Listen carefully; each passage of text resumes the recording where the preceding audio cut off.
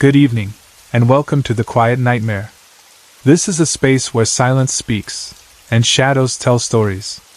Every story you hear is completely uninterrupted, no ads, no distractions.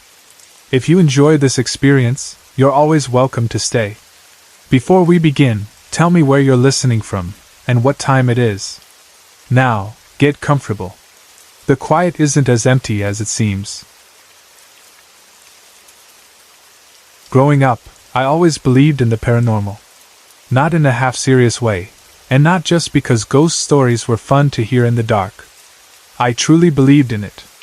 I believed there are lost souls wandering this earth, stuck for reasons we may never understand. I believed evil can influence people, twist their thoughts, and push them toward darkness. I believed that there are some people in this world who can look at you once, and somehow know things about your past, your present, and maybe even your future. While other kids were obsessed with ordinary things, I was always drawn toward anything connected to the supernatural. If there was a book, a story, an article, or some strange report about ghosts, hauntings, demons, visions, or unexplained encounters, I wanted to read it. The paranormal fascinated me long before I ever had my own experiences. At the same time, there is a difference between believing something might be real and actually living through something you cannot explain. It is one thing to be curious from a distance. It is another thing entirely when it steps into your life, into a house where you are staying, into ordinary moments that should feel safe. Once that happens, belief stops being abstract. It becomes personal. It becomes memory. It becomes something that lingers long after the moment passes. I have had a few experiences that still stay with me to this day, and no matter how many times I go over them in my mind, I still cannot fully explain them. They happened during a period when my fiancé and I were both living with my dad and his girlfriend for about 6 months. The family connection there was already a little tangled. My fiancé is actually the nephew of my dad's girlfriend, so for a while we were all under the same roof. That house had a history, and from the very beginning it felt like one of those places where the past had never fully settled. The story that went around about the house was dark enough on its own. 2 brothers had once owned it, and there had been a murder-suicide there. After that, people said the house was haunted. When you first hear something like that, part of you wants to dismiss it because so many houses collect rumors over time. Once tragedy happens somewhere, stories attach themselves to the walls. Every odd sound becomes part of the legend. Every strange feeling gets connected back to whatever terrible thing happened there before. I knew that. I understood that people can build fear around a place just because they know its history. But even knowing that, there was something about that house that felt uneasy in a way I could not ignore. One of the first incidents that really stayed with me happened while my fiancé was packing. Because of his job, he sometimes had to travel to different cities in Texas for work. On that particular day, he was getting his things together in the living room while I was sitting on the love seat with his younger cousin, who was 13 at the time. I was painting her toenails, and we were all just talking in that relaxed, everyday way people do when nothing feels unusual yet. My fiancé was on the couch going through his things, and his cousin and I were settled on the love seat. She was perched on the armrest facing me while I painted her toes. It was a normal moment. Quiet. Familiar. Nothing dramatic. That is probably one of the reasons it unsettled me so much when it happened. All of a sudden, all of us saw something move down the hall. It was black. Not like a person in dark clothes walking by. Not like a normal shadow cast by someone moving in another room. It looked like a black form floating down the hall. The best way I can describe it is that it seemed to be on the wall, but at the same time it did not look like an ordinary shadow. It was as if something dark and shapeless was gliding across that space, visible enough for us all to notice it at the exact same time. No one had to point it out. We all saw it. That matters to me, because if I had seen it alone, I probably would have spent years trying to talk myself out of it. I would have told myself I was tired, or distracted, or seeing things out of the corner of my eye. But that was not the case. My fiancé saw it. His cousin saw it. I saw it. It was shared. It was real enough in that moment to stop all of us. My fiancé reacted first, and like a lot of people do when something strange happens, he reached immediately for a normal explanation. He said, "Oh, that's just the shadow of a rat." But I knew that was not right. There was no way it was a rat. A rat does not make a shadow like that. A rat does not create a floating black form moving in that way down a hallway wall. The size was wrong. The movement was wrong. The whole feeling of it was wrong. It did not look alive in the normal sense. It looked like a dark mass, almost like a blob, something not fully formed into a shape I could name. His cousin was clearly shaken by it. She told me that when she was little, she used to see a man in that house all the time, but that as she got older, she stopped seeing him. She said she had never seen anything like what we had just seen. That scared her. It scared me too, in a different way, because it made me realize the house was already carrying experiences I had not even fully heard about yet. It was not just one strange moment out of nowhere. It was part of a pattern other people in the family already knew something about. We all sat there for a second, caught between disbelief and fear. I told my fiancé that if it was just a rat, then he should go check and see where it went. He did not want to. That told me a lot right there. He might have tried to explain it away out loud, but deep down, he clearly did not believe his own explanation enough to go prove it. If it had truly been only a rat shadow, why not get up and settle it? Why not laugh and show us all that nothing was there? But he did not want to walk down that hall. None of us really did. We all stayed where we were, letting the moment hang in the air, acting like maybe if we did not chase it, it would somehow remain less real. That was only the first incident. Another happened in the same house on a different day, and this one disturbed me in an entirely different way because it involved a child. My dad and his girlfriend had gone to a benefit for someone who had died. Her 4 children were home. 3 of them were in their bedroom playing video games, and another one was in the shower. My fiancé was out of town at the time, and because it was just us in the house, my dad had locked everything up carefully before leaving. He locked the house itself, the burglar bars, and even the main gate outside. That detail was important because it meant no one should have been able to come in unnoticed. The house was secure. There was no casual way for anyone to walk in or out without us knowing. I was in my dad's room, and from there I had a clear view of who came in and out of the boys' bedroom. The littlest one, who was 6 years old, suddenly came running out of the room and then just as quickly ran back. He was excited and confused, not in full panic but clearly reacting to something he had seen. He said, "Jenny, James is home, but he won't talk to me. He's standing at the door, but he won't talk to me." The second he said that, I knew something was wrong. There was no way anyone named James or anyone else could have come in without being seen or heard. The house was locked up. The bars were locked. The gate was locked. There was no chance my fiancé had come home either, because he was out of town. Still, when a child says something that specific, you cannot just ignore it. So I asked him to show me where this James was. He led me into the living room and pointed right toward the sliding door area. That spot already had a history in the house. It was known as the place where a man had been killed, and it was also where the grandfather had died. So the fact that he pointed exactly there gave me chills immediately. It was not random. He did not point vaguely into a corner or toward the hallway. He pointed right to a place already connected with death. I asked him to show me what James was doing.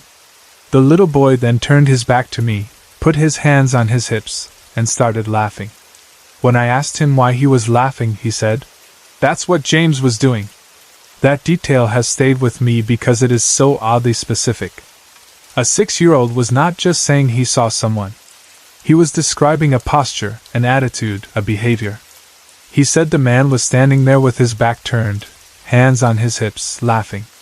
I told him there was no one there, but he was absolutely insistent. He kept asking me why James was laughing at him, why James would not look at him, why he would just stand there. I had no answer for that. And what made it even stranger was that the child said the man looked like my fiancé from the back. That detail disturbed me more than I wanted to admit. It added this strange human familiarity to the whole thing, as if whatever was there was taking on a shape that half resembled someone we knew. Or maybe it was simply the child's way of describing a grown man from behind. Either way, it stuck with me. The fact that he gave the figure a name, described its posture, and insisted so strongly that it had been there made it impossible for me to brush it off as childish imagination. Later, I told my dad's girlfriend what had happened. She listened and then told me something that made the whole story heavier. She said that all of her children had seen this man in the house at one time or another, but that as they got older, around 12 or so, they seemed to forget him or stop seeing him. She herself said she had never seen the man, only a small child's spirit in the house. That statement changed everything for me. Now we were no longer talking about one random shadow in the hallway or one child imagining a figure by the sliding door. Now there was a pattern in that house, and it involved multiple people, especially children, seeing things over time. It made the house feel layered, as if more than one presence existed there, each connected to its own part of the story. And that leads to the next incident. One night, my fiancé and I were up late watching TV. My dad and his girlfriend were at a party, and 2 of the 4 kids were gone at sleepovers. So that night, the only people in the house were me, my fiancé, the 6-year-old, and the 8-year-old. It was around 1:30 in the morning, late enough that the house had that deep night feeling, where everything is quiet and every movement seems louder than normal. Then suddenly, I saw a little boy standing in the hallway. He was pale. Very pale. He had dark hair and big brown eyes. And he was wearing blue fleece pajamas with feet in them. I saw him clearly enough that my first thought was not paranormal at all. My first thought was that it was the 6-year-old. The child was so real in that instant that I spoke to him normally. I said, "Baby, what's the matter?" As if he had simply gotten out of bed and come into the hallway for some reason. But then my fiancé looked at me and asked who I was talking to. I told him Stevie was standing there. And then, just like that, the little boy was gone. Not walking away. Not running back to bed. Gone. My fiancé got up immediately to check the boy's room because he knew there was no way the 6-year-old could have gotten off the bunk bed alone. The child usually called for someone whenever he wanted help getting down. So if I had really seen him in the hallway, that alone would have been strange. My fiancé went to look and came back telling me that both boys were asleep. He tried to explain it away by saying it must have been some kind of reflection from the TV. But I did not believe that. A reflection does not stand there looking like a child in footed pajamas. A reflection does not make you speak to it because you think it is real. I know what I saw, even if I only saw it for a brief second. It was a little boy. And what made that sighting even more significant was what my dad's girlfriend had told me earlier, that she herself had seen a small child's spirit in the house. So now, once again, what I had seen fit into something larger. It was not an isolated image. It matched something already part of the house's story. That is the part that still leaves me unsettled all these years later. This was not just one ghost story. It was not one unexplained sound or one weird shadow that maybe could be dismissed if taken alone. It was incident after incident, all inside the same house, all touching different people. Different ages, and different moments. A black form floating down the hall. A 6-year-old insisting a man was standing by the sliding door laughing with his back turned. A pale little boy in blue-footed pajamas appearing in the hallway in the middle of the night. A family history of children seeing a man, and later forgetting him as they grew older. A woman who never saw the man but did see a child. The house seemed full of presences that overlapped without ever fully revealing themselves. And maybe that is why it has stayed with me so strongly. If there had been only one event, I could have chosen an explanation and forced myself to stick with it. But when strange things happen repeatedly, and when different people describe different parts of the same invisible world inside one home, the normal explanations begin to feel too small. I have often wondered what exactly was in that house. Was the man connected to the murder-suicide story people told about the house? Was he one of the brothers? Was he someone else entirely? Was the little boy a separate presence, A different soul tied to another tragedy? Why were the children able to see the man when they were younger but seemed to stop once they got older? Why did the 6-year-old describe him so clearly? Why did he say the man looked like my fiancé from the back? Why was the little boy so pale? Why those blue-footed pajamas? Why did the shadow in the hallway look more like a floating black blob than a person? I do not have answers to any of those questions. All I have are the memories. I remember the exact living room where we all saw that dark form drift down the hall. I remember the way everyone fell quiet after it happened. I remember my fiancé trying to shrug it off and then refusing to go look for himself. I remember the 13-year-old cousin telling me about the man she used to see when she was younger, and the look on her face when she admitted that what we had just seen was not like anything she remembered before. I remember the little 6-year-old's voice when he said, "James is home, but he won't talk to me." The innocence in it is part of what makes it so haunting. He was not performing fear for attention. He genuinely thought he was seeing someone real, someone who had entered the house and was refusing to answer him. Children have a way of describing things without filtering them, and sometimes that makes what they say far more chilling than any adult story. And I remember that pale little boy in the hallway. There was something so ordinary about him for that brief second. That is the part that made it scary. He did not look like a horror movie ghost. He looked like a child. A real child. Someone who belonged in the house enough that my first instinct was concern, not fear. I spoke to him the same way I would speak to any sleepy little boy wandering out of bed in the middle of the night. And then he was gone. That vanishing is still what I cannot move past. If he had walked away, I might have chased after him and found some explanation waiting at the end of the hall. But there was no walking away. No small footsteps. No child hiding. Just absence.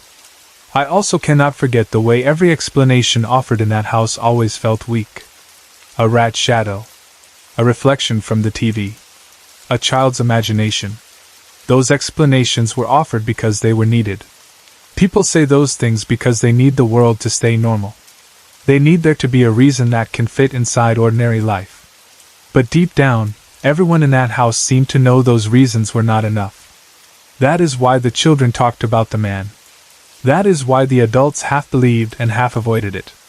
That is why nobody ever seemed fully surprised when another story came out of that place. There was already an understanding there, spoken or not, that the house was not empty. Sometimes I think houses like that collect more than memories. They collect emotion, fear, death, grief, family pain, and maybe even the people who never fully left them behind. When violence or tragedy happens in a place, it can feel like the walls remember. Whether that is spiritual or psychological or something in between, I do not know. But I know some houses feel different, and that one did. It felt occupied in ways that ordinary houses do not. I believed in the paranormal long before I lived through any of this. But after those months in that house, belief turned into something else. It became experience. And experience changes everything. Once you have seen a shadow move where nothing should be moving, once you have watched a child insist that someone is standing in a locked house, once you have spoken to a little boy in the hallway only to find the real children asleep, you stop talking about ghosts the same way. They are no longer just stories you read about late at night. They are memories you carry. They become part of the way you look at the world, because you know firsthand that not everything can be explained by logic alone. Even now, I still think about that house from time to time. I think about the stories hidden in it before I ever arrived.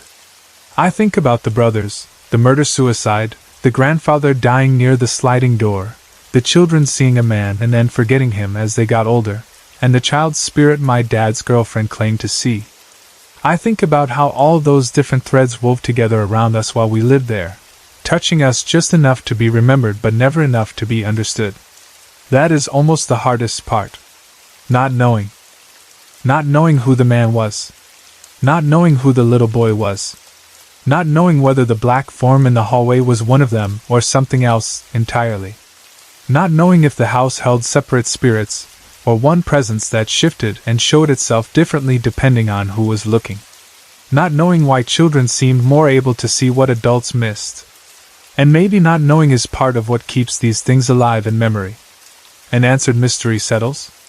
An unanswered one stays with you. It follows you into later years. It returns in quiet moments. It makes you pause when someone else starts telling a ghost story, because deep down you know some of those stories are real. I do not claim to understand everything. I only know what I saw. I know what that 13-year-old cousin said. I know what the 6-year-old described. I know what my dad's girlfriend admitted. And I know that for one brief second, at 1:30 in the morning, I saw a little pale boy in blue fleece pajamas standing in that hallway, and when I spoke to him, he disappeared. That is enough for me to know that something in that house was not of the ordinary world. It all started about 9 years ago, and even now, after everything that has happened in that house, I still cannot explain it in any way that feels complete.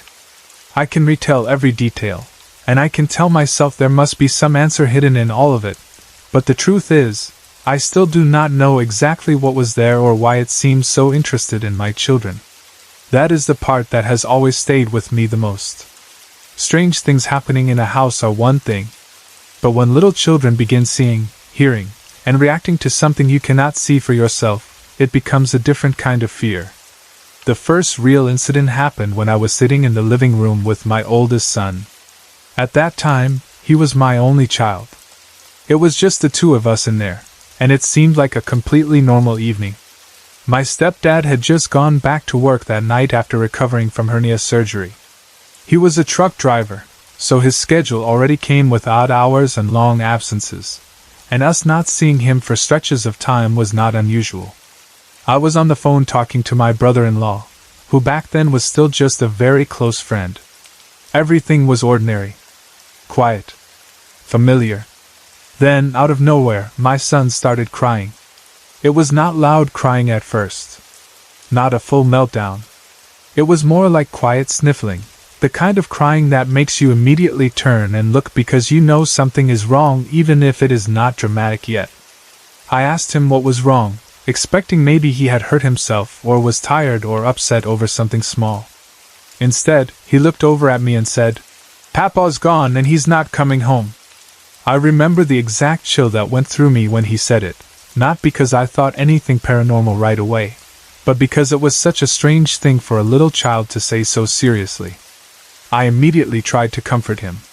I told him that Papa was just at work and that he would be home in the morning. That was the truth. He had simply gone back to work that night. There was no reason for my son to think otherwise. But my son would not accept that.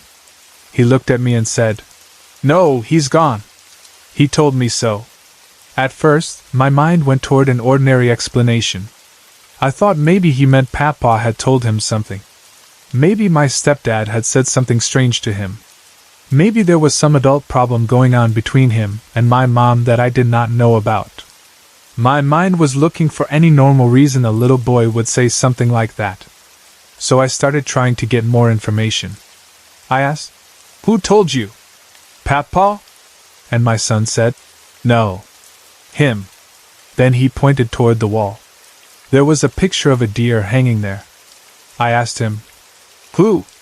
And he kept saying, "Him, Mommy. Him right there." He kept pointing the whole time toward that deer picture. At first, it felt surreal more than scary. You know how adults sometimes slip into that half-laughing, half-confused tone when a child says something odd? That was probably where I was at the beginning. I continued trying to understand.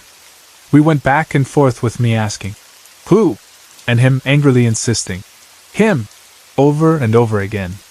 The more it went on, the more frustrated he got because, in his mind, he was showing me someone plainly visible and I just could not see it. That was what made it truly unsettling. To him, whoever or whatever he was seeing was real enough that my inability to see it was upsetting him. I asked him if he meant the deer in the picture, and tried to explain it in a way a very young child would understand. I said it was just a deer like Bambi. He was around 2 at the time, so that felt like the most natural way to frame it. But he got even more upset and said, "And oh, Mommy, he's mean, and he looks at me like this." Then he dropped his little head down and glared at me through his eyelashes. That image has stayed with me all these years. It was one of the creepiest things I have ever seen, not because he was trying to scare me, but because it was so unnatural coming from him. My son was an extremely emotional, sweet child. Gentle, affectionate. Not the kind of child who usually made dramatic faces or acted dark in any way. But in that moment, the expression he gave me was cold and mean in a way I had never seen from him before. It did not feel like him pretending. It felt like him showing me exactly how something else had looked at him. That changed the atmosphere of the room immediately. I told him to come sit on my lap, trying to comfort both him and myself. He came over, climbed up into my lap, and within moments he fell asleep. Just like that. As if whatever moment had just passed over him was gone. That was strange too. One minute he was upset and insistent, the next he was sleeping peacefully in my arms. After that, things did not turn into some huge obvious haunting right away. It was more like little things started happening. The kind of little things people usually brush off. Lights turning off by themselves. Things going missing or being moved and then showing up in odd places. Noises here and there. Little strange moments that, if you only experience them one at a time, do not always feel worth mentioning. They are the kinds of things people laugh off, explain away, or tell themselves not to think too hard about. That is exactly what I did for a while. You tell yourself a light switch is faulty. You tell yourself you forgot where you set something down.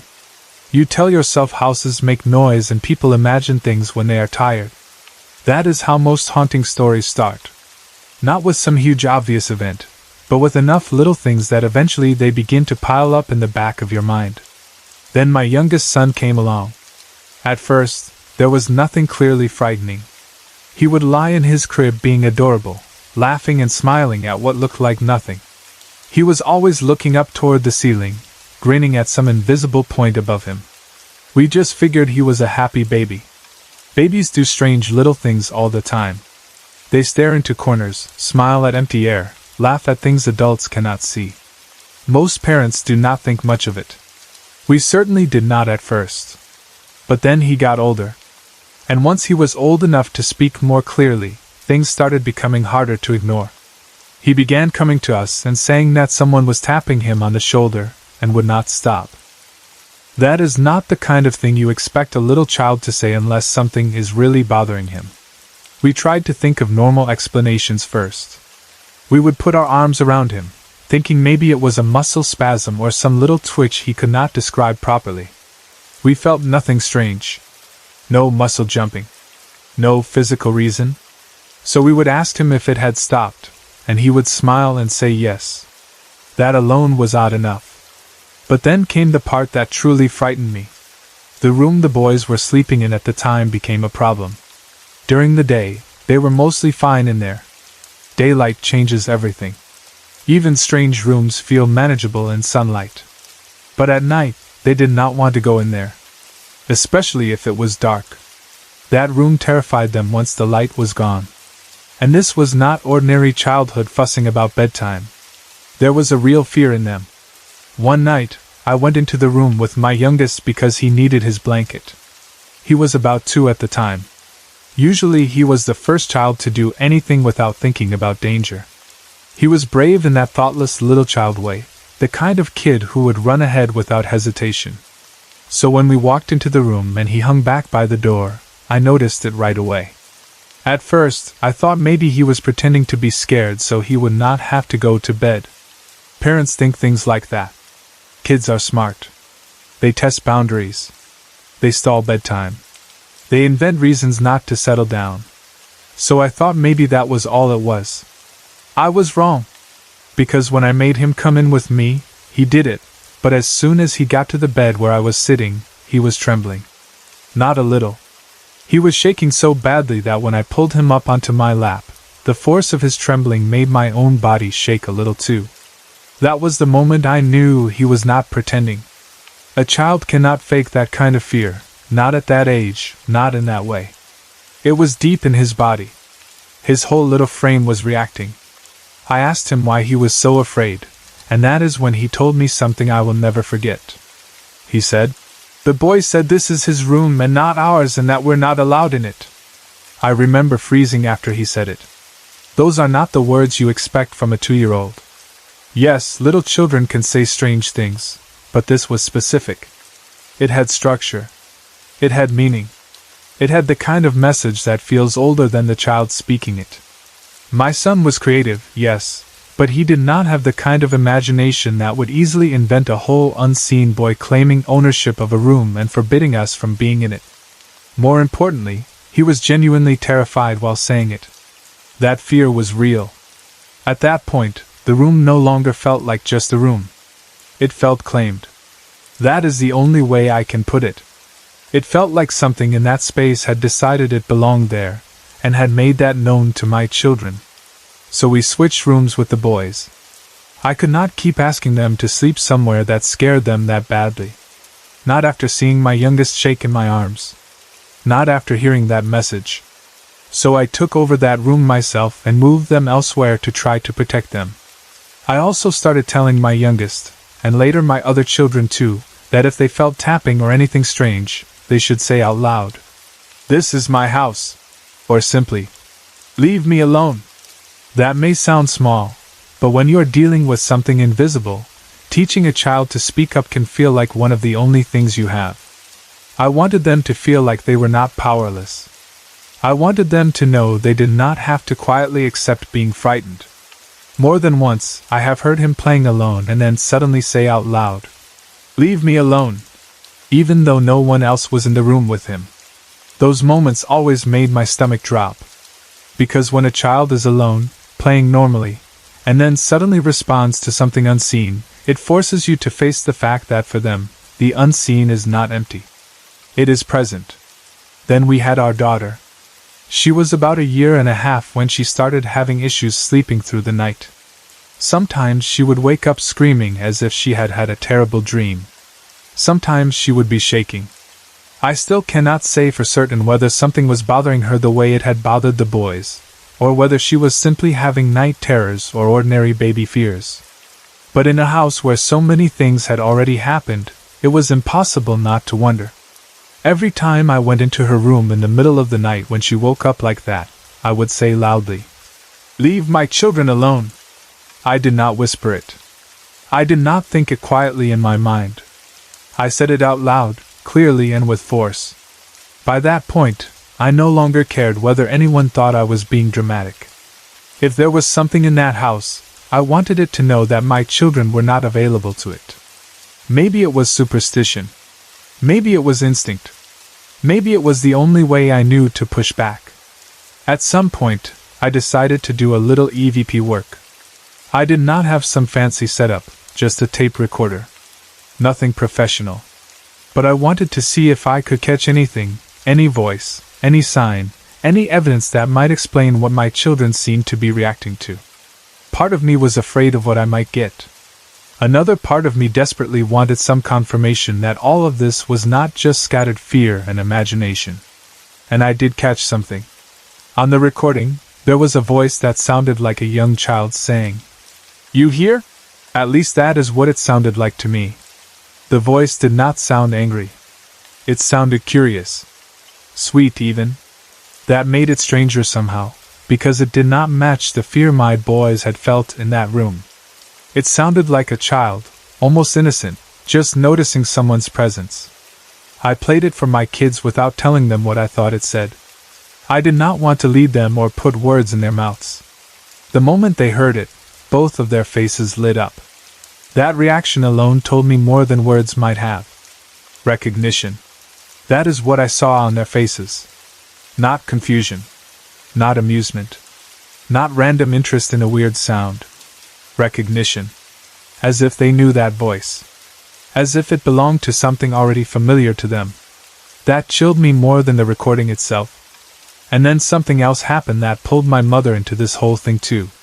One day, she told me that she had been lying in bed one night while we were gone, trying to go to sleep, when she felt her covers being pulled and tugged.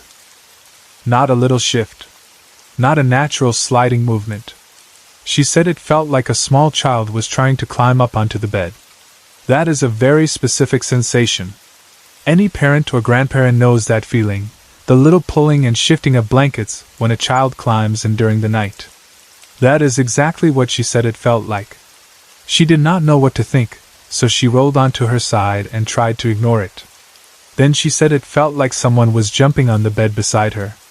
That part took whatever small room for doubt remained and crushed it. A cover moving can maybe be explained by air, body movement, shifting blankets. But the feeling of something jumping on a bed beside you is something else entirely. It is physical, rhythmic, heavy enough to feel. By the time she told me that, it felt like the activity in the house was no longer focused only on my children. It felt broader, more confident, or maybe just more present than we had first realized. Looking back over all of it now, what strikes me most is how it seemed to build. It did not begin with objects flying across rooms or terrifying apparitions standing in corners. It began with a 2-year-old looking at a wall and saying that him, told him Papa was gone and not coming home. It began with a face I had never seen him make before, a glare that did not feel like it belonged to my sweet little boy. It continued with little things adults are trained to dismiss: lights, noises, misplaced objects. Then babies smiling at ceilings. Then shoulder tapping. Then rooms claimed by unseen children. Then trembling in the dark. Then a child's voice on tape. Then the kids recognizing it. Then my mother feeling something climb onto her bed. That is what makes the whole thing so unsettling. The way it unfolded slowly. The way it centered itself around children. The way it stayed just close enough to touch daily life without ever fully stepping into something undeniable for everyone at once. I still do not know exactly what was in that house. Sometimes I wonder if it was one child's spirit. Sometimes I wonder if there was more than one presence, because my oldest son seemed to describe something mean and not childlike at all in the beginning, while later experiences sounded more like a child, curious and territorial and attached to certain spaces. Maybe him, my oldest saw, and the boy, my youngest feared were the same. Maybe not. Maybe the voice on the recorder belonged to the same presence that said the room was his. Maybe it was something gentler that happened to be there too. I honestly do not know. What I do know is this: my children reacted to that house in ways too deep and too specific for me to ignore. Their fear was real. Their words were real. Their reactions were real. And the things that happened around them, and later around my mother too, fit together too closely for me to believe it was all random. Even now, one of the moments that comes back to me most clearly is that trembling. My youngest shaking so hard in the dark room that his body made mine shake too. There is something deeply helpless about seeing that in a child, especially when you cannot fight what is frightening them because you cannot fully see it yourself. A parent wants a monster with a shape, a threat with a name, something they can stand in front of and stop. But how do you protect your children from something that exists mostly in their words, their fear, and the edges of your own unexplained experiences? You do what you can. You change rooms. You teach them to say, "Leave me alone." You speak into the dark yourself. You tell whatever is there to leave your children alone. You listen when they tell you something is wrong. You stop dismissing what you wish you could dismiss. And in the end, you live with the uncertainty. That may be the hardest part of all. Not having a clean answer. Not knowing whether you are dealing with a trapped child spirit, something darker pretending to be a child, or some strange energy tied to the house that only reveals itself in fragments. Not knowing whether it will stop on its own, or whether it is still there waiting in certain rooms when the house goes quiet. I still think about that first night in the living room. My oldest son crying softly. His little voice saying, "Papa's gone and he's not coming home." His finger pointing at the wall. That terrible glare. If I could go back to that moment, knowing everything I know now, I would pay even closer attention. I would ask different questions. I would probably feel the same cold weight in my stomach the second he pointed and said, "Him." Because once you have lived through years of strange things, you see the beginning differently. You realize the first warning signs were already there, even if you did not understand them then. And then I think of the voice on the tape. "You hear?" Such simple words. So soft. So unsettling. Because if that really was a child's spirit, then it means the house was never quiet when we thought it was. It means something was watching and wondering and noticing us the whole time. It means the room my son said was his may really have been claimed in some way by someone none of us could fully see. Or maybe something else entirely was using a child's voice. That thought has crossed my mind too, and I do not like it. When strange things cluster around children, the fear changes shape. It becomes more protective, less curious, less open-minded. It no longer matters whether the story sounds believable to outsiders. What matters is whether your kids feel safe. Mine did not. That is why the story has never left me. It is not just because of the weirdness or the mystery. It is because it reached into the lives of my children in ways I could not brush aside. It made them afraid of their own room. It made them speak to empty air. It made them wake crying and shaking. It made me walk through the house at night saying loudly, "Leave my children alone," because I did not know what else to do. Some people would hear all of this and say children imagine things. Some would say houses settle and creak. Some would say recordings can be misunderstood. Some would say my mother was half asleep and dreaming. They can say that. But they were not there. They did not hear the words as they came out of my boys' mouths. They did not feel a trembling child in the dark. They did not see my kids' faces light up at a voice they recognized. They did not hear my mother describe feeling something like a child climb onto her bed and then jump beside her. They did not live with the little things building and building until ignoring them felt like lying to yourself. Michael, my best friend, had always claimed that his house was haunted. He did not say it in a joking way either. To him, it was just a fact of life, something he had accepted after living there long enough to stop needing proof. But at that time in my life, I thought of myself as a kind of ghost tracker. I was fascinated by the paranormal, always reading, always watching, always hoping to experience something real, but at the same time I stayed skeptical enough to feel like I was keeping a level head. I wanted to believe, but I did not want to be one of those people who blamed every creak, every flicker, and every misplaced object on a ghost. So when Michael told me his house was haunted, I listened, but I did not completely buy into it. Part of me thought he probably believed it because he lived there, and had gotten used to reading too much into ordinary things. Then one winter night changed that. Every year, Michael's parents would go on big snowmobiling trips. They usually went to Wisconsin 2 or 3 times over the course of the winter, and they were extremely careful about what happened when they left town. They were the kind of parents who worried a lot about teenagers being left alone in a house with no supervision. Honestly, worried a lot is probably too soft a phrase. They were more than a little paranoid. Usually that meant a babysitter or someone keeping a close eye on Michael and his sister Casey. But this time, for the first time, Michael and Casey were going to be in the house without a babysitter. And, like all responsible teenagers, they treated that freedom exactly the way you would expect. They decided to break as many rules as possible in the shortest amount of time. So they invited me over. At that time, Michael's parents did not like me very much. That eventually changed, but back then I was not exactly the kind of friend parents felt instantly comfortable with. Still, Michael and Casey wanted company, and I was more than happy to come over. To us, it felt like a perfect setup. No adults watching us. A whole house to ourselves. A winter night. Music, movies, food, and the normal kind of chaos teenagers create when they think the night belongs to them. As soon as I got there, we did exactly what you would imagine. We took over the house. We made a mess cooking food. We watched movies. We turned the music up loud. We ran from room to room.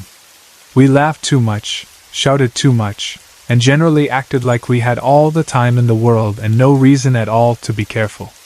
At some point, Casey and I decided the music was more fun than the movies. Music meant dancing, being stupid, singing badly, and turning the whole house into our own little world.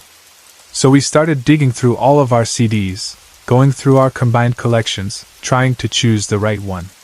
We wanted something fun, something loud, something a little edgy because that felt right for the mood we were in. Eventually we settled on Marilyn Manson's Smells Like Children.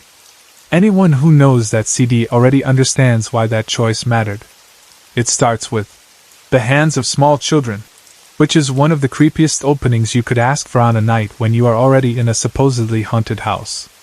At the time, of course, that only made it feel cooler to us. That kind of dark, weird atmosphere was exactly what teenagers like us thought was fun. It felt dramatic and rebellious, and none of us were thinking very hard about the fact that maybe playing that album in that house, with all its rumors and stories, might not be the best idea. So there we were, trying to get the CD going, with Michael bouncing all over the room like he always did. That was just his energy. He was the kind of person who could not stand still for long, which was part of why we had been friends for so long. Chaos followed him in a way that was usually funny. But that night it would take a very different turn. For some reason, that CD would not play. We tried again and again, thinking maybe it had been scratched, or maybe we were putting it in wrong, or maybe the player was acting up. But the strange thing was, other CDs were working just fine. We had already played several. 6 other CDs had gone in and out of that player without a problem. But that one, the one we had just chosen, would not cooperate. It felt like a small thing at first, just annoying enough to make us complain and fumble around with the controls, but not important. Frustrated, I asked Michael to go into the kitchen and grab my soda for me. At the time, I had 2 cans sitting on the kitchen table. One was about 3/4 full of soda, and the other had just a few drops left in it because I had turned it into an ashtray. That little detail was one of the reasons Michael's parents were not especially fond of me back then. I was not exactly helping my case. So Michael went into the kitchen, and Casey and I stayed where we were, still fussing with the CD player and trying not to break anything while we figured out why the disc would not play. We were focused on the machine, half laughing and half irritated, and then we started hearing sounds coming from the kitchen. At first, I ignored them. Michael made random noises all the time. He was dramatic, loud, weird in the best and worst ways.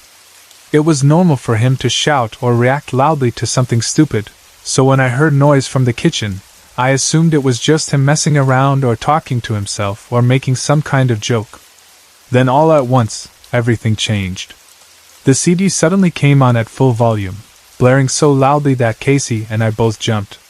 At the same time, Michael's sounds changed. They were not random anymore. They turned into whimpers. That was enough to make us stop everything. We both leaned around the corner toward the kitchen, and there was Michael, standing absolutely still. He was not joking. He was not moving. His arm was stretched out, pointing at the table, and he was whimpering like he was too scared to even get words out. I remember Casey and I looking at each other first, because when you see someone acting like that, your brain always looks for the quickest possible explanation. Was he messing with us? Was something spilled? Had he cut himself? But the look on his face said this was not a joke. So we stepped further into the kitchen. "What?" I asked him. He just kept whimpering. "What?" Casey and I both shouted then, because the silence and the pointing and the fear were driving us crazy. We needed him to say something. Instead, he slowly turned his head and looked at me with the biggest, most terrified eyes I had ever seen in him. He did not speak. He just kept pointing. That was when I finally followed the direction of his hand and realized what he was trying to show us. The cans. The 2 cans on the table. One of them was moving. By itself. I can still see that moment clearly in my head. It was not wobbling a little like it had just settled from being bumped. It was not slipping because of condensation or rolling because the table was tilted. The fuller can was moving with intention. It slowly curved around the other can, the one I was using as an ashtray, and then it started moving toward the edge of the table. It did not stop. If anything, it seemed to gain speed as it went. The 3 of us stood there and watched it. None of us touched it. None of us were close enough to touch it. It was not one of those situations where someone could have nudged it, and then acted surprised. It moved across that table like something unseen had decided to send it somewhere. When it got to the edge, Michael, still in a state of total shock, grabbed it and put it back beside the other can. And then it happened again. The can started moving straight toward the edge of the table like it was determined to get there. At that point, all of us broke in the way people sometimes do when fear gets too strange to process properly.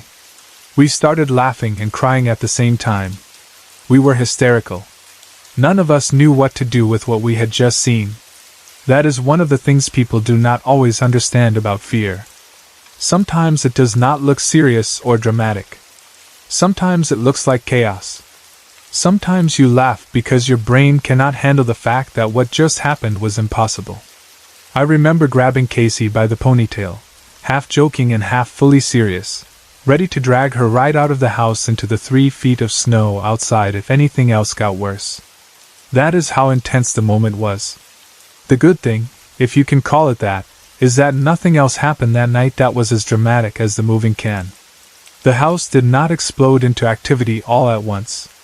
No doors slammed. No voices shouted. No figures appeared in the kitchen. But for me, that was the start. That was the moment where Michael's stories about his haunted house stopped being stories I politely listened to and became something I had witnessed for myself. And that one moment opened the door to about 9 months of some of the strangest paranormal experiences I have ever had. Once I accepted that the house was not normal, I began noticing more and more. Or maybe things began happening more and more. It is hard to tell whether paranormal places become more active once you acknowledge them, or whether they were always active and you simply stop dismissing what you see. Either way, the house did not go quiet after that. Over the months that followed, I saw both white and black shadows in that house. Some of them were just flashes in the corner of your vision, the kind that make you whip your head around and stare, trying to decide if what you saw had shape or intent. Others felt more defined. One of the most striking was what we came to believe was the elderly woman who had owned the house before Michael's family. She had died in the bathtub. That detail alone gave the house a very specific kind of sadness. Some places feel angry. Some feel chaotic. That house felt full, layered, almost crowded with different kinds of presence. And the older woman felt like one of them. I also heard and saw animals in that house that did not belong there. Dogs and cats. The family did not own them, and yet there were times when I would hear the sound of an animal moving, or catch a glimpse of something that clearly looked like one. More than once, I saw what looked like a cat sitting in the window. A full shape. Distinct enough to register immediately as a cat. But when I looked closer, there was nothing there. The footsteps were constant enough to become part of the atmosphere. You would hear them in the wrong room, in the wrong part of the house, at the wrong time. Sometimes there was banging too, loud enough to make you stop what you were doing and listen. Sometimes it sounded like someone moving around just out of sight, doing ordinary things in a house they still thought was theirs. That was the unsettling part. The activity was not always violent or aggressive. Often it felt like someone invisible was simply continuing life around us. And then there was the whispering. That may have been one of the most unnerving parts of all. In the basement, if you listened carefully, you could hear whispering, and you could actually follow it down the stairs toward the laundry room. I do not mean follow, in some vague emotional way. I mean the sound itself seemed to lead you. If you stood there and listened, it was as if the whispering was drawing you down step by step. The closer you got to the laundry room, the more you felt it gathering there. That basement had a heavy feeling to begin with, the kind of basement many older homes have, where the air is a little colder, the shadows are deeper, and every little sound feels more isolated. But the whispering turned it into something worse. It made it feel inhabited in a way that normal darkness never could. The house also had this bizarre mix of activity that was sometimes almost practical, and other times completely disturbing. For example, the computer would turn itself on when you approached it. Convenient, in a weird way. That was one of those little moments where you almost wanted to laugh because it was such a ridiculous form of haunting. Of all the things a ghost could do, this one apparently did not mind helping with the computer. But then you had the television, and that was a different story. The TV would change channels on its own in a pattern, 6669 6669. That is the kind of thing that sticks in your mind not just because it is odd, but because the repetition feels deliberate. A random channel change might be dismissed. Buttons get stuck. Remote signals glitch. Electronics act up. But a repeating pattern like that feels intentional. It felt like the house or whatever was in it knew exactly how to scare people in simple, unmistakable ways. One of the strangest things I ever saw there was in the laundry room. Purple and yellow orbs. Now I know the word, orbs, gets thrown around a lot in paranormal conversations, and most of the time people are talking about things caught on camera that could easily be dust, moisture, or light reflection. I knew that. I had read enough and researched enough to understand that camera orbs are often explainable and not always convincing. But visible orbs, seen with the naked eye, are much rarer. That was something I had come across over and over in my own reading. And yet there they were. Purple and yellow orbs in the laundry room, visible without any camera involved. That moment stayed with me because it felt like seeing something from another layer of reality overlap with ours, just for a second. It did not feel like a trick of light. It felt present, physical in its own strange way, yet still impossible. Then there were the more playful or physical things. I saw pillows jump from the couch to the floor. Not slide. Not fall after being perched badly. Jump. There is a difference in the way an object moves when gravity takes it, and when something else seems to push it. You know it when you see it. And I saw it. Enough motion. Enough force. Enough intent to leave no comfortable explanation.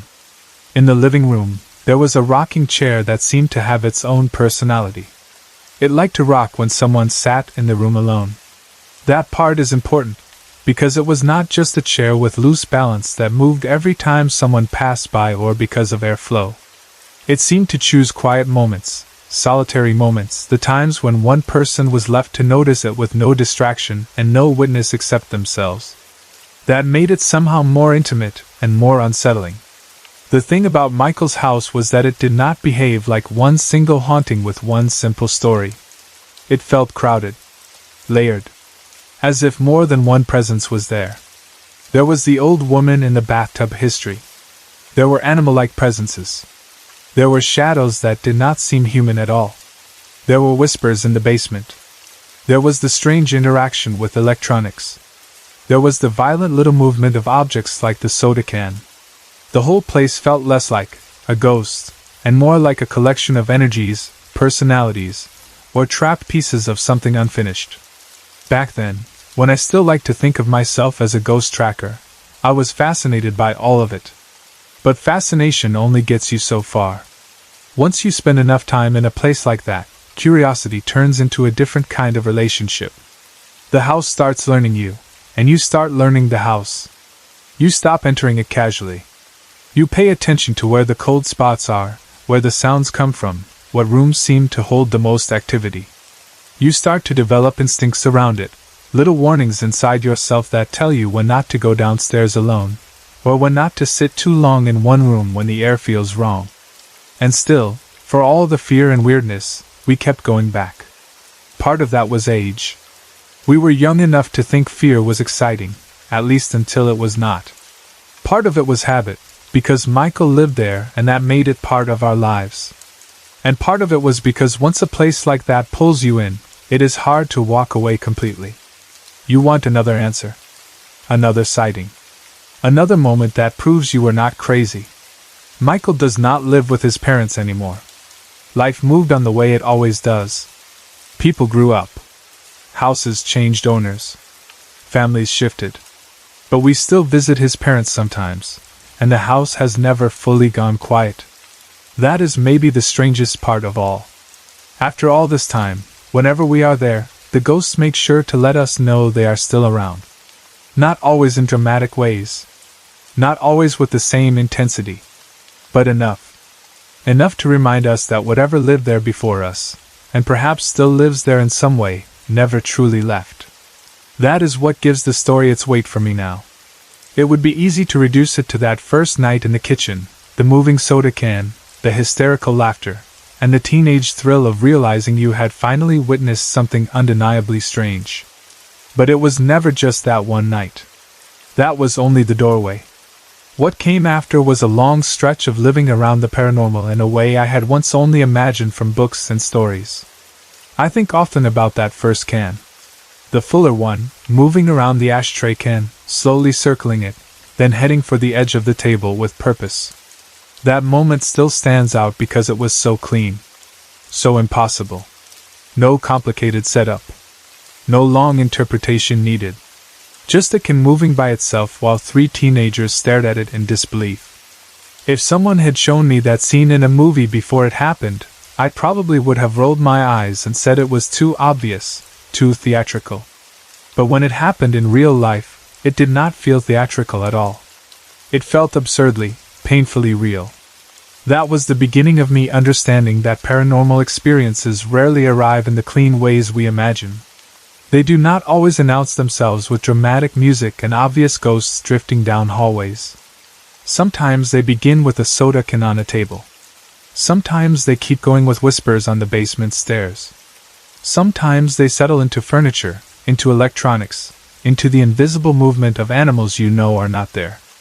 Sometimes they rock a chair just to let you know you are not alone. And sometimes they stay, year after year, through family changes, through move-outs, through visits, through time itself, as if the house belongs to them at least as much as it ever belonged to the living. When I was 14 years old, I lived with my parents in the small town of Homestead, Florida. Back then, life still felt simple in the way it often does when you are young. The world was not small exactly, but it still felt centered around family, home, and the people you saw every day. My grandmother lived only a few miles away in a trailer, so even though she had her own place, she was never far from our lives. She was one of those people who always seemed close, even when she was not physically in the room. There are some family members whose presence fills more space than their body does, and my grandmother was one of those people. Then my father took a job in Fort Lauderdale, and everything changed. He sold our house in Homestead. He sold my grandmother's trailer too. And all of us moved together into a new home in Hollywood, Florida. At the time, it felt like a big life change, the kind that is exciting and uncomfortable at the same time. Moving always carries that strange mix. You leave behind familiar streets, familiar rooms, familiar routines, and step into something new that has not yet become yours.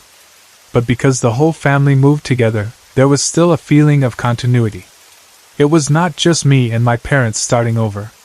My grandmother came too, and that mattered. By then I was getting older, and with that move came little changes that felt big to me at the time. I got a new waterbed, which to me felt like one of those signs that I was no longer a little kid. My old bunk bed was taken apart and turned into 2 separate beds. Those beds ended up in my grandmother's room, and she slept on one of them. At the time, none of us could have guessed how important that room would become later or how much memory would settle into it over the years. My grandmother was always a very psychic person. That was not something I understood fully when I was young, but it was part of how everyone saw her. She had that kind of knowing about her, the kind of intuition that goes beyond what most people can explain. My mother used to tell me a story that made that very clear. Before I was born, my mother had miscarried what would have been an older sister of mine. This was in the late 1940s. According to my mother, my grandmother somehow knew something was wrong before anyone even told her. She just showed up at the hospital asking for my mother before my mother had even arrived there. That is the kind of story that becomes part of family history, told again and again, not because it is dramatic in some theatrical way, but because no one in the family ever found a normal explanation for it. Even as a kid, that story stayed in my mind. It made my grandmother seem like someone who lived with one foot in the ordinary world and one foot somewhere just beyond it. She was not loud or flashy about it. She did not go around trying to impress people. It was simply part of who she was. She seemed to know things, to sense things, to feel what was coming before others did. I found that out for myself one day in a much smaller but still unforgettable way. I called her on the phone once, just to talk, and when she answered she said, "Hello, Jean." That may not sound like much now, in a world where everyone has caller ID and where people know who is calling before they even pick up the phone. But back then, that was not how things worked. She should not have known it was me. There was no screen, no name display, no easy explanation. Yet she answered the phone already knowing it was me on the other end. I remember the feeling of that in the moment, the little pause in my mind where something simple suddenly felt larger than it should have. It was not enough to frighten me, but it was enough to make me understand that my mother had not just been telling stories. There really was something unusual about my grandmother's intuition. Then, about a year after we moved into the new house, my grandmother died. That is one of those facts that still lands heavily no matter how calmly I say it. A year is not a long time. 1 year you are settling into a new home together, and the next year a room in that home already carries loss. She was cremated, and her ashes were placed in a vase and set in her old room. That detail matters, I think, because it meant that even after her death, a part of her still remained physically present in the house.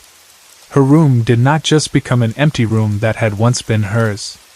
It became a place where her memory and her remains still shared space with the living. Years passed after that.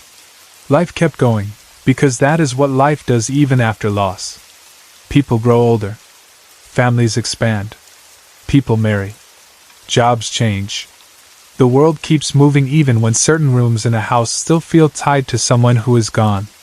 By the time the next part of this story happened, I had been married to my wife for 4 years. She was the love of my life. And then she got breast cancer. Even now, saying that plainly feels almost too sharp. There are some illnesses that do not just enter a life, they take it over. Her cancer was bad. Very bad. It was not a small scare, not something easy to treat and quickly move past. It was the kind that changes everything from the moment you hear the diagnosis. The kind that takes over every conversation, every plan, every hope, every ordinary day.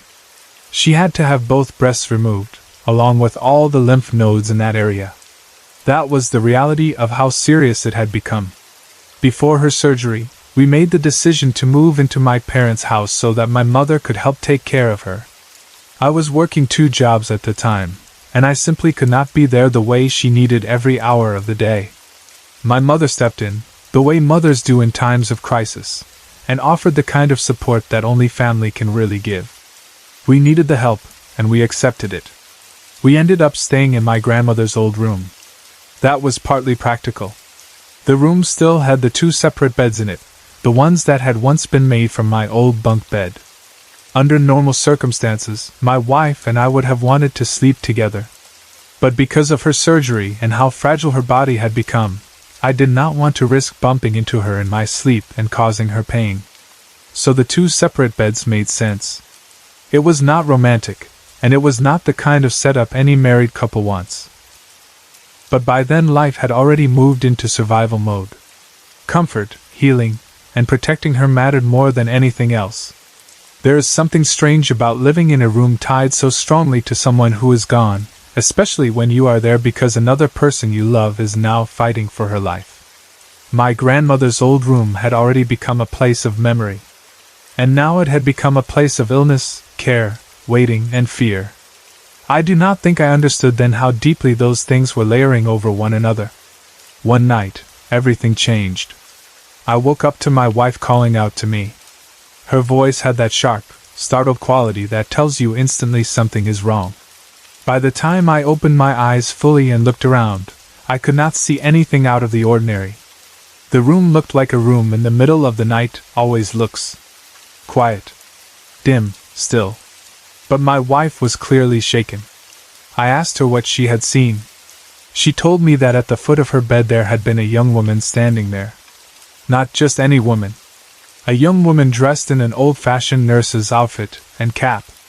She said there had been a red cross on the cap and another red cross on the front of her uniform. That image stayed in the room after she spoke it, even though there was nothing there. It is strange how descriptions can do that. Once a person tells you exactly what they saw, you can almost feel the outline of it in the air. I could picture it immediately, that old-style nurse's uniform, the cap, the Red Cross symbol, the kind of image that belongs to another era entirely. At that moment, I did not know what to think. I was tired. Confused. Concerned about her, of course, but not yet understanding the meaning of what she had described. So I did what many people do in the middle of the night when they are faced with something they cannot process. I calmed her down as best I could, reassured her, and eventually went back to sleep. But the next morning, when we sat down at breakfast and told my mother what had happened, I knew from my mother's face that this was not going to end as just some strange nighttime story. She had a look in her eye. It was not surprise exactly. It was more like recognition. The kind of look someone gets when a new piece suddenly fits into an old truth they have been carrying quietly for years. Without saying much, she got up and went into another room. She stayed there for about 10 minutes, leaving us sitting there wondering what she was doing. When she came back, she had an old box of photographs with her. She began going through them, and then pulled one out. She handed it to my wife. I need to pause here for an important detail. My wife had never met my grandmother. She only knew her through the few photographs of her that were around the house, and all of those showed my grandmother as an old woman. She had never seen what she looked like when she was young. That matters. Because what happened next cannot be explained away by simple suggestion or mistaken memory. The moment my wife saw that photograph, she cried out. "That was the woman," she said. I looked at the picture myself. And there she was. A young woman in an old nurse's uniform. My mother then told me something I had never known before. My grandmother had been a Red Cross nurse during World War I. That was the moment everything shifted for me. The image my wife had seen in the middle of the night was not random. It was not just some vague female figure. It matched exactly what my grandmother had been in her younger years, down to the Red Cross symbols on the cap and the uniform. And my wife had no way of knowing that. She had never seen a photo of my grandmother from that period of her life. She had never been told that specific detail. Yet she described it before the photo ever appeared in front of her. I do not think I can fully explain the feeling of that moment. It was not simple fear. It was not even simple wonder. It was like standing in the middle of a truth too large for ordinary logic to hold. On one side was grief, illness, and the desperate hope that my wife might somehow survive what was happening to her. On the other side was my grandmother, a woman who had always seemed to know things beyond the normal world, now appearing in the very room that had once been hers, at the foot of my wife's bed, in the uniform of a nurse. My first reaction, and I think the reaction of everyone there, was to understand it in the gentlest possible way. We assumed my grandmother was simply being a good nurse, checking on my wife, watching over her. That thought made sense to us emotionally. It fit my grandmother's nature, or at least the nature we remembered and loved in her. She had been caring in life. She had been gifted in ways we never fully understood. Why should she not, if spirits truly remain near the people they love, continue that care after death? It felt almost comforting to think of it that way. If she had come, maybe she had come to protect, to help, to stand watch beside a suffering woman in the same room where her own ashes had once rested. For a while, that was the meaning I held on to. But life did not give us the ending we wanted. My wife's cancer continued to spread. It moved into her spine, then into her brain, and before long she died. There is no graceful way to write that sentence. No softer version that changes what it means. She died. And with her death, the meaning of that midnight vision changed for me in a way that was both devastating and strangely beautiful. Only afterward did I realize why my grandmother had come. She was not just checking up on my wife. She was preparing her. She was there to welcome her, to get her ready for the journey ahead. That realization broke something open in me. Up until then, I had lived with family stories about my grandmother's psychic abilities. I had experienced little things that hinted there was more to this world than what we see. But this was different. This was too exact, too personal, too full of meaning to dismiss. The woman my wife saw was not a random spirit. It was my grandmother, as a young Red Cross nurse, revealed in a form my wife could not have invented from memory because she had never known that version of her. And she appeared not at any random time, but while my wife lay there in the final stage of an illness that would soon take her life. It felt less like a haunting and more like mercy. That is what I keep coming back to. Not fear. Not mystery for its own sake. Mercy. My grandmother had been a nurse in war, tending to the wounded, caring for people standing between life and death. And years after her own death, she seemed to step once more into that same role, not in a hospital tent or on a battlefield, but in a bedroom in my parents' house, beside the bed of my dying wife. When I think about it now, I see how many layers of time were folded into that moment. My grandmother as a young woman during World War I. My grandmother as an old woman living in that room before her death. Her ashes resting there after she was cremated. My wife, many years later, weak from cancer, sleeping in that same room. And then that vision in the night, where all of those timelines touched each other for a brief moment. It changed me forever. Before that, belief had always been something I held with curiosity and openness, but still at a little distance. After that, I could not keep it at a distance anymore. It had become part of my life in a way too intimate to deny. This was not a ghost story told by someone else. It was not folklore, rumor, or family legend. It was my wife calling out in the night. It was my mother returning with a photograph. It was a piece of history revealed at the exact moment it needed to be understood. And it was my wife dying soon afterward. That last part is important because it gives the entire event its heartbreaking depth. If my wife had recovered and gone on to live a long life, maybe we would have told the story differently. Maybe we would have said Grandma came to watch over her during a hard time. Maybe we would have smiled every time we remembered it. But because my wife did die, the visit took on a greater meaning. It became not just a check-in, but an escort. Not just a sign of care, but a sign that someone from the other side had already come close because the crossing itself was near. In that sense, it was one of the saddest and most comforting things I have ever known.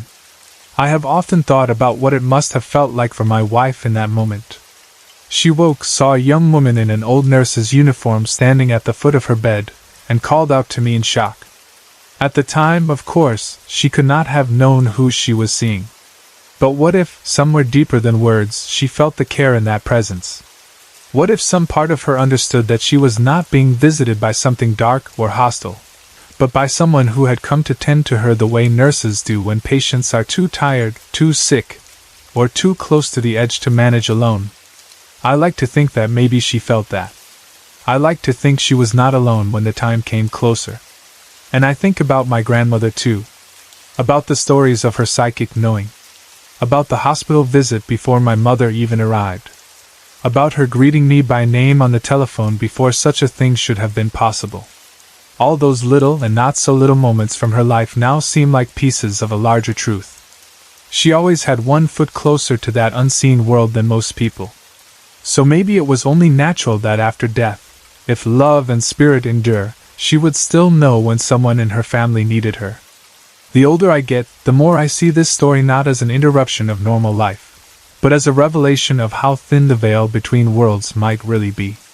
We spend so much of our lives believing only in what we can touch and measure. We think death is a wall, absolute and final, because that is easier to understand. But sometimes something happens that feels like a window opening instead. Just for a moment. Just enough for someone to be seen. Just enough for a dying woman to be greeted by a nurse who had been dead for years. After my wife died, I could not go back to who I had been before. Grief changes a person anyway. Loss cuts through you and rearranges how you see everything. But grief paired with something like that vision does something even more lasting.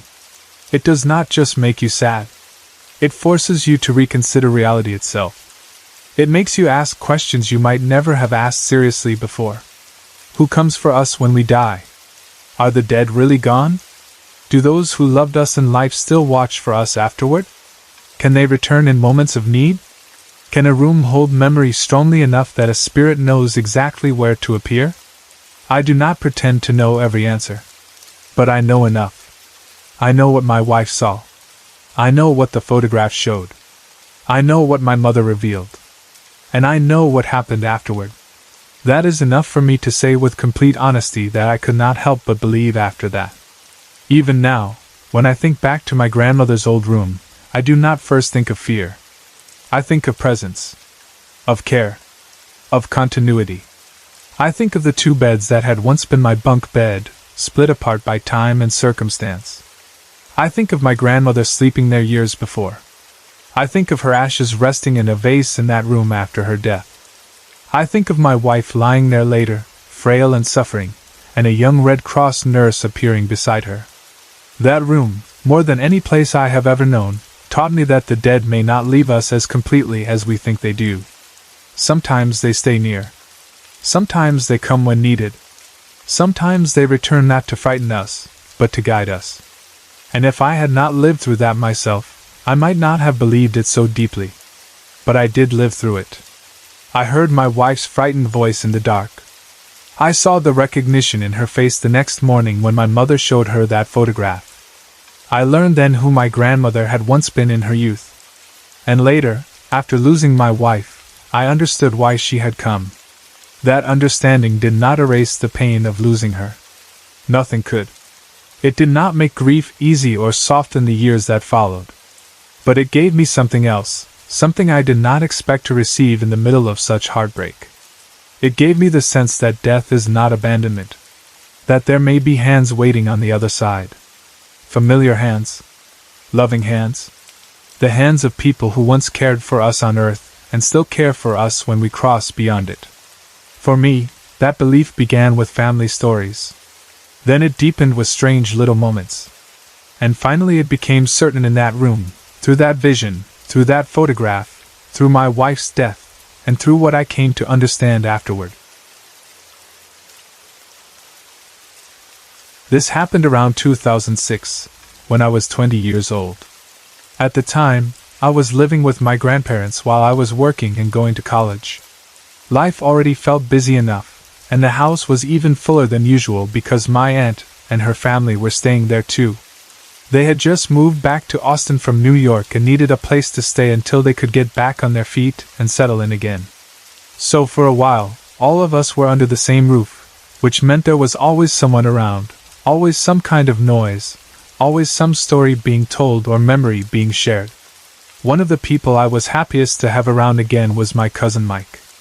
We had a lot of history together, and when family members move away and then come back, there is always that period where you stay up too late talking about old times, half laughing and half trying to piece together who you both used to be. That is exactly what happened one night. Mike and I were up late, talking about the good old days, just remembering stuff from when we were younger. Eventually, like conversations often do when people are tired and nostalgic, the topic drifted into stranger territory. We started talking about spirits, then hauntings. Then, before long, we were talking specifically about his old neighborhood and that old house. And somehow, in the kind of late-night logic that only makes sense when you are young, bored, and feeling a little too brave, we came up with what seemed like a brilliant idea at the time. We decided to drive over there and check out the old place. Looking back, it was an awful idea. But in that moment, at around 2 in the morning, it felt like an adventure.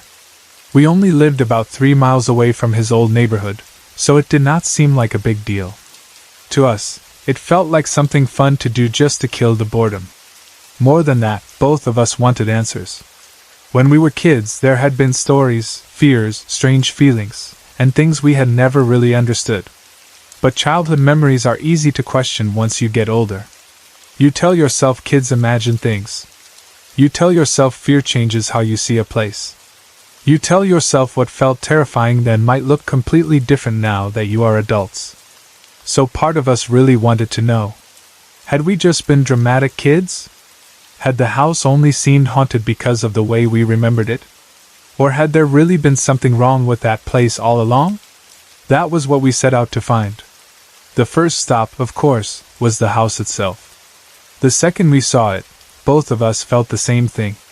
Even before we got out of the car, it gave us the creeps. It was uninhabited, and it looked it. There was a for sale sign standing in the front yard, and that almost made us laugh because we both immediately thought the same thing. We knew exactly why no one wanted to stay there. To somebody else, it might have looked like just another empty house waiting for a buyer. But to us, it felt like a place that had been rejected. A place that did not want people in it, and that people, on some level, seemed to sense they should avoid. Still, seeing it again only made the whole stupid plan stronger. It did not take long before one of us said what we were both already thinking. We should go inside. That was the moment the whole thing moved from creepy to reckless. Coming up with the idea was easy. Actually working up the courage to break into a house that both of us deeply believed did not want us there was something else. The gardens around the place were overgrown with weeds. The neighborhood lighting was dim. Hardly anyone was out driving around at 2 in the morning. The whole area had that still, half-forgotten feeling that empty neighborhoods get in the middle of the night. In a strange way, it felt perfect for sneaking in. Then we found out the front window leading into Mike's old bedroom was unlocked. That should have been the point where we turned around. Instead, it was the point where we took it as permission. We crawled through that window, and the second I got inside, it felt like all the old memories came rushing back at once. It is hard to explain that feeling unless you have stepped into a place that once terrified you and realized it still holds the same power over you years later. It was as if the house itself recognized us. A thought ran through my mind almost immediately, and it was so sharp it still stays with me now. I remember thinking that must have been my welcome back message. The house was quiet. Too quiet. Inside, it looked different and the same at once. The carpet was new. There was fresh paint on the walls. There were new doors. Somebody had clearly tried to clean it up, make it look ready for sale, make it feel livable again. But certain things had not changed. The tile in the kitchen was the same as before. The layout was the same. The air in the place felt the same. It did not matter how much paint they put on the walls. It was still that house. That was what made it so creepy. We turned on the hallway light and the kitchen light, but only those. We were already inside illegally, so the last thing we wanted was for the place to look brightly lit from the outside and draw attention. So we kept things dim, enough to see, but not enough to make the house look obviously occupied. At first, we just moved carefully from room to room. We looked around the kitchen and the dining room, taking everything in, half expecting something to happen and half trying to convince ourselves nothing would. We were nervous, sure, but we were still in that early stage of fear where curiosity is stronger. Everything felt tense, but still manageable. We had not seen anything yet. We had not heard anything yet. The worst thing so far was the atmosphere. Then we got to the living room. That was where everything changed. For some reason, we got another one of those late-night stupid ideas. We decided we should open the garage door and look up into the attic area, like somehow staring into the darkest part of the house would help us overcome our fear of the place. Maybe we thought if we confronted the part of the house that had always scared us most, we would prove to ourselves there was nothing there. It was a terrible idea. I walked over and unlocked the garage door. The second the deadbolt made that popping sound, the door flew open. Not slowly. Not like it had been loose and drifted a little. It flung open. I jumped back so hard it felt like I had moved 10 feet in 1 second. My heart slammed against my ribs. Every hair on my body stood up. For a split second, I was ready to run through a wall if I had to. That is how startled I was. It was not normal. That door had not just opened.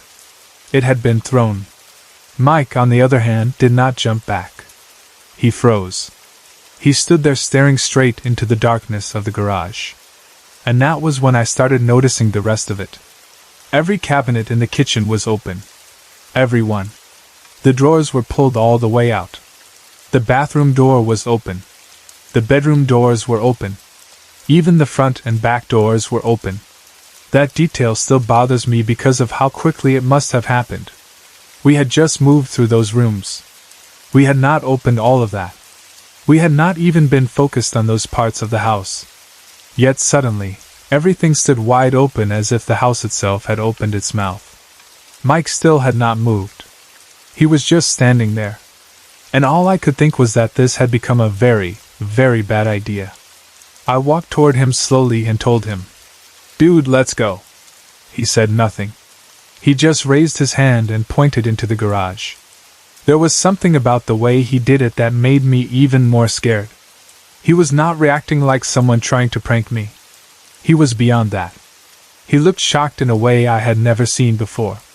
Whatever he was staring at had locked him in place. So I looked. And what I saw hit me so hard I thought I might pass out. Near where the opening to the old attic was, a figure swung down in the darkness. Even now, I can still see that motion in my head. Not walking. Not stepping out. Swinging down. Like something had been above and then came into view in one unnatural movement. My heart dropped straight into my stomach. It was the kind of fear that makes your body stop working right, where your legs feel weak and your mind goes blank for half a second because it cannot accept what your eyes are seeing. The figure straightened up. It was about 5 feet tall, but it had a hunch-over shape to it, like its body was bent or twisted somehow. Then, in an instant, it turned and faced us. And then it rushed at us. What happened next is one of the most disturbing things I have ever experienced in my life. It came through us. Not toward us and then around us. Through us. The force of it knocked both of us down hard. I felt it pass through my body, and the feeling was horrible. I still do not know how to describe it perfectly. Cold, yes, but not just cold. Evil. Heavy. Sickening. It felt wrong in a way that went beyond temperature or touch. It was like having all the air and strength sucked out of you for a second by something filled with hatred. Just remembering it still makes me feel sick. After it passed through us, it ran through the living room, turned left, and went straight out the front door. That alone would have been enough to break us. But the house was not done. Lights started flashing on and off. Doors started slamming. Water started running somewhere. And then we heard the thumping in the walls, that same old familiar thumping, only now louder and more terrifying than ever. That was enough. We ran. We did not stop to look back. We did not try to make sense of anything. We just ran back to the car, got in, and drove away almost gasping for air. Both of us were completely freaked out, and the whole drive we kept yelling at each other the same thing. "Did you see it? Did you see it? She's freaking real!" That was the thing. In all our fear and all our shock, both of us knew exactly what the other had seen. There was no debate. No confusion. No. What did you think it was? We both knew. Whatever had haunted that house, whatever had lived in our childhood memories as a possibility or a fear, was real. We drove around for a while after that, trying to calm down. Our nerves were shot. My hands were shaking. My body still felt wrong from where that thing had passed through us. But after some time, once we had at least caught our breath and were no longer in full panic, we made another decision that in hindsight sounds just as stupid as breaking into the house in the first place. We decided to go looking for her. That was the first word that naturally attached itself to what we had seen. Not it. Not thing. Her. First stop was the old bridge. The second we got there, I noticed the smell had not changed at all. It was still that thick, nasty smell of bad droppings that used to hang around that area. Even that felt strangely comforting for half a second, because it was familiar. But any sense of normalcy disappeared fast. We walked down the hill to look into the creek below, and as we were heading down, I stepped on something. I looked down. Scattered all over the hillside were tiny makeshift crosses. There were dozens of them. Each one had been made from 2 small twigs about as thick as a pinky finger, tied together with twine. The twine had been wrapped in a figure-8 pattern over and over again to hold the sticks together. The ends of the twigs were burned. Not charred all over, just burned at the ends. They looked handmade and deliberate, like someone had made them for a purpose, not just tossed random sticks on the ground. They were everywhere. That is what made it so strange. If it had been 1 or 2, maybe I would have assumed some child made them. But the whole hillside had them scattered across it. and neither of us could think of any reason for it. Nothing about it made sense in the moment. I picked one up. Even with everything already happening, something in me wanted to keep one, to examine it later when my mind was calmer, and my heart was not pounding so hard. I brought it back to the car with me. Then, as soon as I put my key into the ignition, Mike shouted, "There she is!" I looked up. And there was no doubt. It was her. She was hobbling up the hill on the opposite side from where we had just been. This time we saw her more clearly than we had in the house. When she reached the road, she turned and looked directly at us. We did not move. We just stared back, completely stunned. She was wearing what looked like some kind of strange cloak, or heavy wool jacket with a hood, though the hood was not up over her head. Her hair was dark gray and tied up in a bun. Her face looked young in one way, but twisted in another. It is hard to explain that. It was not an old woman's face exactly, but there was something deeply wrong in it, something dark and warped. Maybe it was mostly in the eyes. I know when I looked into them, my stomach clenched so hard it hurt. She stood there for a while. Then she faded into the darkness. Not walked away. Not turned and disappeared behind something. Faded. Excited and terrified at the same time, we drove over to the spot where she had been standing. Once we got out of the car, we heard something that made the whole night feel even more unreal. A woman's voice. It was coming from down in the creek. She was wailing. Loudly. Not speaking. Not calling. Wailing. The sound was filled with sorrow, the kind of sorrow that feels almost violent because it is so raw. It made me think of the cry a woman might make if someone she loved had just been taken from her forever. There was grief in it, but there was anger too. Scorn. Rage. Pain. It was all mixed together in that voice. And the voice was moving. It was traveling up the creek, away from us, in the direction that would eventually curve closer to another road and back toward the old house. So, like idiots who still had not learned enough fear, we jumped back in the car and followed the sound. We drove to the cul-de-sac. Even with the windows cracked, we could still hear the crying. So we got out again and walked toward the tree line where the creek ran. Then the crying stopped. Everything went still. Deathly still. That silence was worse than the crying in some ways. It was the kind of silence that makes your whole body tense because it feels like something is holding its breath. We turned around to head back to the car. And there she was, standing between us and the car. She was just there, suddenly, as if she had been waiting for us to turn around. She stood with her fists clenched, staring at us with the single most hateful expression I have ever seen on any face, human or otherwise. I am not exaggerating when I say hateful. It was not anger in the ordinary sense.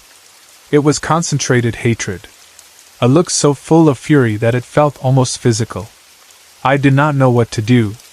My whole body just told me to back away. So I took one step backward. That was all it took.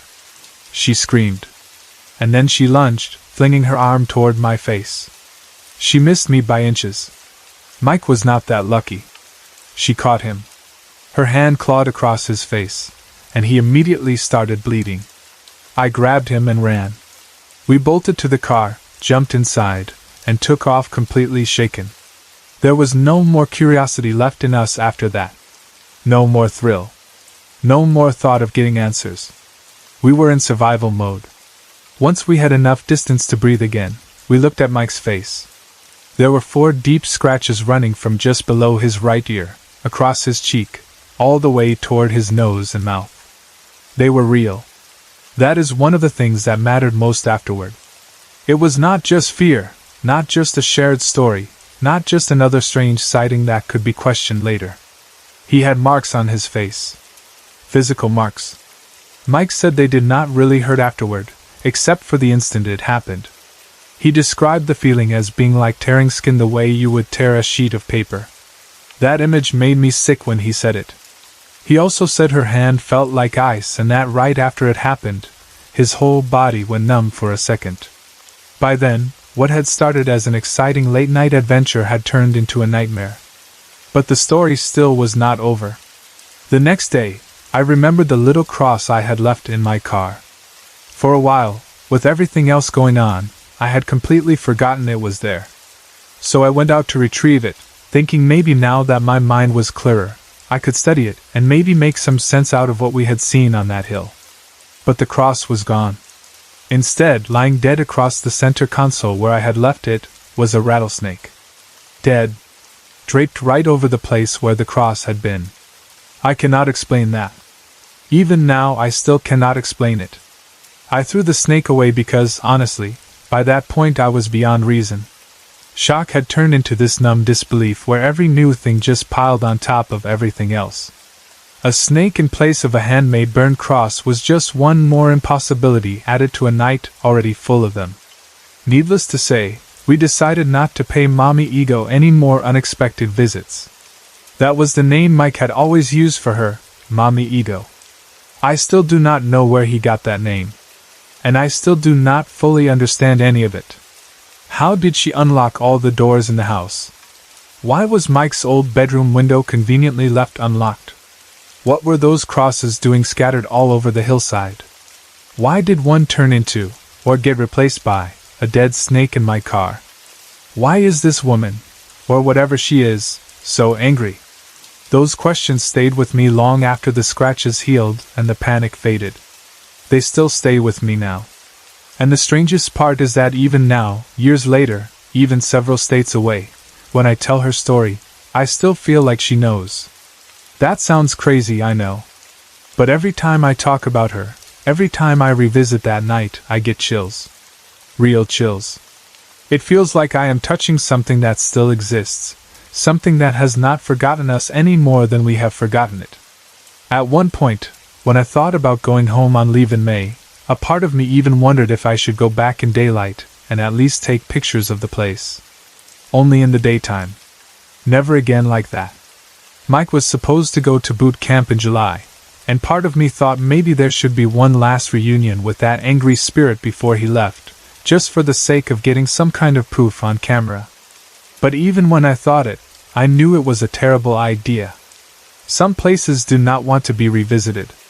Some things do not want to be documented. Some spirits make it very clear that they do not want you there. And if there is one thing that night taught us, it is this. We were not welcome there.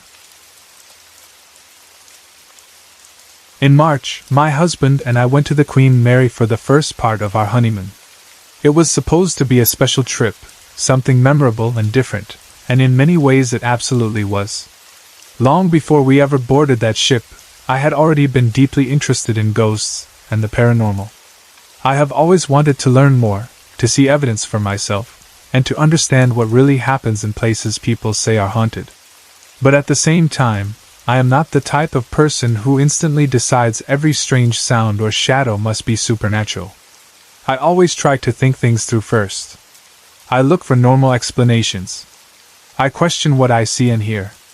I do not just believe something is paranormal because other people say it is. That is why what happened to me on the Queen Mary stayed with me so strongly. Because after everything I experienced there, I truly came away feeling that there is something on that ship that is no longer human. We had booked a room on the Queen Mary for one night, and during the day we spent our time exploring the ship. From the start, the place had a strange beauty to it. It did not just feel like an old ship. It felt like a place full of history, memory, and layers of time. We walked through different areas and learned more about its past, and the more I saw of it, the more fascinated I became. There was something almost glamorous about parts of the ship, even with all the stories attached to it. We had a nice lunch, wandered around, saw the ballroom, and visited several areas that were just gorgeous. During the day, it was easy to appreciate the Queen Mary as a historic place first. The beauty of it stood out. The haunting stories stayed in the background, almost like another layer sitting quietly underneath the surface. By nighttime, though, the mood changed. That evening, we decided to take the haunted tour. I was excited, but I was also skeptical right from the beginning. Part of the problem was that many of the people in our group seemed ready to treat absolutely everything as supernatural. Some people are like that in haunted places. Every draft is a ghost. Every creak is a spirit. Every feeling becomes proof. For me, that made it harder to focus, not easier. I wanted to pay attention to the environment, the sounds, the air, the way different places felt. I did not want to get swept up in people scaring themselves over every little thing. At first, that skepticism only got stronger. The first part of the tour did not impress me very much. I did not notice anything especially remarkable. Nothing felt clearly paranormal to me.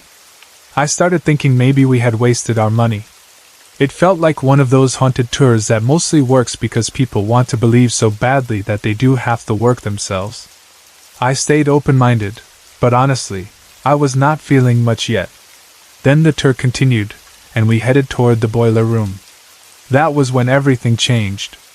As our group moved into that area, the tour guide, Erica Frost, was leading us. There was also a security guard with us and another guide bringing up the back of the group. Right away, the environment started to feel different. The security guard locked the gate behind us, and suddenly there was this quiet awareness that we were really descending into a part of the ship that felt cut off from the rest of it. We were moving deeper inside the Queen Mary, away from the decorated and polished parts people usually think of when they picture an old luxury liner. We walked through several very dark corridors. The staircases were steep. The spaces were tight. Everything about that part of the ship felt more claustrophobic, more industrial, more heavy. It was easy to imagine the ships long past down there, and once that thought enters your mind, the darkness and the narrowness of the place begin to feel even more intense. The boiler room area did not have the glamour of the ballroom or the polished look of the parts people admire in daylight. It felt rougher, older, and in a strange way more honest. This was the part of the ship where hard things happened. You could feel that. Eventually, we made our way down to the area where prisoners of war had once been kept back when the ship served as a military vessel. That fact alone carried weight. When a place has held fear, confinement, suffering, and helplessness, it changes the way you stand in it. Even before anything paranormal happened, that knowledge alone made the space feel charged. As the group settled down there, we were told to turn off our flashlights and let our senses adjust to the darkness and the atmosphere. So we did. Everyone sat quietly. Everyone waited. For about 2 minutes, nothing happened except the kind of silence that slowly grows heavier the longer you sit inside it. It was the sort of silence where every tiny sound starts to matter. Your hearing sharpens. Your body becomes more alert. Your mind starts trying to interpret things before they fully happen. Then I heard it. It sounded like a woman's heeled shoe walking above us. The sound was clear, sharp, deliberate. Not a random scrape, not some vague creaking noise that could be turned into footsteps only because someone wanted it to be. It sounded like heels. The kind of methodical, distinct sound that only certain shoes make. And as I heard that walking, I heard a voice. A voice clearly saying, "Help us!" That was the moment my whole body changed. The walking and the voice seemed connected. The footsteps felt methodical, but at the same time they seemed to be coming closer. It sounded as though whoever was making that sound was coming down the stairs. The voice saying, "Help us," carried this feeling that is hard to put into words. It was not screamed. It was not wild. It was clear enough to understand, and that almost made it worse. If something had only sounded like a vague noise, I could have dismissed it more easily. But hearing words changes everything. Words mean intention. Words mean communication. Words mean something is trying to be heard. I continued hearing, "Help us!" Then someone in the group spoke. And the walking stopped. That detail stayed with me because it felt responsive, as if the sound had been moving toward us until the silence was broken in the wrong way. I still kept hearing, "Help us," until someone turned their flashlight back on. Once the light came back, the experience ended. I had chills all over me. I do not use that phrase lightly. My body reacted immediately and strongly. But more than fear, I felt this rush of anxious excitement. It was as if the entire tour had suddenly become real in a way it had not been before. Up until that point, I had felt detached and doubtful. After that, I was fully alert. I was no longer wondering whether the haunted tour had been worth it. Something had happened, and I could not easily explain it away. The rest of the tour moved on, and for a while, I did not have any other major experiences. I stayed attentive, but nothing else stood out to me until we reached the pool area. That room felt different from the moment we entered it. The atmosphere shifted again, but in another way than it had in the boiler room. My husband became very uncomfortable almost immediately. He said he felt like someone or something was watching him, and he did not like it at all. He was not being dramatic. He was genuinely uneasy. There are times when someone just says a place is creepy because it is old or dark, but this was not that.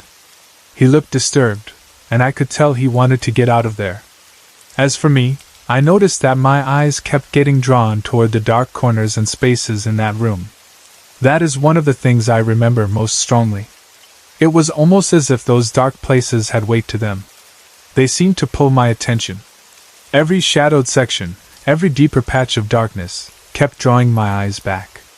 It felt like there was something hidden in the shape of the room itself, something waiting just outside normal sight. I took several photos there and later found that I had captured several very large orbs. Now I know orbs are one of those things people argue about. Many times they can be dust, moisture, reflection, or something else ordinary. That is exactly the kind of thing I usually question. But in the moment, combined with how the room felt, and how uneasy my husband had become, those orbs only added to the feeling that something unusual was happening in that space. Still, even with all that, the most intense part of the whole experience happened when we went into the changing rooms. That was the moment that truly stayed with me. In the changing room area, each pair of people was told to go into a shower stall. My husband and I went into one together. Once inside, we turned off our flashlights and sat there in almost complete darkness.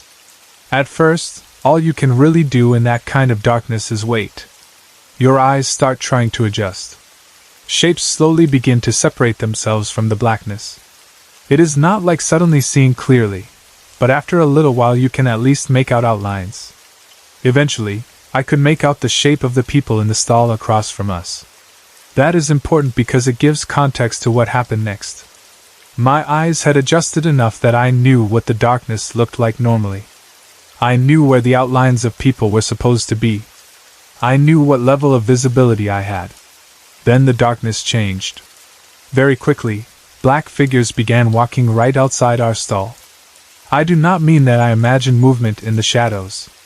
I mean the blackness became so dense that the people I had been able to see before were gone. The figures moving outside were darker than the darkness already in the room. That may sound impossible to someone who has never experienced something like it, but that is exactly how it felt.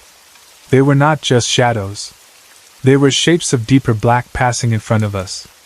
The black mass, or figure, stopped right outside our stall. And in that moment I had the strangest urge to reach out and touch it. I do not know why.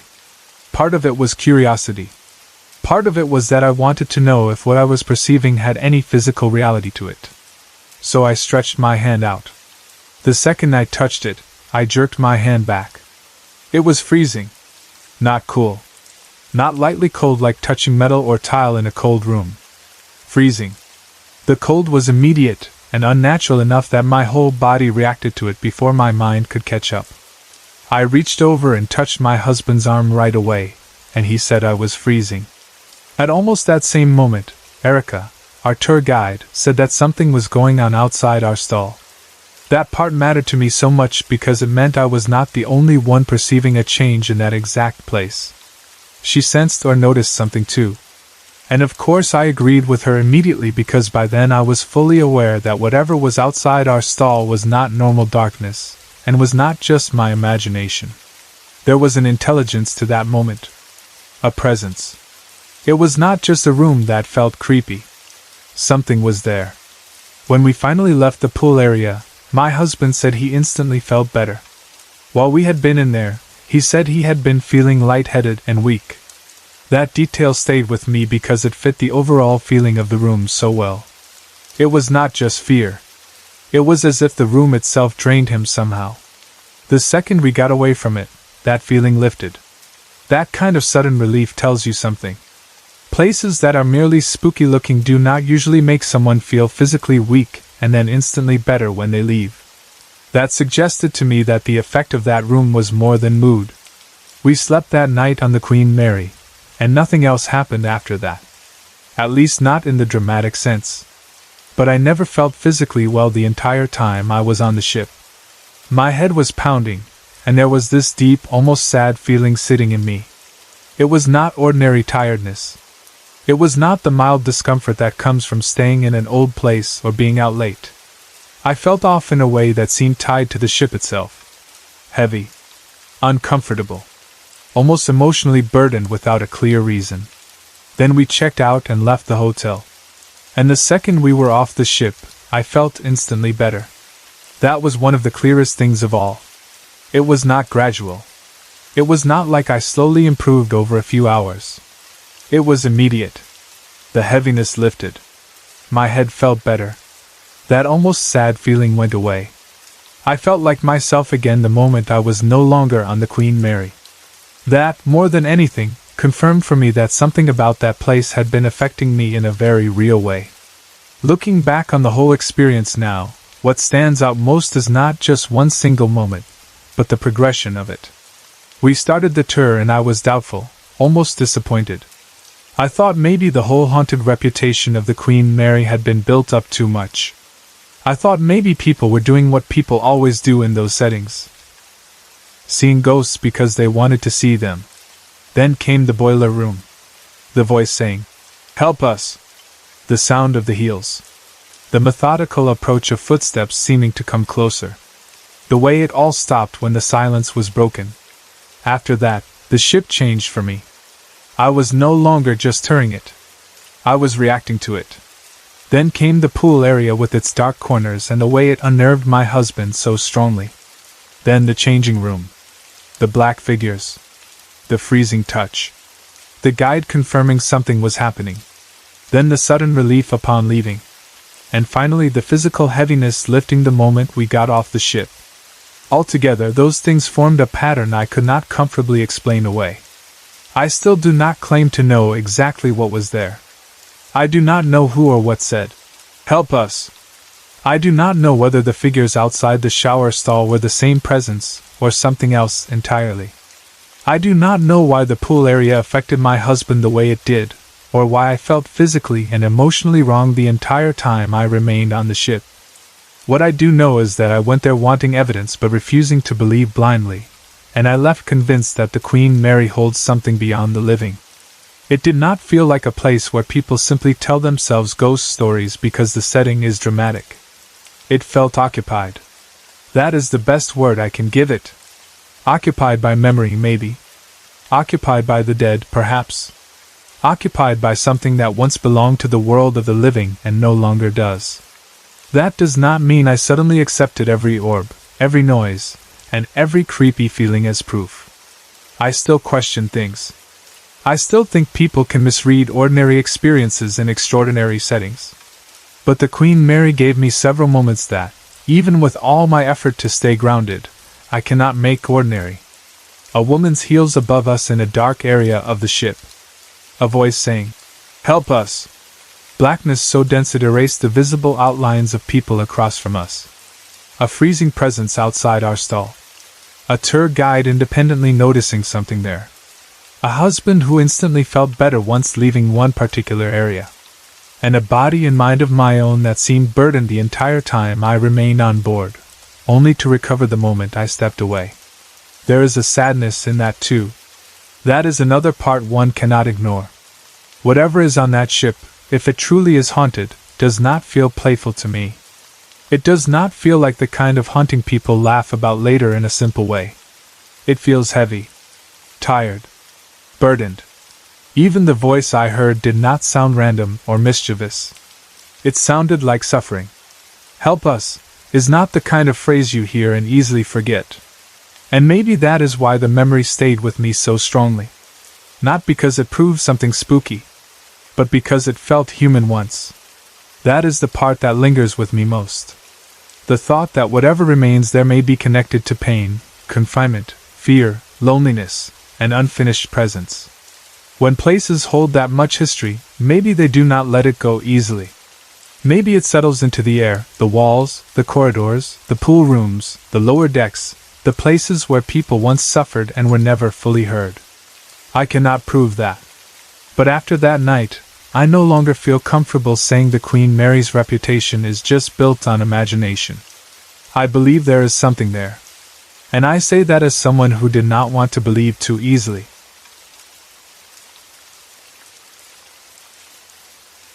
I truly believe there is life after death. I believe the people we love do not always leave us completely when they die. Sometimes they come back in small ways, quiet ways, ways that are easy to miss if you are not paying attention. Sometimes they come in memories that refuse to fade. Sometimes they come in feelings you cannot explain. And sometimes, I think, they come in dreams. This is the story of a friend of mine who passed away and how, after his death, he came to me again and again in dreams that felt so real that even now, years later, I still remember them clearly. I was a freshman when Jose and I started dating. At that age, everything feels bigger than it really is. Every friendship, every crush, every heartbreak, every smile feels more important, more intense, more unforgettable. That was the season of life we were in when I met him. Jose was the kind of person people naturally noticed. He had this way of making the people around him feel lighter. He was always smiling. Not in a fake way, not in a forced way, but in that easy, natural way some people have that makes you feel like being around them is effortless. He loved to laugh, and he loved making other people laugh too. There are some people who walk into a room and bring a kind of energy with them, a brightness you do not fully appreciate until it is gone. That was Jose. When we were together, he made things feel simple. We were young, and like most young couples, we probably thought we understood our feelings better than we really did. At first, everything felt exciting. There was that sweetness of first love, or first almost love, where even small moments feel important. The way someone looks at you, the way they smile, the way they say your name, all of it stays with you because you are at an age when your heart is still learning how to hold on to people. Jose was easy to like. He was kind, funny, warm, and full of life. Being around him never felt heavy. We dated for a couple of months. It was not a long relationship, at least not in the way adults measure time, but when you are that young, a couple of months can feel like a world. Still, after a while, we both realized that things were not really going to work out between us. There was no huge dramatic ending, no terrible fight, no betrayal. It was just one of those quiet truths that two people slowly come to understand. We were better apart than together. So we broke up. After that, we did not really stay close. It was not that there was bad blood between us. There was not. It was more that life moved on, the way it often does when you are young. You have classes, friends, new routines, new feelings, and before long, even someone who once mattered to you can start drifting into the background of daily life. I would still see him sometimes here and there. Not often, but enough that he was never completely gone from my world. When we crossed paths, we did not say much to each other. We were not enemies. We were not really friends either. We were just two people who had once shared something and then gone separate ways. The last time I saw him is something I still remember clearly. I was walking to one of my classes, just moving through an ordinary school day, the kind of day you never expect to become important later. I had not seen him in a while. When I noticed him, I remember saying something playful to him, something like, "What, you can't say hi anymore?" It was not said in anger. It was one of those half-teasing comments you make when someone used to be a part of your life, and now only appears in passing. He smiled at me, that same usual smile, the one that always seemed so natural on him, and then he kept going. That was the last time I ever saw him alive. At the time, of course, I did not know that. None of us ever know when a final moment is final, while we are still living inside it. That is one of the hardest things about loss. The last conversation usually feels ordinary. The last smile often seems small. The last time you see someone walk away feels like something you can repeat tomorrow or next week, or next month.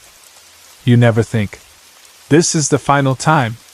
And if you did know, you would say something different. You would look longer. You would not let the moment end so casually. But life does not give us that warning. Then came Monday, March 24th, 2003.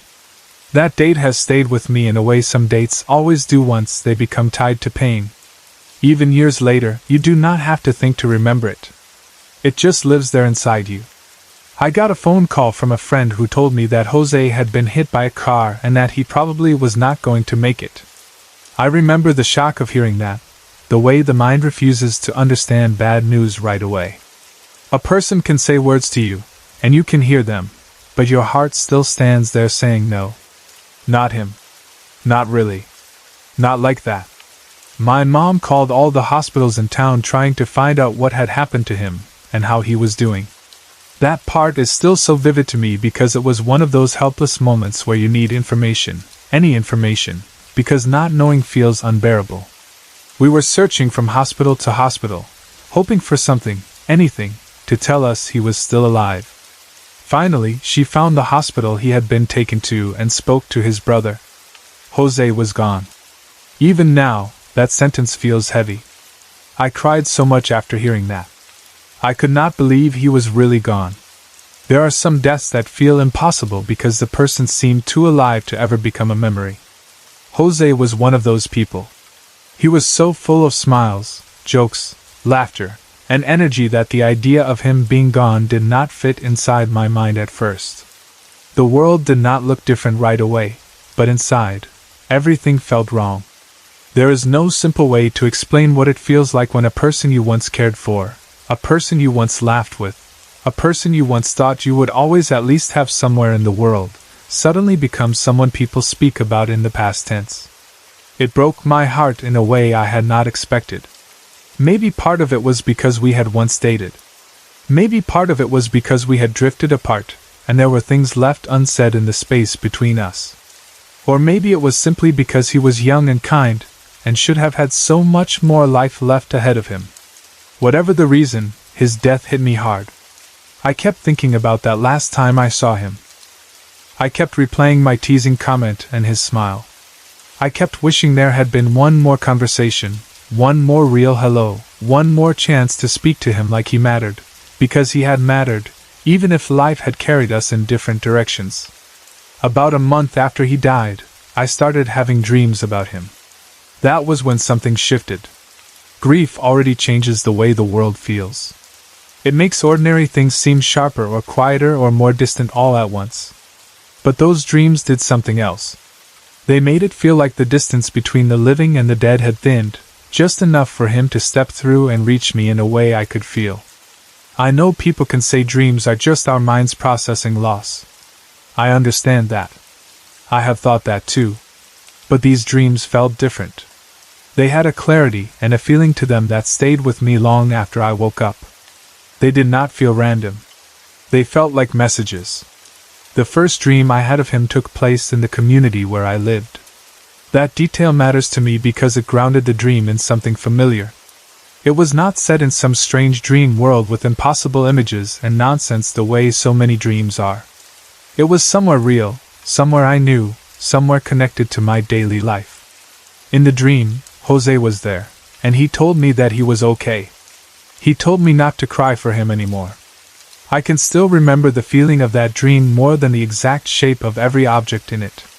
He was himself. Not frightening. Not strange. Not distant. He was just Jose, with his usual smile, calm and gentle, the same kind of presence he had always carried in life. What stayed with me most was the comfort in that first dream. There was no fear in it. No confusion. No dark atmosphere. It was as if he had come only to reassure me. To tell me that wherever he was, whatever had happened, he was all right. And maybe he also came because he knew how hard I had been crying, how deeply his death had affected me, and he wanted me to stop carrying that pain so heavily. The dream felt simple, but the simplicity was exactly what made it powerful. He did not come with some long explanation. He just came with peace. When I woke up after that dream, I did not feel frightened. I felt emotional, yes, but also strangely comforted. It felt like I had really seen him. Like he had really wanted me to know that he was okay. I know how easy it would be for someone else to say that was only my heart trying to heal itself. Maybe in some way it was. But it never felt, only, like that to me. It felt like him. The next dream came right before my quinceañera. That detail also matters because a quinceañera is such a meaningful moment, especially in Mexican culture. It is not just a party. It is a rite of passage, a celebration of growing up, of stepping from girlhood into young womanhood.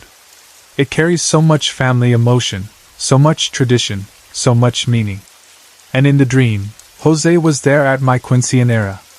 He was with us. Hanging out. Having a good time. Just being there as if he belonged in that celebration. What made the dream so strange was that even while I was in it, I knew he was dead. That awareness stayed with me inside the dream, and yet it did not feel wrong. It did not frighten me. It did not even seem to bother me in the dream the way it would have bothered me in waking life.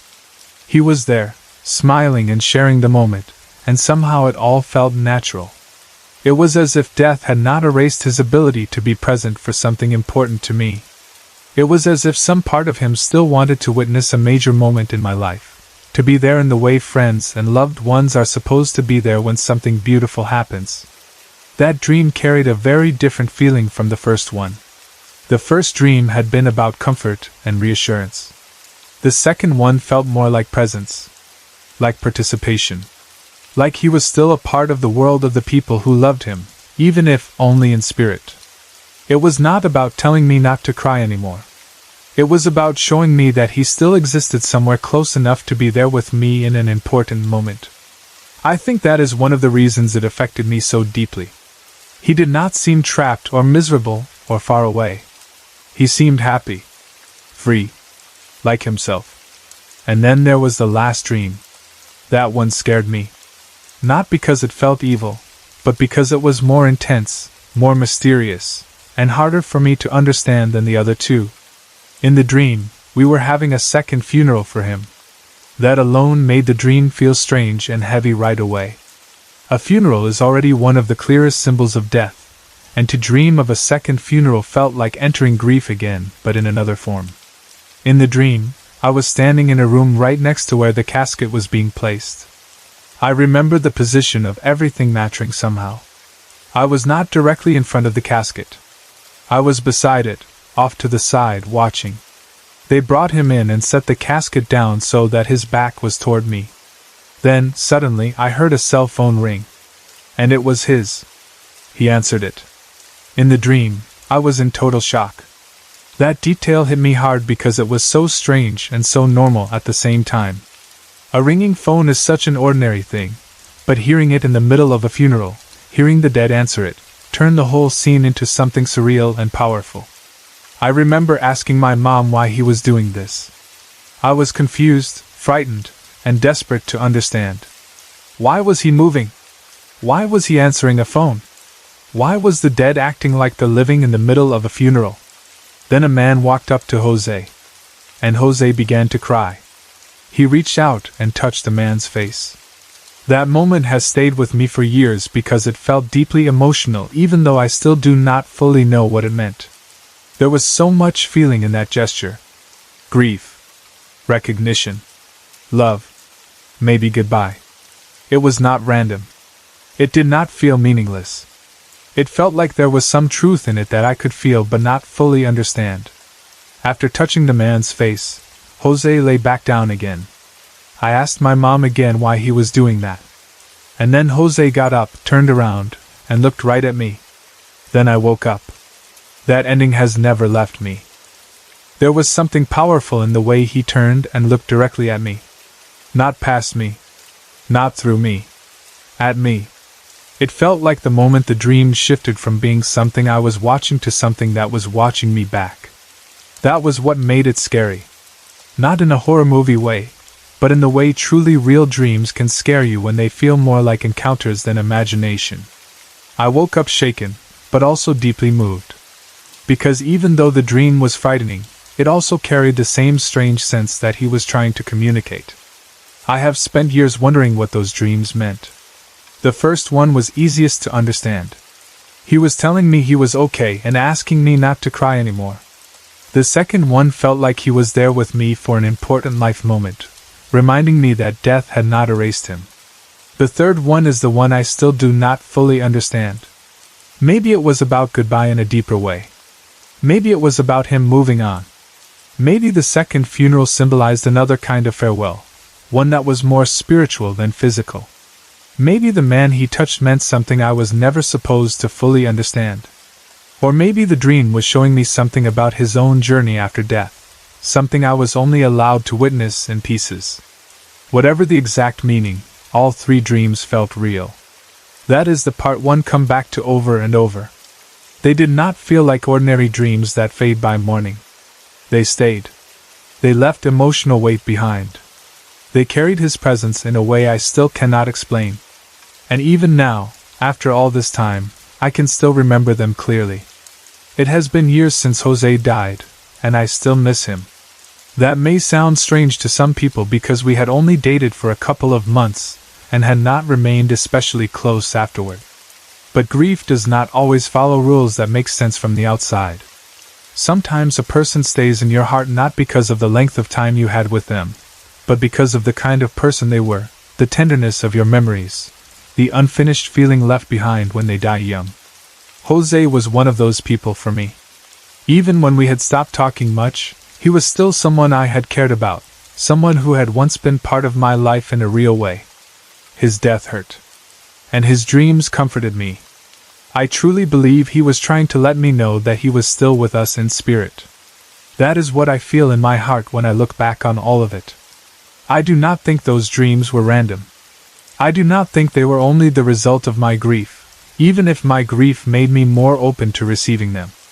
I think he came to me because there was still something between us that mattered. Maybe not romantic love anymore, not in the way we had known it when we were dating, but a bond of memory, affection, and unfinished goodbye. Sometimes I think about how young we both were. How unfair it was that his life ended that way. How little any of us understand, when we are teenagers, how fragile life really is.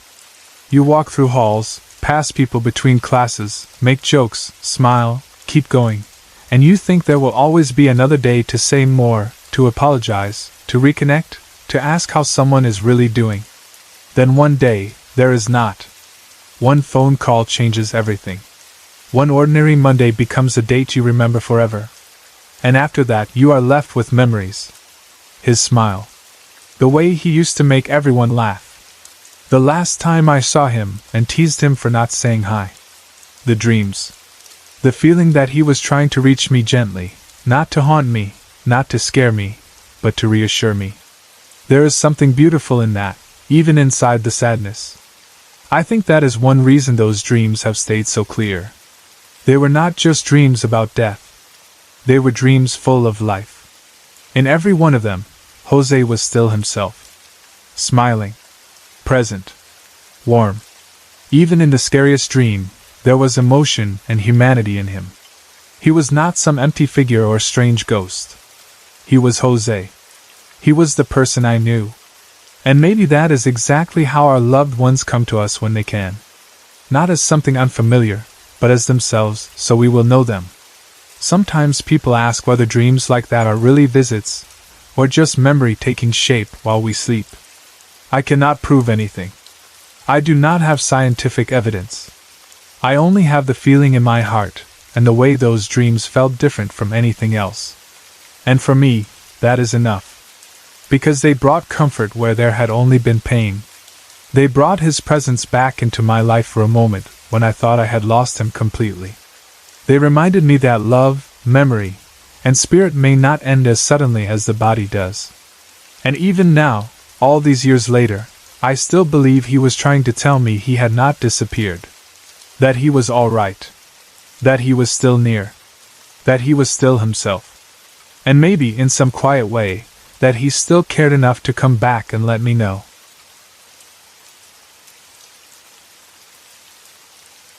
Late in August of 2007, My now fiancé and I were still living in different cities, about an hour away from each other. At that time in our relationship, that 1 hour felt like much more than just distance on a map. When you care deeply about someone and you do not get to see them every day, even a short drive can start to feel long. Every chance I got to spend time with him, especially if it meant more than just a quick visit, I took it. If I could stay the night, I stayed. If I could spend a whole day with him instead of just an hour or two, I made sure I did. Those little stretches of time together mattered so much then, because we were still in that part of love where every extra minute felt important. One day, he told me that he was going to be watching one of his coworkers' homes for about a week. The coworker was going away on vacation and had animals that needed care every single day, so someone had to stay close by and make sure everything was okay. Since my fiancé was going to be there anyway, he asked if I wanted to come stay with him for the week. Of course I said yes. To me, it sounded perfect. We would have extra time together, and even though it was not our place, it still felt like a chance to play house for a few days in our own strange little way. I did not really stop to think much about the trailer itself, or the neighborhood, or anything like that. I was just happy to be with him longer than usual. The first days seemed completely normal. We spent the time in the trailer just relaxing. We watched TV, had a few beers, talked, and enjoyed being together. Nothing about that first day gave me any reason to think something strange was waiting for me there. It just felt like one of those ordinary, cozy evenings where you settle into a place that is not yours but still feels comfortable enough for the moment. As the night went on, I got more and more tired.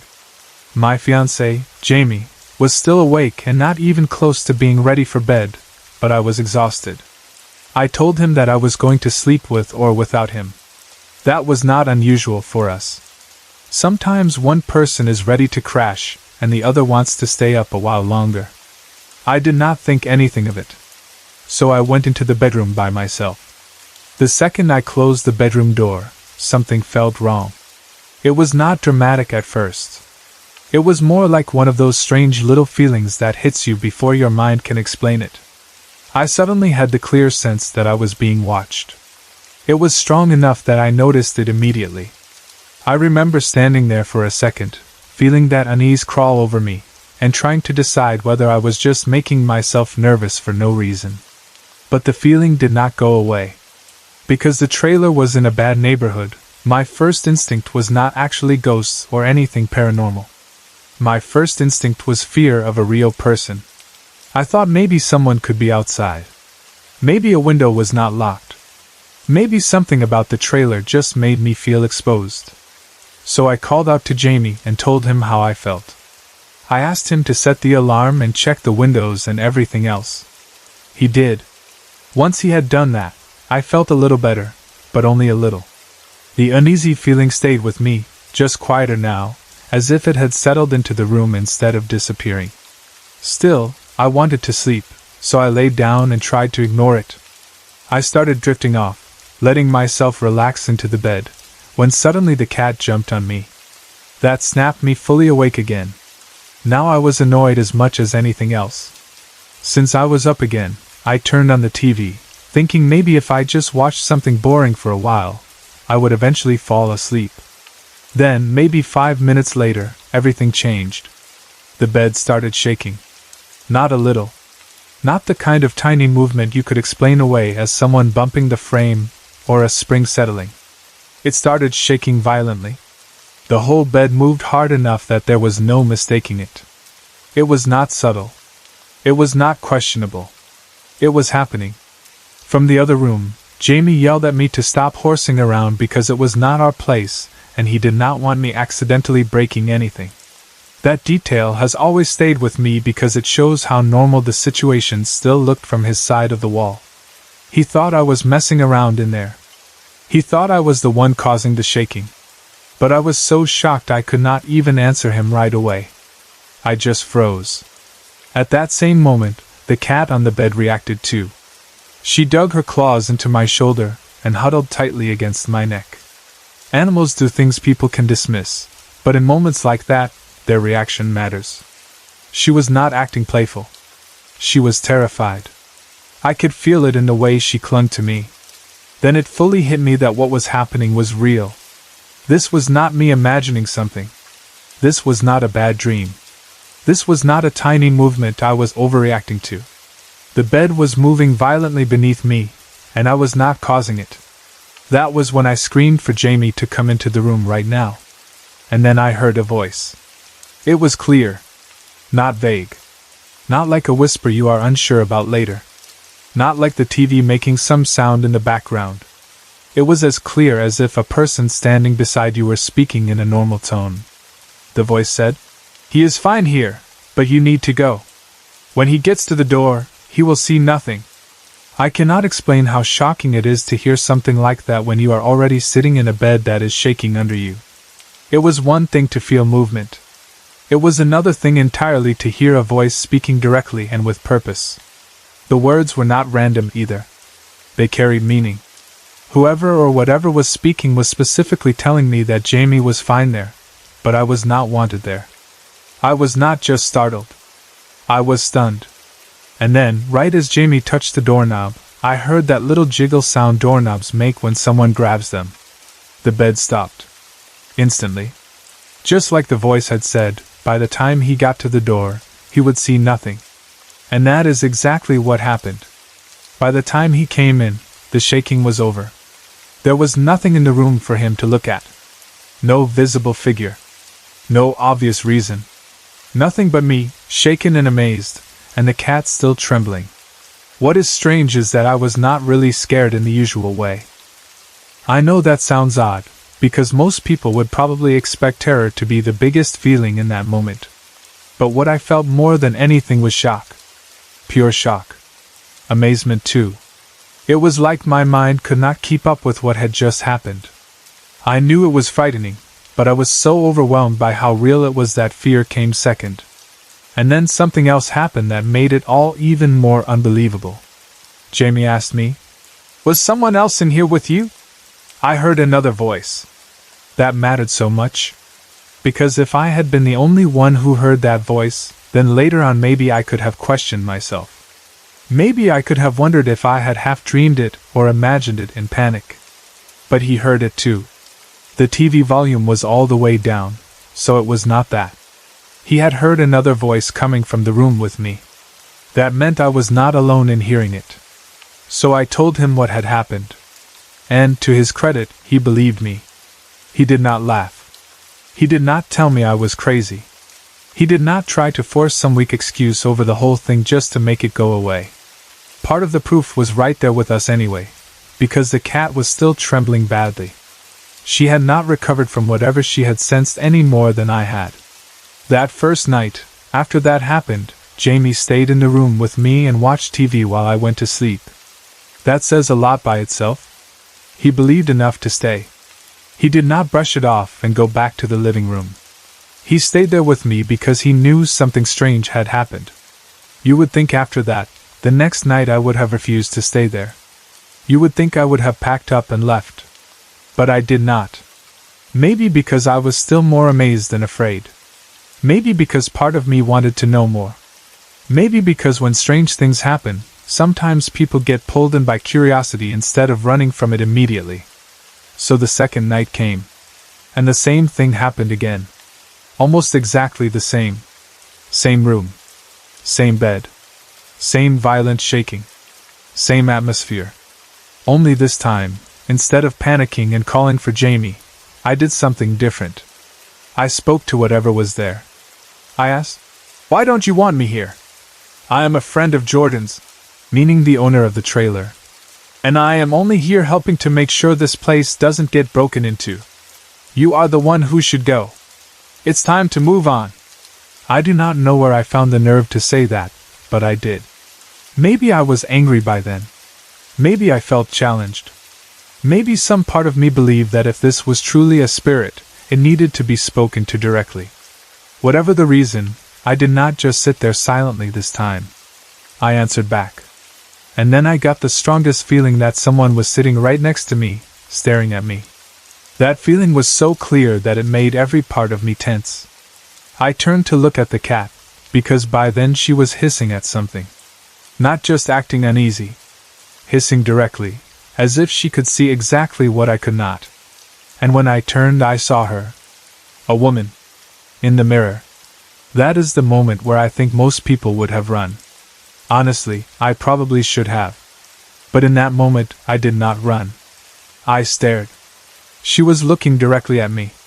Her expression was hard, almost severe, like she was angry at me, like she truly did not want me in that room. There was something in her face that felt protective and hostile at the same time. Not wild or monstrous. Focused. Intent. Like she was judging me. Then, suddenly, she smiled. And pointed. I looked toward the direction she was pointing. Then I looked back at the mirror. She was gone. That whole sequence happened fast, but it is still burned into my mind. The hardened look. Then the smile. Then the pointing. Then nothing. I got up and went over to see what she had pointed toward. It was a picture. A picture of Jordan and that woman. That was when it hit me. I had just seen his mother.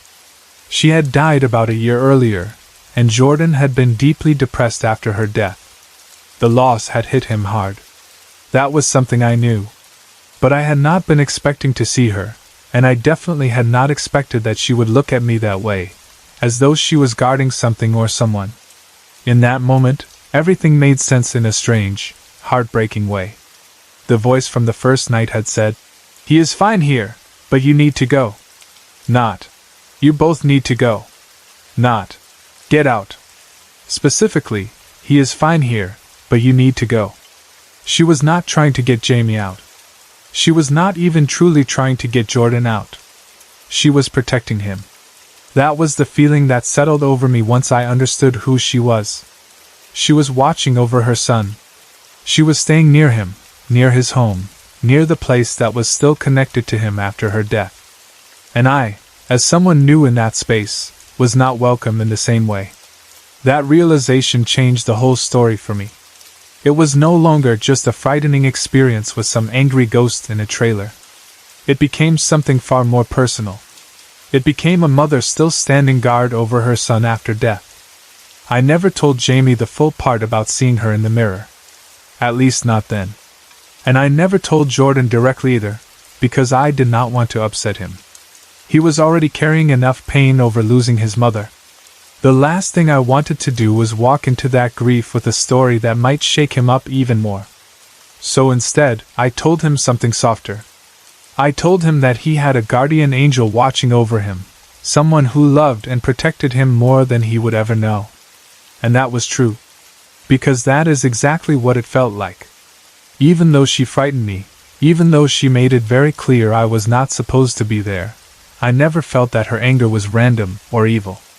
It felt protective, personal, directed. She was not lashing out because she was some lost thing wandering around a trailer. She was there for a reason. That reason was Jordan. Looking back, I think that is why I was never as terrified as I probably should have been. Yes, the bed shaking violently was shocking. Yes, hearing a clear voice in the room was unbelievable. Yes, seeing a woman in the mirror smile and point before vanishing was the kind of thing people never forget. But underneath all of that was this deeper sense that the experience was not about me. I was just the outsider stepping into something already established. She was not trying to drag me into anything dark. She was warning me, pushing me back, protecting what she believed was hers to guard. That does not make it less intense. If anything, it makes it more emotional. Because when you understand it that way, it becomes a story not just about ghosts, but about love refusing to end cleanly even after death. A mother still watching over her son. A spirit still attached to the life she left behind. A woman who may not have moved on because part of her still needed to stay close to him. And maybe that is why she appeared as clearly as she did. Maybe that is why the message was so direct. Maybe that is why Jamie was allowed to stay, but I was told to leave. I still remember the exact feeling of that room after the second night. It was like the whole place had changed shape around the truth. Once I knew who she was, everything from the first night seemed to make sense in a new way. The warning, the bed shaking, The command for me to leave. The cat reacting. It all became part of one story. And that story was not random haunting. It was guardianship. Possessive, intense, unsettling guardianship. There is something sad in that too. Because if a spirit remains behind for love, even protective love, then that also means some part of that spirit has not fully let go. That is a heavy thing to think about. We like to imagine that after death, the people we love move into peace. But what if some of them stay because they still cannot stop worrying? What if grief and love and unfinished attachment keep them close to the world for longer than they should be? I do not know if that is what happened with Jordan's mother, but that is what it felt like. She did not seem lost to me. She seemed purposeful, focused, determined, and very, very aware. Even now, I can still picture her face in that mirror. The hard look first, then the smile, then the pointing. That little shift in expression is one of the strangest details of all, because it was almost as if she was telling me, "Now do you understand?" And I did. Or at least I understood enough. I understood that she loved her son fiercely enough to still be there.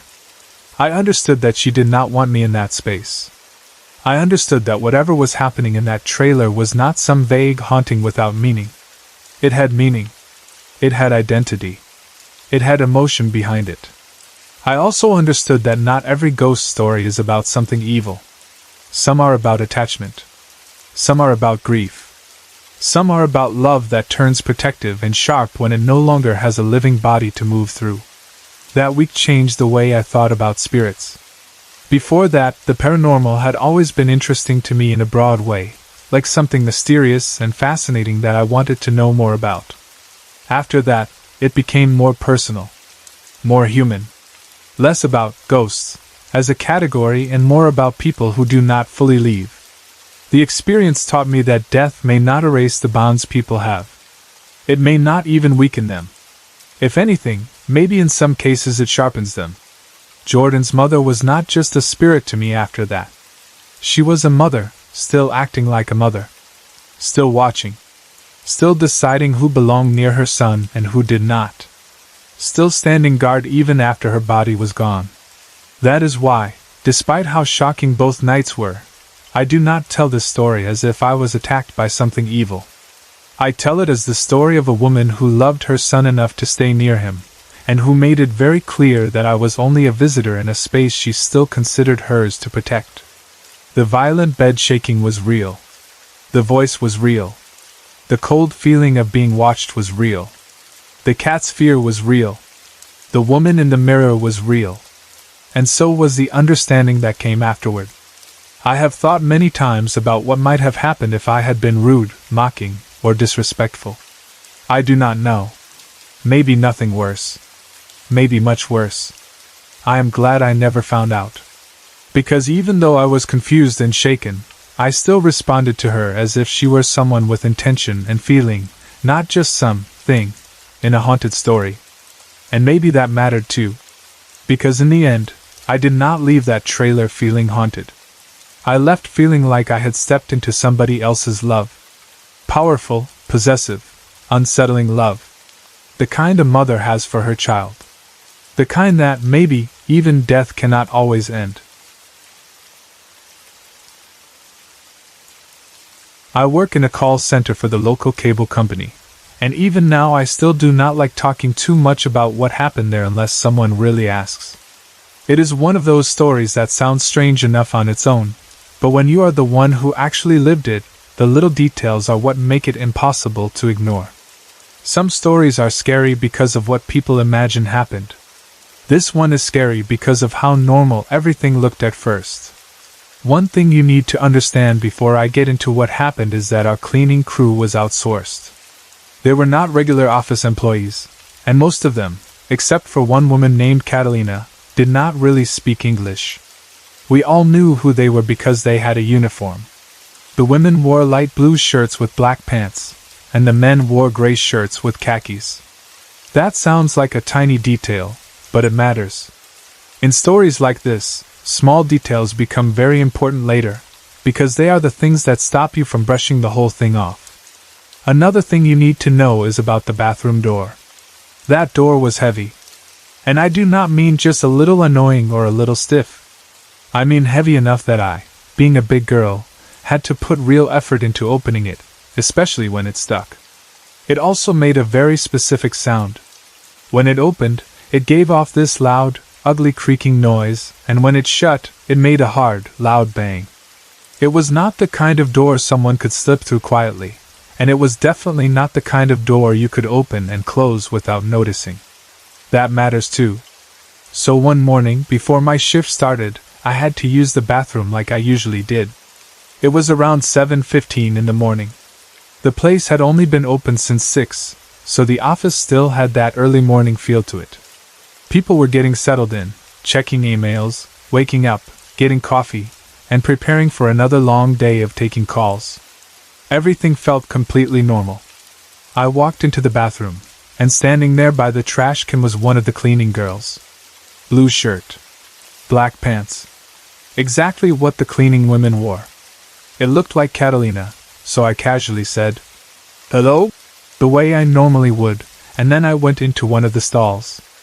I did not think much of it at first, but while I was in the stall, I remember thinking it was a little odd for her to be changing the trash bag that early. Like I said, we had only been open for a little over an hour. There could not have been that much trash in there already. But people do things on different schedules, and I did not feel like spending too much time thinking about it. So I brushed it off. It felt a little off, but not enough to make a big deal out of it. When I came out and started washing my hands, I noticed Catalina was gone. My first thought was simple enough. Maybe she had stepped into the little hallway that led toward the bathroom exit. I had seen her texting in that area before. She did that often. So again, it did not feel like some huge mystery. Maybe she had just walked out while I was in the stall. But then I rounded the corner. And she was not there. That made me pause for a second. The hallway was empty. Now, I still tried to explain it away. I told myself maybe maintenance had fixed the bathroom door, and I just had not heard her leave. Maybe I had been more distracted than I thought. Maybe I had zoned out washing my hands and missed it. Then I reached for the bathroom door and pushed it open. And there it was. That loud, familiar creak. The exact same noise it always made. Loud. Slow. Impossible to miss.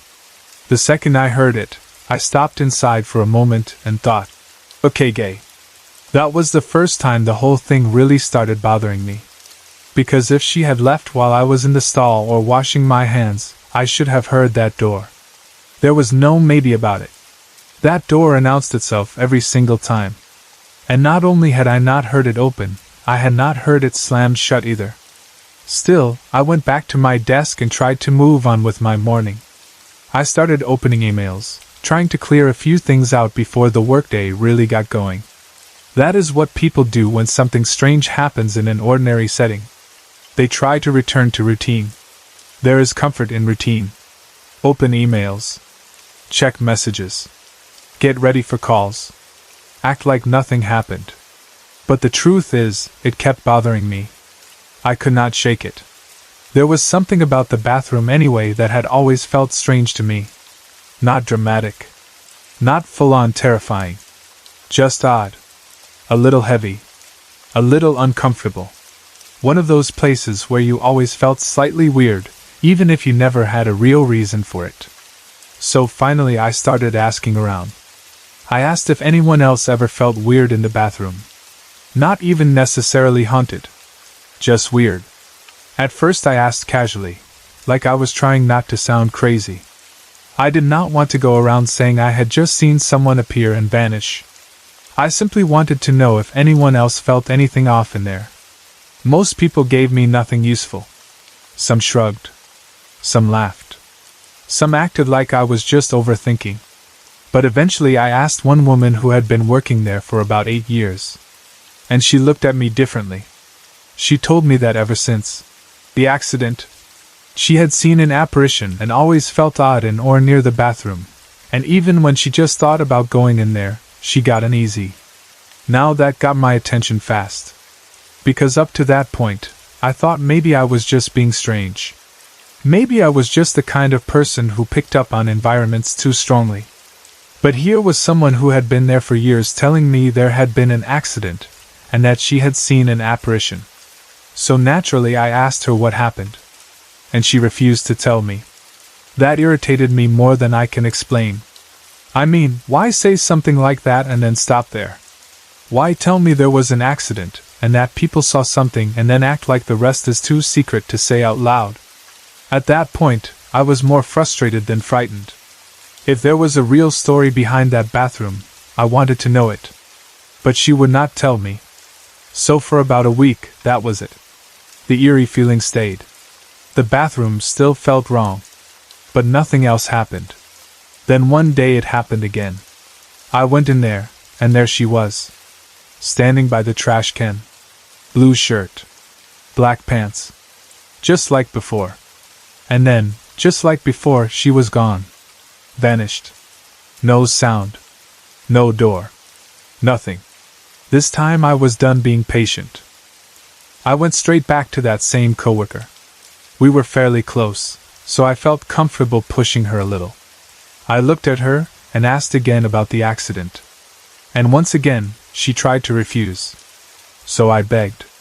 I really did. I pleaded with her until she finally gave in. It took about 20 minutes, but eventually she caved because, honestly, she loved me and I was not letting it go. Then she told me the story. And the second I heard it, everything shifted. The woman I had been seeing was not Catalina. It was Catalina's twin sister, Anya. That hit me in a strange way right away, because suddenly everything about what I had seen became both clearer and more disturbing. If Catalina and Anya were twins, then of course I could have mistaken one for the other in a quick glance. That explained why I thought it was Kat in the first place. Same build. Same uniform. Similar face. Similar presence. But it also meant that if I had really seen Anya, I had not seen a living employee at all. Then my coworker explained what had happened to her. One day, Anya was cleaning up water from a toilet that had overflowed in the bathroom. She was doing her job. Nothing unusual. Nothing dramatic. Just another ordinary workday for someone cleaning up after the messes everybody else left behind. As she came out of one of the stalls, she slipped on a wad of toilet paper. That tiny detail always haunted me. Not a huge accident. Not some impossible machine failure. A wad of toilet paper. Something stupid. Something small. Something a person could easily miss. She fell backward. First, she hit her head on the bathroom door. Then on the toilet. Then finally on the floor. It was one of those awful accidents that sounds bad immediately, but not always bad enough for people to understand how serious it really is. And that is what makes it even sadder. Apparently, after she fell, she got back up and said she was fine. So naturally, people believed her. That is what people do. If someone stands back up and says they are okay, you want to believe them. Nobody wants to think something life-changing just happened in a bathroom at work over toilet paper. She was taken to the hospital. They said she was fine. That part still makes me angry, and it was not even my family member. She went home with a horrible headache, planning to take a nap. And she never woke up. She had brain damage and bleeding in her head. Internal damage serious enough to kill her after a hospital told her she was okay. The second I heard that, everything about the bathroom made sense in a terrible kind of way. The feeling. The sightings. The silence. The unfinished energy. It was not just that someone had died. It was that someone had died in a way that felt incomplete. Sudden. Unfair. Confusing. 1 minute she was at work doing something ordinary, and the next her life was over, and she may not have even understood it herself. That leaves a different kind of heaviness behind. My coworker told me this had happened about 4 years earlier. And she also told me something else that mattered just as much. A lot of people had seen Anya. Not just me. Not 1 or 2 random people trying to be dramatic. Many people had seen her. The strange part was that she never talked. She just appeared. Mostly standing there. Usually in or near the bathroom. Always in that same cleaning uniform. Always silent. That detail stayed with me for a long time, because it made me think she was stuck there somehow. Not necessarily in the scary movie kind of way, but in the tragic way. As if she did not realize she had died. As if she was still moving through the routine of work. Still going into the bathroom. Still standing by the trash can. Still doing what she had always done. The more I thought about it, the more that explanation felt right. Because when I saw her, she was never doing anything dramatic. She was not trying to scare me. She was not making threats. She was not violent. She was just there. Like she belonged there. Like she had work to do. Like the bathroom was still part of her day. And that was somehow more disturbing than if she had been some obvious ghost in white floating around screaming. There was something deeply sad about the idea of a person not even knowing they had died, just repeating the place and shape of the life they had before. At this point, I should mention something else about myself. I have strong medium abilities. That is not something I throw around casually, and it is not something I say because I want attention. It is just part of how I experience the world. I pick up on things. I sense things. Sometimes I know things before I should. So once I knew Anya's story, I tried to reach out to her. Gently. Respectfully. I did not go into the bathroom waving my hands around acting dramatic. I did not try to turn her into entertainment. I tried to make contact in a real way, with the intention of helping if help was even possible. But she never responded. Not because I think she could not hear me. That is the strange part. I do not believe she was deaf to me. I believe she simply was not aware enough to notice. That is very different. It felt like talking to someone who is trapped inside one moment of time, and cannot fully turn away from it. I do not think she was choosing to ignore anyone. I think she truly could not process what had happened to her. She seemed fixed inside that bathroom, inside that routine, inside that one unfinished moment of her life. And that is where the sadness of it really settled in for me. Because by then, I was not just creeped out. I felt bad for her. Yes, the bathroom still made my skin crawl sometimes. Yes, seeing her standing there, and then disappearing was unsettling every single time. But underneath that was pity. A deep, helpless pity. If she really was trapped there, if she really did not understand that she had died, then what could be more heartbreaking than that? To be stuck in a work bathroom, still in uniform, still moving through the motions, still unable to leave the place where the accident started it all. After I knew the truth, I began noticing the atmosphere around that area even more. It was not always active. It was not like she showed up every single day. But the odd feeling never really left. Just thinking about using that bathroom sometimes made me uneasy, and I was not the only one.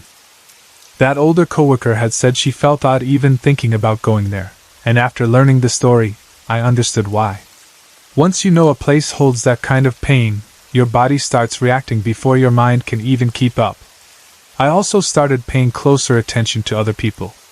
Not asking them leading questions, just watching. Sometimes people would hesitate before going in there. Sometimes they would come out looking unsettled without really saying why. Sometimes someone would casually mention they thought they saw one of the cleaning girls in there, and then look confused when no one else had gone in or out. It was always small, always half-swallowed, like nobody wanted to be the one to say out loud what they thought they had seen. But I knew. Because I had seen her more than once. And because now I knew her name. That changes things too. Once a spirit or presence has a name, they stop feeling like a random ghost story and start feeling like a person. Anya. A woman with a sister. A woman with a uniform. A woman with a terrible headache who went home to take a nap and never woke up. Once you know those details, the whole haunting becomes less about fear and more about loss. I often wondered if Catalina felt her in the building too. I cannot imagine what it must be like to have a twin and then lose her that suddenly, and then possibly work every day in the very place where people say they still see her. I never pushed Catalina directly about it. Some things are too painful, and some questions feel cruel even when they are sincere. But I wondered. I still do. Because if I, a coworker just trying to use the bathroom before my shift, could feel that much strangeness there, then what must it have been like for the people who loved her? And then there is the silence. That is one of the things I have never gotten over. She never talked. Not to me. Not to anyone else, as far as I know.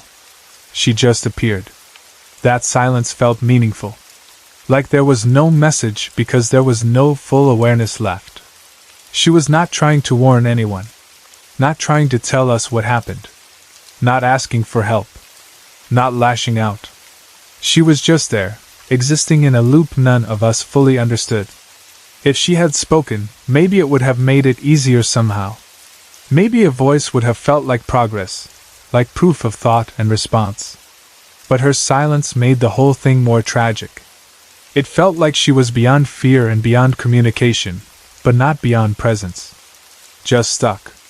And maybe that is why every time I saw her, it happened the same way. Standing near the trash. In the bathroom. Early in the day. As if she was still doing the beginning of a shift.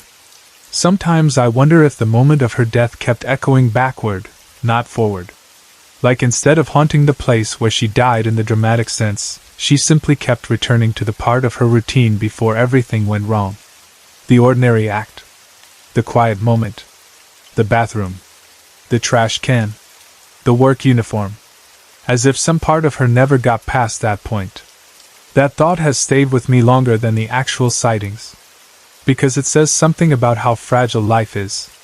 1 second you are doing your job, and the next your name is part of office whispers and ghost stories and uneasy bathroom visits years later. One slip. One bad call from a hospital. One nap you never wake up from. It is horrible. And maybe that horror is exactly why she stayed. Not because she wanted to. But because some part of her never accepted what happened. That is still what I believe. I do not think she cannot hear me. I do not think she is choosing to remain in a conscious, stubborn way. I think she simply cannot accept her death yet. Or at least, she could not then. Maybe by now that has changed. Maybe she moved on. Maybe she finally realized what happened. Or maybe, even now, if you go into that bathroom early enough in the morning, you might still see a woman in a light blue shirt and black pants standing by the trash can, quiet as ever, as if she still has work to do. Everyone always says Ouija boards are evil, dangerous, cursed, or something that should never be touched. I do not see it that way. I believe the real problem is not always the board itself. The real problem is how people use it. Too many people go into it with the wrong attitude. They get impatient. They get bored if nothing happens right away. Then they start mocking, taunting, or challenging whatever may be there. That is when things go wrong. If you are going to use something like that, then you need to understand one thing above all else: respect matters. That has always been my view. To me, if there really are spirits on the other side, then they were once people just like us.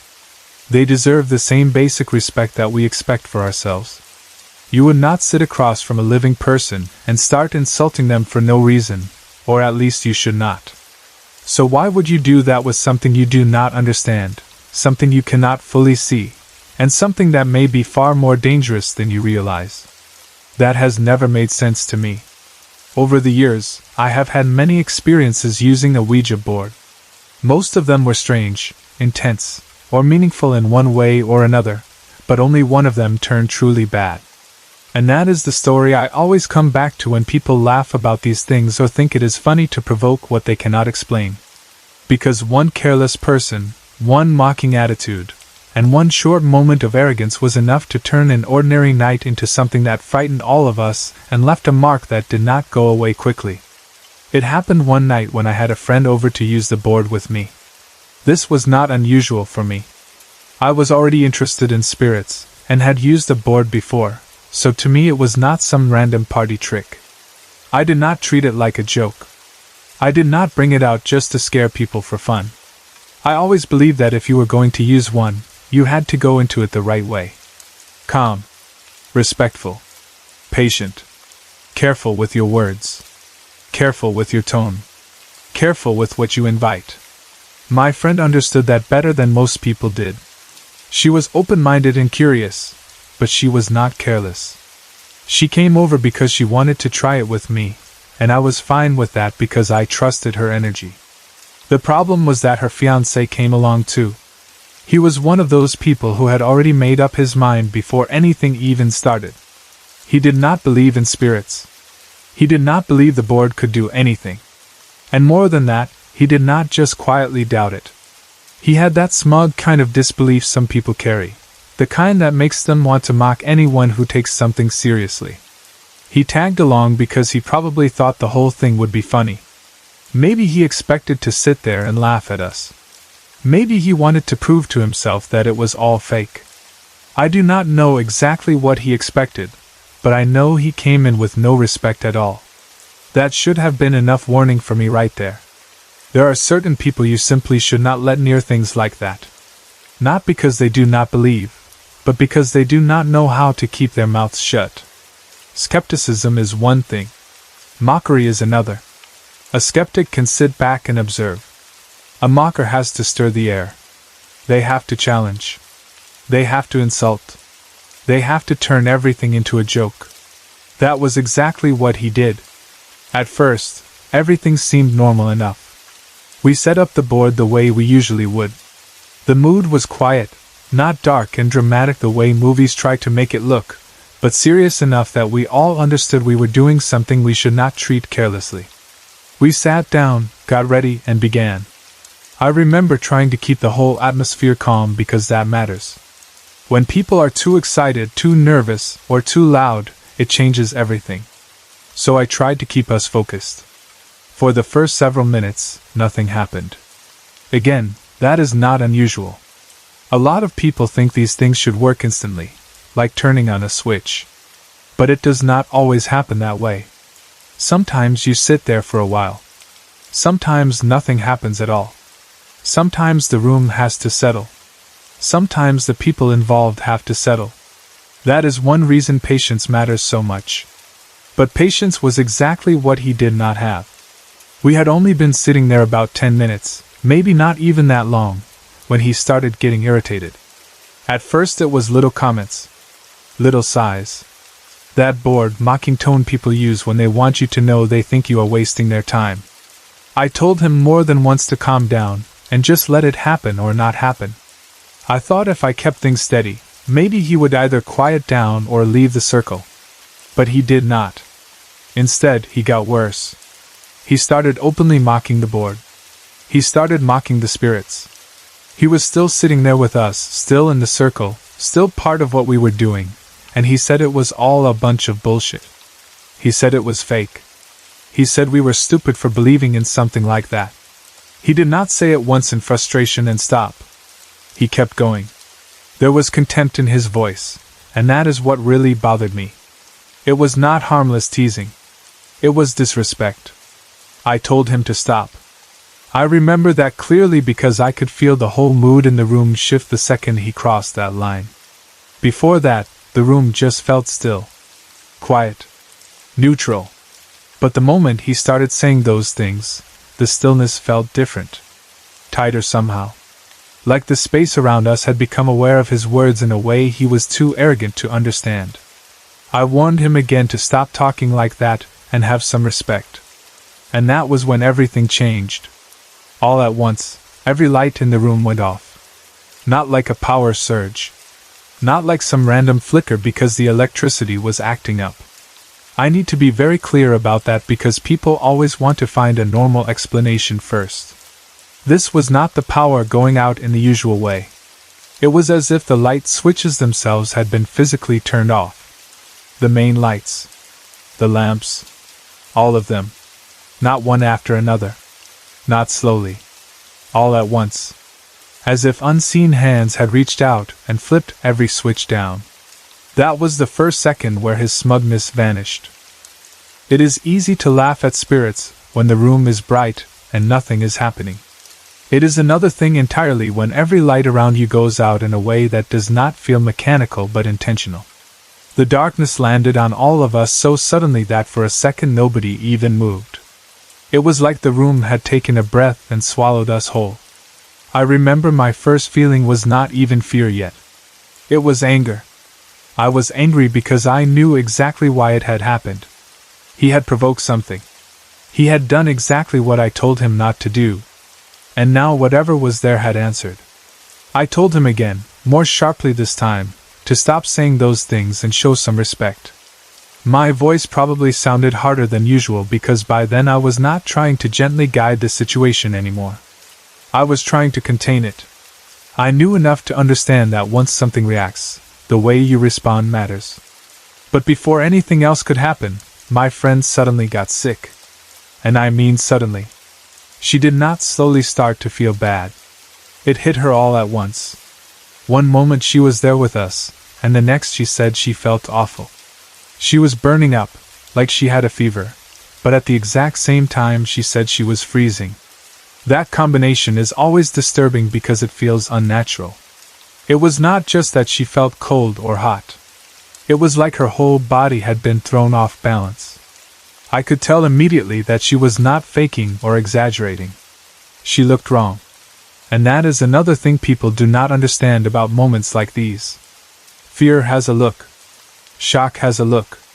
But so does spiritual sickness, or at least that is what I call it when someone suddenly seems overwhelmed by something not quite physical and not quite emotional.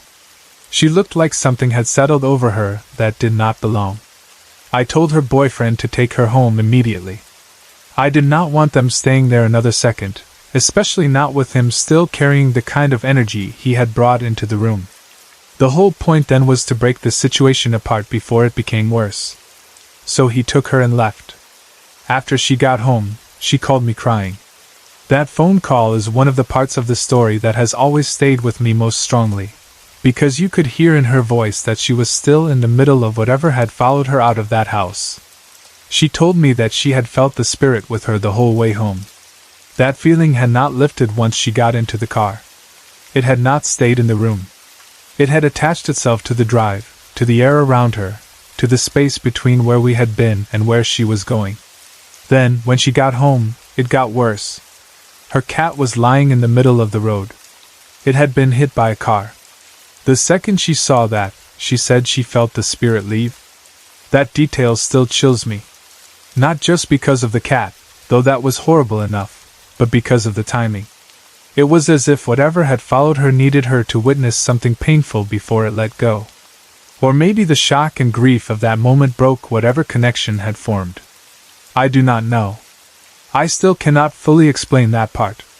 But what I do know is that she was crying, frightened, shaken, and convinced the thing had stayed with her until the exact moment she found her cat dead. After that night she changed. She never let anyone close to her disrespect the spirits of the Ouija board again. And I do not blame her. Because before that night, she had been curious. Open. Interested. After that night, she understood in a much deeper way that this was not a game. Once you have seen something answer, once you have watched the atmosphere of a room turn against you because someone opened their mouth in the wrong way, once you have felt the aftermath of it following you out into the world, you stop talking about it casually. That was the only experience I ever had with a Ouija board that I would truly call terrible. Not because it was the only intense one. Not because it was the only one that left me thinking for days. But because it was the only one where someone's arrogance turned into immediate consequences that touched more than just the room we were sitting in. I have thought about it many times since then. What if he had just sat quietly? What if he had kept his opinions to himself and treated the board like something he did not understand instead of something beneath him? What if he had stepped away when he got frustrated instead of staying in the circle and throwing his words into it? Maybe nothing would have happened at all. Maybe the board would have stayed quiet. Or maybe something would have answered gently, and the whole night would have been just another strange but manageable experience. We will never know, because he chose mockery instead of patience. That is why I always tell people the same thing. The board is not the problem. The person is. People misuse it because they are impatient, careless, or disrespectful. They treat it like a challenge instead of a doorway. They think if nothing happens quickly, they can start insulting whatever may be listening. And then when something answers back, they want to act shocked. I was shocked that night too, yes. But not surprised. That is the difference. I knew enough to understand why it had happened. The lights going off in that deliberate way was not random. My friend suddenly becoming physically sick was not random. The feeling following her home was not random. Even the death of the cat, sudden and painful and horribly timed, felt tied to the energy of that night in a way I still cannot ignore. And the saddest part is that none of it had to happen. If he had just shown respect, the whole night might have ended quietly. That is why I say respect is the key rule. Not fear. Not skill. Not courage. Respect. Because once you start mocking what you do not understand, you are no longer approaching something spiritual. You are provoking it. And when you provoke something unseen, you cannot control how it will answer. There is another part of this story that matters too, and that is the emotional difference between curiosity and cruelty. Curiosity can be safe if it is grounded and respectful. Curiosity asks. Curiosity waits. Curiosity listens. Cruelty, on the other hand, mocks and demands and insults. Curiosity leaves room for the humanity of spirits. Cruelty strips that away and turns them into targets for entertainment. That is why I believe so many bad Ouija stories begin the same way. Not with some random evil appearing out of nowhere, but with people behaving badly and then getting more than they expected in return. I think the reason that night stayed with me so powerfully is because I could feel the exact moment the line was crossed. Up until then, the room felt patient. Afterward, it felt offended. That is the best word I can use. Offended. As if something had been willing to ignore us or observe us from a distance until it was directly insulted. And then, suddenly, it was no longer willing to remain passive. I also think about my friend's cat more than I probably talk about. There was something so tragic and senseless about that detail. If I told this story without it, it would already be frightening enough. But the cat makes it heavier. It is one thing to say something followed her home. It is another thing to say that when she arrived, the spirit left only after she found her cat dead in the road. I still do not know what that means exactly. Was it just terrible timing? Was the cat somehow caught in the fallout of that energy? Was it a cruel coincidence? I do not know. But it sealed the whole event in both our minds as something deeply wrong. After that, I became even stricter about who I would allow near a board. Not everyone is suited for that kind of thing. Some people carry too much ego. Some people carry too much mockery. Some people think disbelief protects them, when really it only makes them careless. I do not need everyone to believe in spirits the way I do. I do not even need people to agree with me. But if they are going to be present during something like that, then they need to be respectful. Silence is fine. Doubt is fine. Discomfort is fine. But disrespect is not. That night taught me that more clearly than anything else ever had. Even now, when I talk about Ouija boards, I always feel like I need to explain that I do not worship them, and I do not romanticize them either. I am not saying everyone should run out and use one. I am not saying they are harmless toys. They are tools, and like many tools, they can be dangerous in careless hands. A knife can prepare food or injure someone. Fire can warm a house or burn it down. A board is the same kind of thing for me. It depends on who is using it, why they are using it, and how much respect they bring with them. That is why I still stand by what I have always said. Ouija boards are not automatically bad. But they are easily misused. And when they are misused, especially by someone mocking what they cannot see, the consequences can become very real very quickly. I can still picture that moment when the lights went out. That sudden darkness. That split second of silence before everyone realized what had happened. My own anger rising because I knew exactly what caused it. My friend turning pale and shivering while burning up. The look on her face when she realized she needed to leave. And later, her crying on the phone. Those are not the kinds of memories that fade. They settle into you. They shape the way you talk about the unseen afterward. They strip away any temptation to treat things lightly just because you cannot explain them to someone else. The world is full of people who laugh at things until the moment they no longer can. That fiancé was one of them. I doubt he laughed about it after that. My friend certainly did not. And neither did I. Because whatever was in that room that night made one thing very clear. It was listening. And it did not appreciate being mocked. When my family's story with that house began, it was 1983, the year I was born in Des Plaines, Illinois. At the time, my parents were trying to build a life the way so many young families do, with more hope than money and more need than options. Before that, they had been living with my older brother in a two-flat, and while it had worked for a while, a new baby meant a little space they had no longer felt like enough. They needed a real house. More room. More privacy. More space for a family that was growing. Finding that house was not easy. Money was tight, and every time my parents found a place they liked, it seemed someone else had more money, more leverage, or moved faster. Again and again they got outbid. Again and again, a house they had imagined living in ended up belonging to someone else.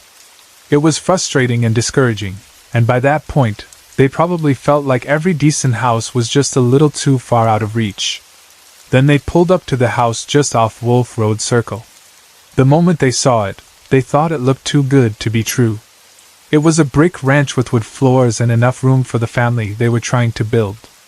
It had the kind of layout that made people immediately picture life inside it. There were schools within walking distance. There were parks nearby.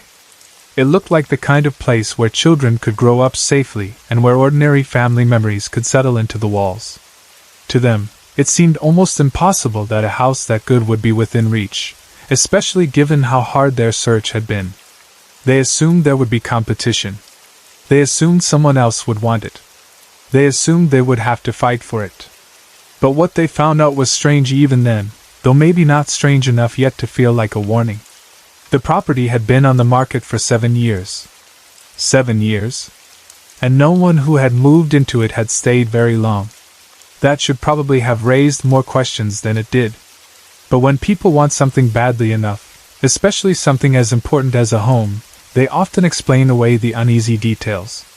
A house can sit on the market for lots of reasons. People tell themselves that all the time. Maybe the price was wrong. Maybe the owners had strange demands. Maybe buyers changed their minds. Maybe nothing was really wrong at all. So my parents were thrilled. They put in a bid right away. And they got the house. At first, everything seemed normal enough. That is how so many stories like this begin. There is no immediate sign. No obvious warning. Just little things, the kind of things every family brushes off because that is what you are supposed to do in a new house. Strange noises? Old houses settle. Odd sounds in the walls? Wood shifts.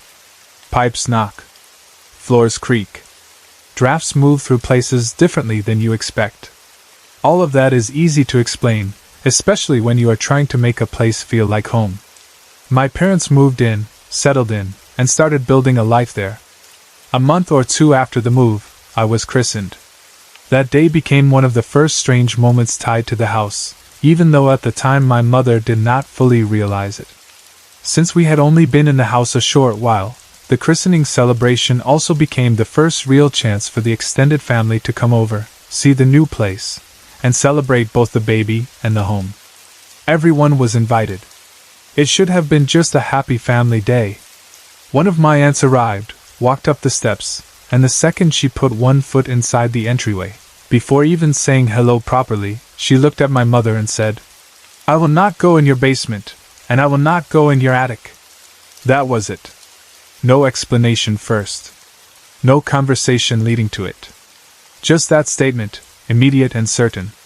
My mother thought it was odd, of course, but she brushed it off. People have instincts. People get odd feelings about places. Some people are dramatic. Some are sensitive. Some just say strange things and move on. So my mother did what most people would do. She ignored it. The day went on. The party continued. Life moved forward. But while we were living in that house, things began to escalate. One of the first things everyone noticed was the kitchen. It was always colder than the rest of the house. Not a little colder.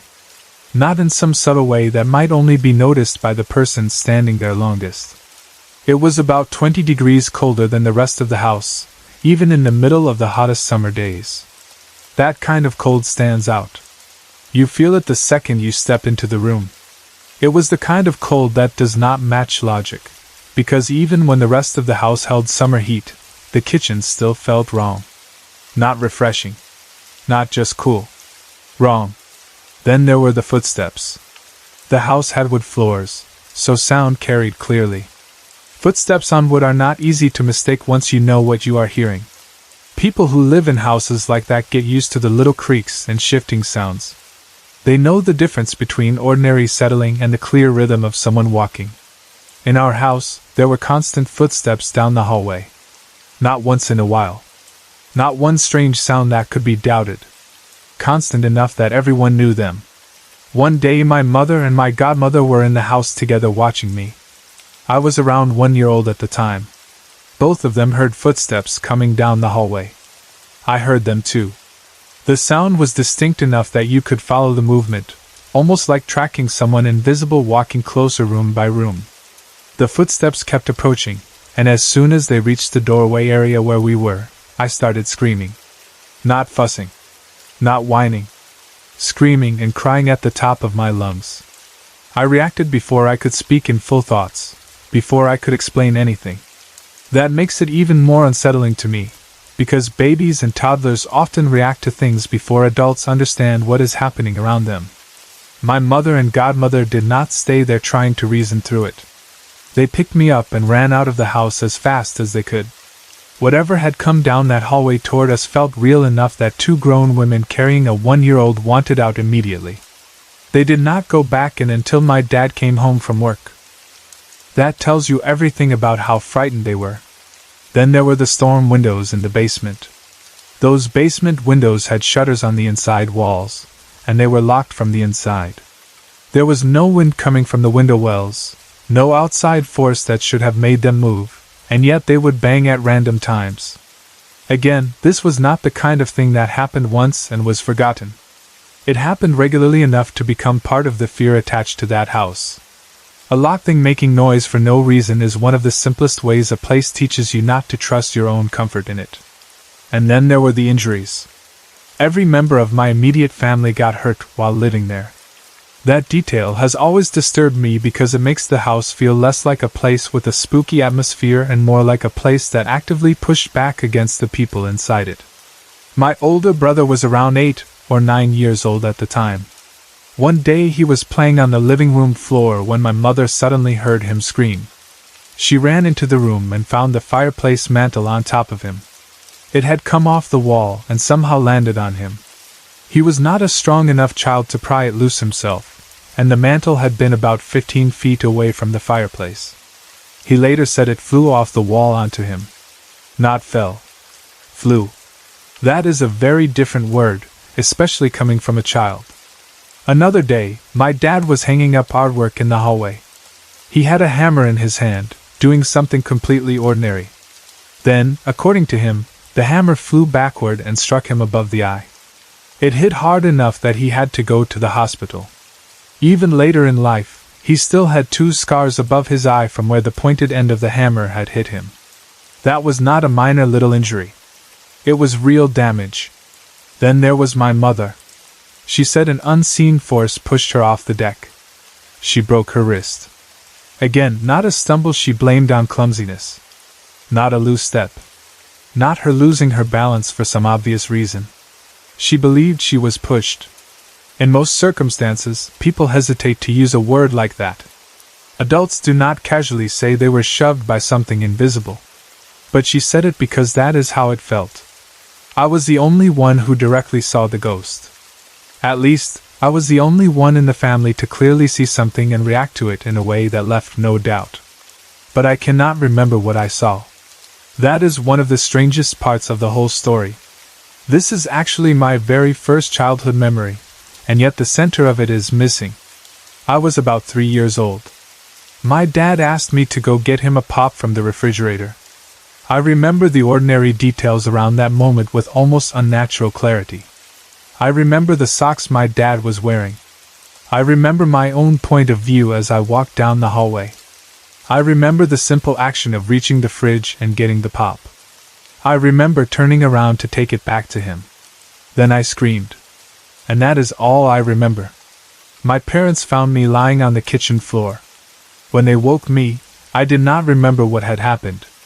That missing piece has stayed with me my whole life. I am 25 now, and I have spent years trying to remember what I saw. I still cannot. The memory stops at the scream, and then jumps forward. Part of me has thought about going to a hypnotist, trying to unlock whatever is hidden there, trying to find out what made 3-year-old me scream so hard that I ended up unconscious on the kitchen floor. But I have never done it, because I am too afraid of what I might bring back. By then, my parents had lived in the house long enough to get to know the neighbors. Eventually they started asking questions about the property and about whether anyone else had experienced strange things there. That is when they learned that the neighbors already knew the house was not right. It had sat empty for a long time, and whenever anyone moved in, they never stayed very long. The people around it noticed that. Houses build reputations in neighborhoods, especially when no one talks too loudly but everyone still knows. That was when my parents heard the story of the couple who had lived there before. An older couple had owned the house. The husband was a salesman who traveled often for work. His wife, Pearl, had some kind of medical condition and was confined to a wheelchair. One time, while the husband was away on one of his trips, Pearl died in the kitchen. And no one knew. He did not come home for a week or two. That detail still chills me. Not just because of the death, but because of the loneliness of it. A woman trapped by illness, unable to leave, dying in her kitchen and remaining there undiscovered for days until her husband returned. That kind of death leaves a mark. It leaves more than grief behind. It leaves something unfinished. Something lonely. Something frightened. Something trapped. The neighbors believed the husband knew Pearl had never really left the house. That was why, even after moving out, he continued paying to have the house maintained. He kept the heating and air conditioning running during all 7 years it sat vacant. That is not something most people do for an empty property no one is living in. It suggests attachment. It suggests guilt. Or maybe fear. Or maybe simply knowledge. Maybe he understood that if the house remained cared for, Pearl might stay calmer there. That is only speculation, but it is hard not to think it. Around the same time, my mother went with some friends to see a psychic. She did not go there just for the house. She sat through an ordinary reading, the kind where the psychic talks about life, children, jobs, the future, all the usual things people want to hear about.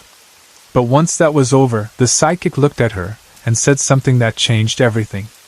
She said, "I know you didn't come here to find out about this. You really want to know who is in your house." That must have been one of the first moments my mother felt someone was finally speaking directly into the truth of what we were living with. The psychic told her to go home and speak to Pearl directly. She said my mother needed to tell Pearl that she was welcome to stay, as long as she left the family alone. But if she wanted to cause trouble, then she had to leave. That advice may sound strange to some people, but in cases like this, maybe simple honesty matters more than rituals at first. Maybe being direct matters.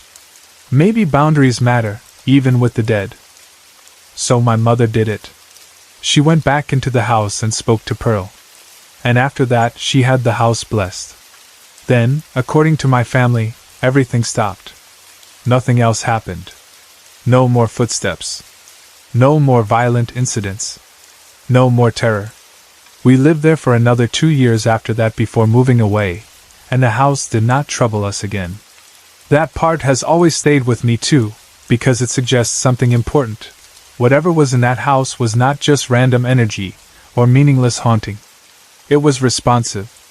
Pearl, if it truly was Pearl, seemed to understand what was being said to her. The moment she was acknowledged and boundaries were set, the activity ended. That gives the whole story a different shape. It was not chaos without meaning. It was a presence with memory, attachment, and perhaps pain. Even now, when I think about that house, I do not first think of the injuries or even my own missing memory. I think of the kitchen. The cold. The place where Pearl died. The place where I screamed. The room where something in the house seemed strongest. There is something haunting about the idea that a woman who died alone in her own home may have stayed there because she did not know how to leave, or did not want to leave, or simply could not let go. And I think about my aunt too. Her first words at the christening party. "I will not go in your basement, and I will not go in your attic." How did she know? Maybe she felt it immediately. Maybe some people can sense a wrongness in a place before anything happens. Maybe she stepped over that threshold and understood something in 1 second that the rest of us had to learn slowly, painfully, over years.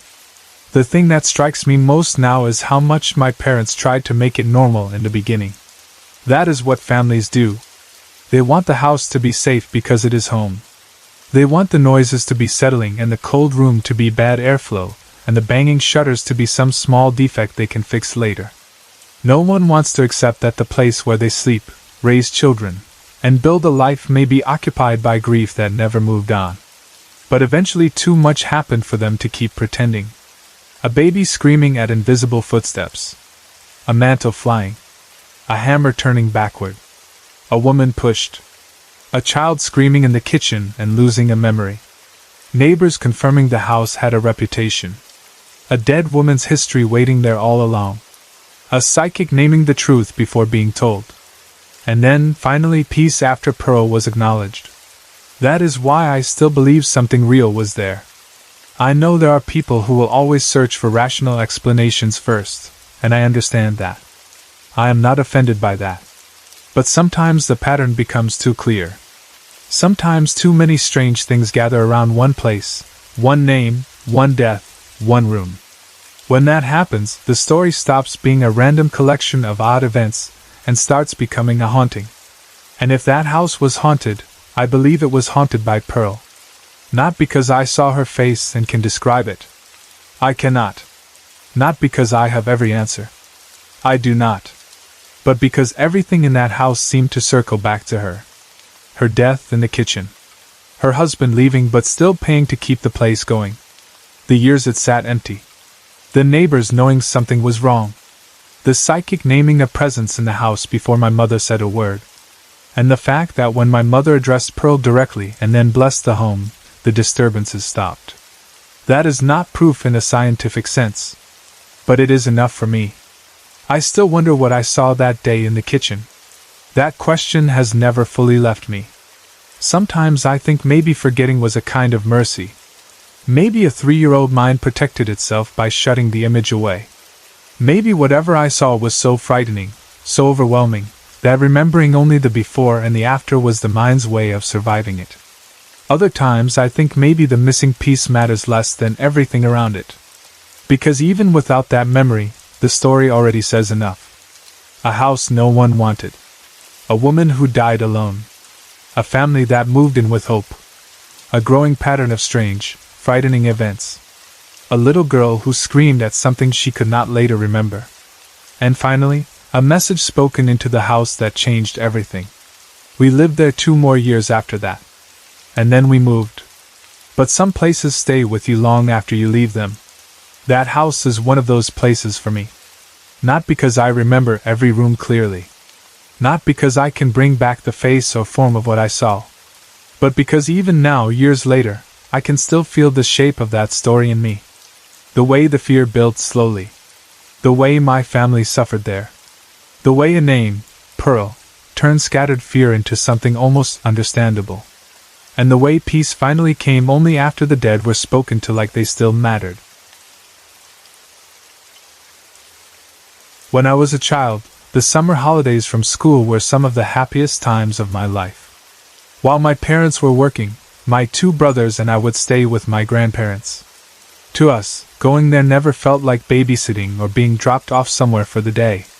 It felt like stepping into a world that was full of warmth, comfort, and little adventures. Their house was beautiful, and to a child's eyes it seemed almost magical. The garden felt huge, full of places to explore, and every day there always seemed to be something new to do. My grandparents were loving in a quiet but powerful way. They made us feel safe, wanted, and completely at home. We were a very close family, and the time I spent in their house became some of the most precious memories of my whole childhood. I especially adored my granddad. When you are young, love is often very simple and very pure. You do not overthink it. You just know how a person makes you feel. My granddad made me feel loved, protected, and important.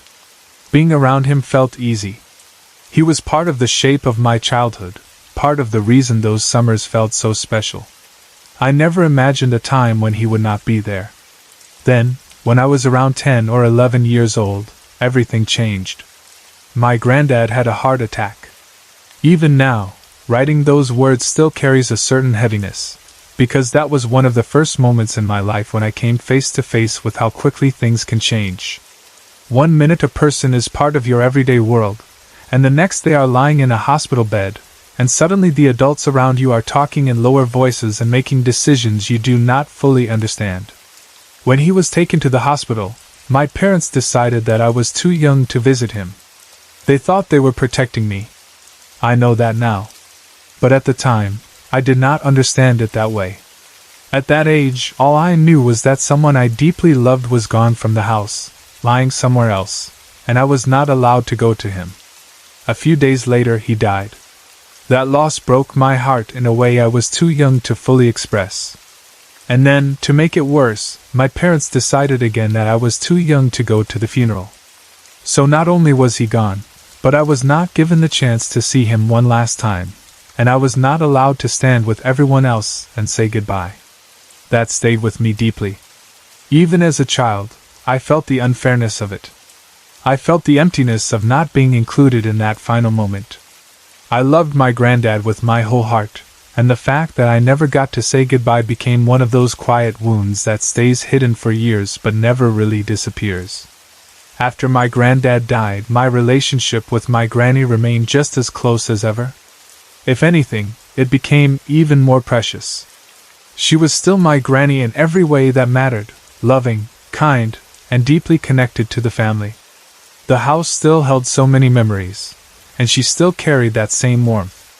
Life moved on the way it always does, even after grief enters a family.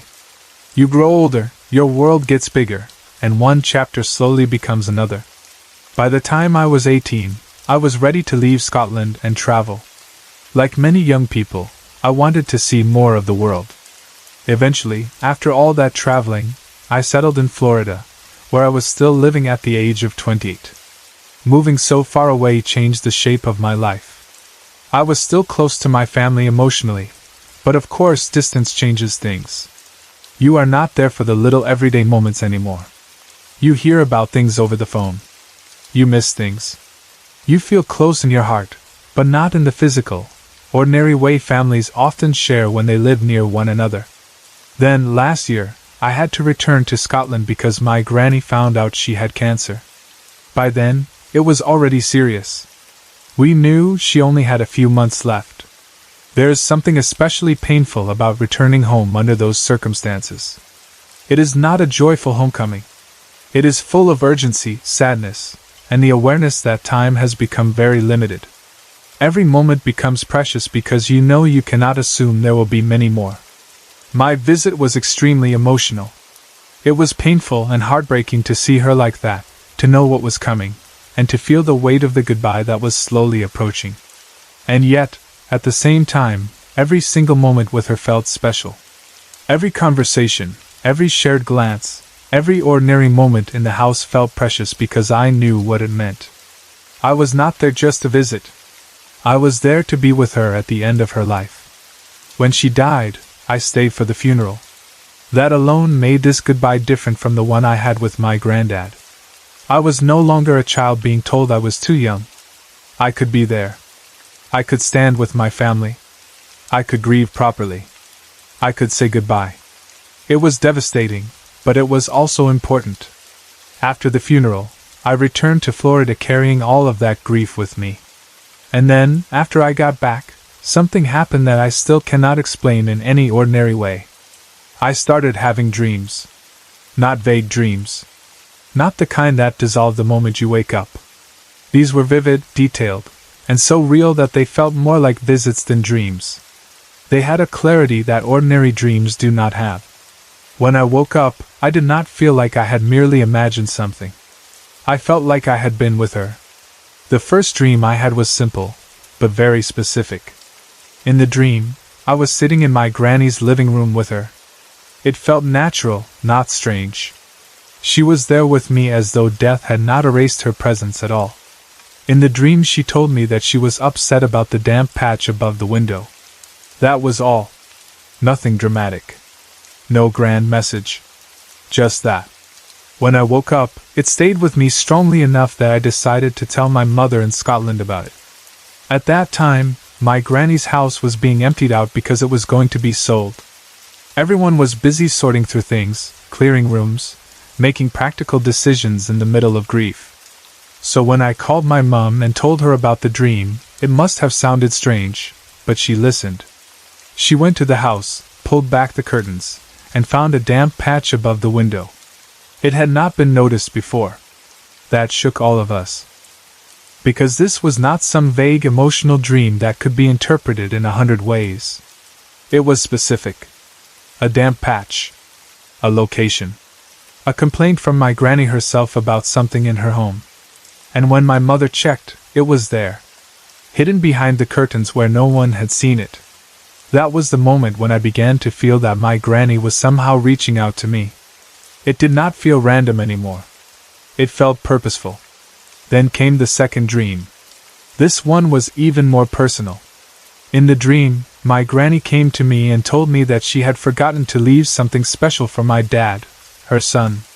She had left special things for her other children, but she had forgotten him. She was upset about it, and wanted me to tell him to go into a specific drawer because a special book would be there for him to keep. Again, I woke up feeling like this was not just a dream in the ordinary sense. The message was too clear, too direct, too practical. So once again, I called home. I told my mum what I had dreamed. She told my dad. The two of them went into my granny's house and looked in the exact drawer I had described. And there it was. A special book. That detail is even more powerful because later, when the will was read, every one of my granny's children had been left something special except my dad. So that dream did not just reveal a hidden object. It also seemed to complete something emotionally important, something my granny herself had wanted to put right. It was as if, even after death, she was still aware that one of her children had been missed, and she wanted to fix it through me. After that, the dreams continued. For the next few weeks, my granny kept coming to me in dream after dream, always with something specific to say. It was almost never abstract. She would tell me about items in the house that had been overlooked, misplaced, or forgotten. She would tell me exactly where they were. I would wake up, call my parents in Scotland, and tell them. Again and again, they would go look, and the items would be exactly where she said they were. That was one of the strangest and most beautiful parts of the whole experience. It was as if my granny was using me to finish her business. Not in a frightening way, not in a heavy or dark way, but in the practical, thoughtful way that was so much like her. She still cared about her home, her belongings, her children, the little things that mattered. Death had not changed her into something unrecognizable. She was still herself. Still organized in her own way. Still wanting to make sure the right people received the right things. Still wanting things settled properly. Every time another dream came, I found myself both amazed and comforted. Amazed because it kept happening with such accuracy. Comforted because it felt like contact. It felt like she was still near enough to reach me, still connected enough to trust me with these messages. Out of all the family members, somehow I was the one she came to. I do not know why. Maybe because I was far away. Maybe because I was open to it. Maybe because our bond had always been deep and loving. I cannot say for certain. I only know that she came to me, and I did what I could to help. Then came the final dream. That one was different from all the others. The dreams with my granny had all been purposeful and practical, but the last dream felt deeply emotional in a way that still moves me even now. In that dream, I was standing outside my granny's house. Then my granddad walked out the front door. The second I saw him, something in me recognized the importance of that moment. Remember, I had never gotten to say goodbye to him properly when he died. I was too young, or at least that is what the adults had believed. I had carried that sadness quietly for years. And now, in this dream, he was there. Not as a memory. Not as a vague figure. He came walking toward me like someone crossing the distance just to reach me. He told me that he loved me. He told me that he missed me. He told me he was looking over me. Those words alone would have been enough to break me, even in a dream. But it was not just the words. It was the feeling of him. The certainty of him. The way the whole dream felt more real than dreams usually do. I told him that I missed him too. I told him I was sorry that I never got to say goodbye. That apology had lived inside me for years, even though I was only a child when he died and had no control over what happened. Still, children carry those things. We blame ourselves for what we missed, even when it was never our choice. Then he gave me a hug. And that is the detail that has stayed with me most strongly. I could feel the bristles of his sweater on my cheek. Not in a dreamlike, vague way. I mean, I could actually feel it. The roughness of the fabric against my skin. The physical sensation of being held by him. It was so real that when I woke up, I could still feel where those sweater bristles had rubbed my cheek. I told him again that I loved him, and he told me that he loved me too. Then I woke up. When I opened my eyes, tears were streaming down my face. I was crying not because the dream frightened me, but because it felt so real, so vivid, and so full of love that waking up from it was like losing him and finding him all over again at the same time. It was incredibly emotional. And yet it also gave me something I had longed for since I was a child, a goodbye. Or maybe more than a goodbye. It felt like an answer to a grief that had been waiting inside me for years. After that dream, everything stopped. I never had another dream about my granny. I never had another dream about my granddad. That is one of the reasons I believe those dreams meant something real. They came when they were needed, they carried clear purpose, and then they ended. It felt complete. My granny had used those dreams to help finish the things she had left undone. My granddad had used the final dream to give me what life had not allowed me when I was a child. Once those things were done, the dreams stopped. And strangely, that felt right. It did not feel like abandonment. It did not feel like losing them again. It felt like peace. Like whatever needed to happen had happened. My granny had finished her business. My granddad had said goodbye and told me he loved me. There was nothing more left unsaid. Even now, years later, I still think about those dreams often. I can still picture my granny in her living room telling me about the damp patch. I can still remember the strange wonder of calling home and finding out it was real. I can still feel the importance of the dream where she spoke about the special book for my dad, especially knowing later that he had been the only child left without something in the will. I can still see how every dream fit together like pieces of a final act of care from her. And I can still feel my granddad's sweater on my cheek.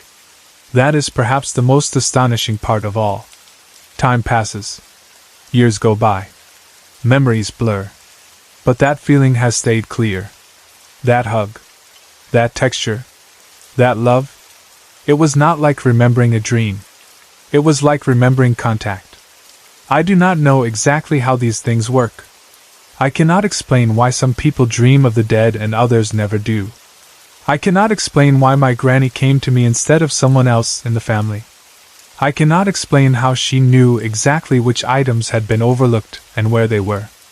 I cannot prove to anyone in a scientific way that those dreams were truly visits, and not just some part of grief creating stories in my mind. But I know how they felt. And I know that every time I called home with information from a dream, it turned out to be true. That matters. The details matter. The accuracy matters. The timing matters. And the love in those dreams matters most of all. Because none of it felt dark. None of it felt frightening. It felt deeply human, deeply personal, and deeply loving. It felt like my granny was still being herself after death, still taking care of her family in the only ways she still could. It felt like my granddad had finally found a way to tell me the things I needed to hear and to hear the things I had carried inside me for so long. There is something incredibly comforting in believing that love does not end just because life does. I think that is why these dreams have meant so much to me. They made death feel less like a wall and more like a veil. Not gone forever, just changed. Not unreachable, just living in another way. My granny still caring about her home and her children. My granddad still carrying love for me after all those years. It made me feel that family bonds are stronger than even death can completely break. And perhaps the most beautiful part is that I was able to help. I was able to be useful to my granny after her passing. I was able to pass on her messages, recover the things she wanted found, and help her finish what she had left unfinished. That gave me a sense of comfort I cannot easily describe. In grief, people often feel helpless. You lose someone and all you can do is miss them. But those dreams gave me something active to do. They allowed me to still take part in loving her, in helping her, in being connected to her. And then my granddad gave me the gift of peace. A goodbye I had never had. A hug I still remember. Words I still hold close. Since then, I have not dreamed of either of them again. But I am not sad about that. I think they came when they needed to. I think they said what had to be said. I think they knew I would listen. And I think, in their own way, they left me with exactly what I needed: proof, comfort, and love. So yes, I believe there is life after death. I believe our loved ones can come back to us in different ways. And for me, they came in dreams that were so vivid, so exact, and so full of purpose that I could never see them as ordinary dreams again. They came because something still mattered. They came because love still mattered. And even now, I am grateful that I was able to help them after they had passed on. According to my landlord, the house I live in was built around the time of the Civil War. A place that old already carries a strange feeling, even before anything unusual starts happening. Over the years, the building has lived many different lives. At one time it was used as barracks. Later, it became a hotel. Now it has been divided into 4 separate apartments. My partner and I live in the top left apartment if you are standing outside facing the house. From the very beginning, the age of the place made me curious. I have always believed that old buildings remember things. Maybe not in the normal way people remember, but in some other way. They seem to hold on to feelings, events, pain, and sometimes things that do not fully leave. This town is old, and it has many historic homes, so I thought it would be easy enough to learn more about the house. I went looking for information. I searched at the library. I tried to trace the story of the building and the land around it. But I found almost nothing. That was one of the first things that felt wrong to me. I could find information on nearly every other historic house in Oxford. Some of those homes were not even as old as this one, and yet they had records, pictures, stories, names, and dates. I found houses with much less history than this place, but when it came to my building, there was almost nothing. The closest thing I found was information about the house next door, and from that I could only see a small part of our front porch in an old image. That was it. For a house this old, in a town that seems to document everything, the silence around it felt suspicious. It made me wonder if something happened here, or on this property, that people in Oxford wanted buried. I cannot prove that.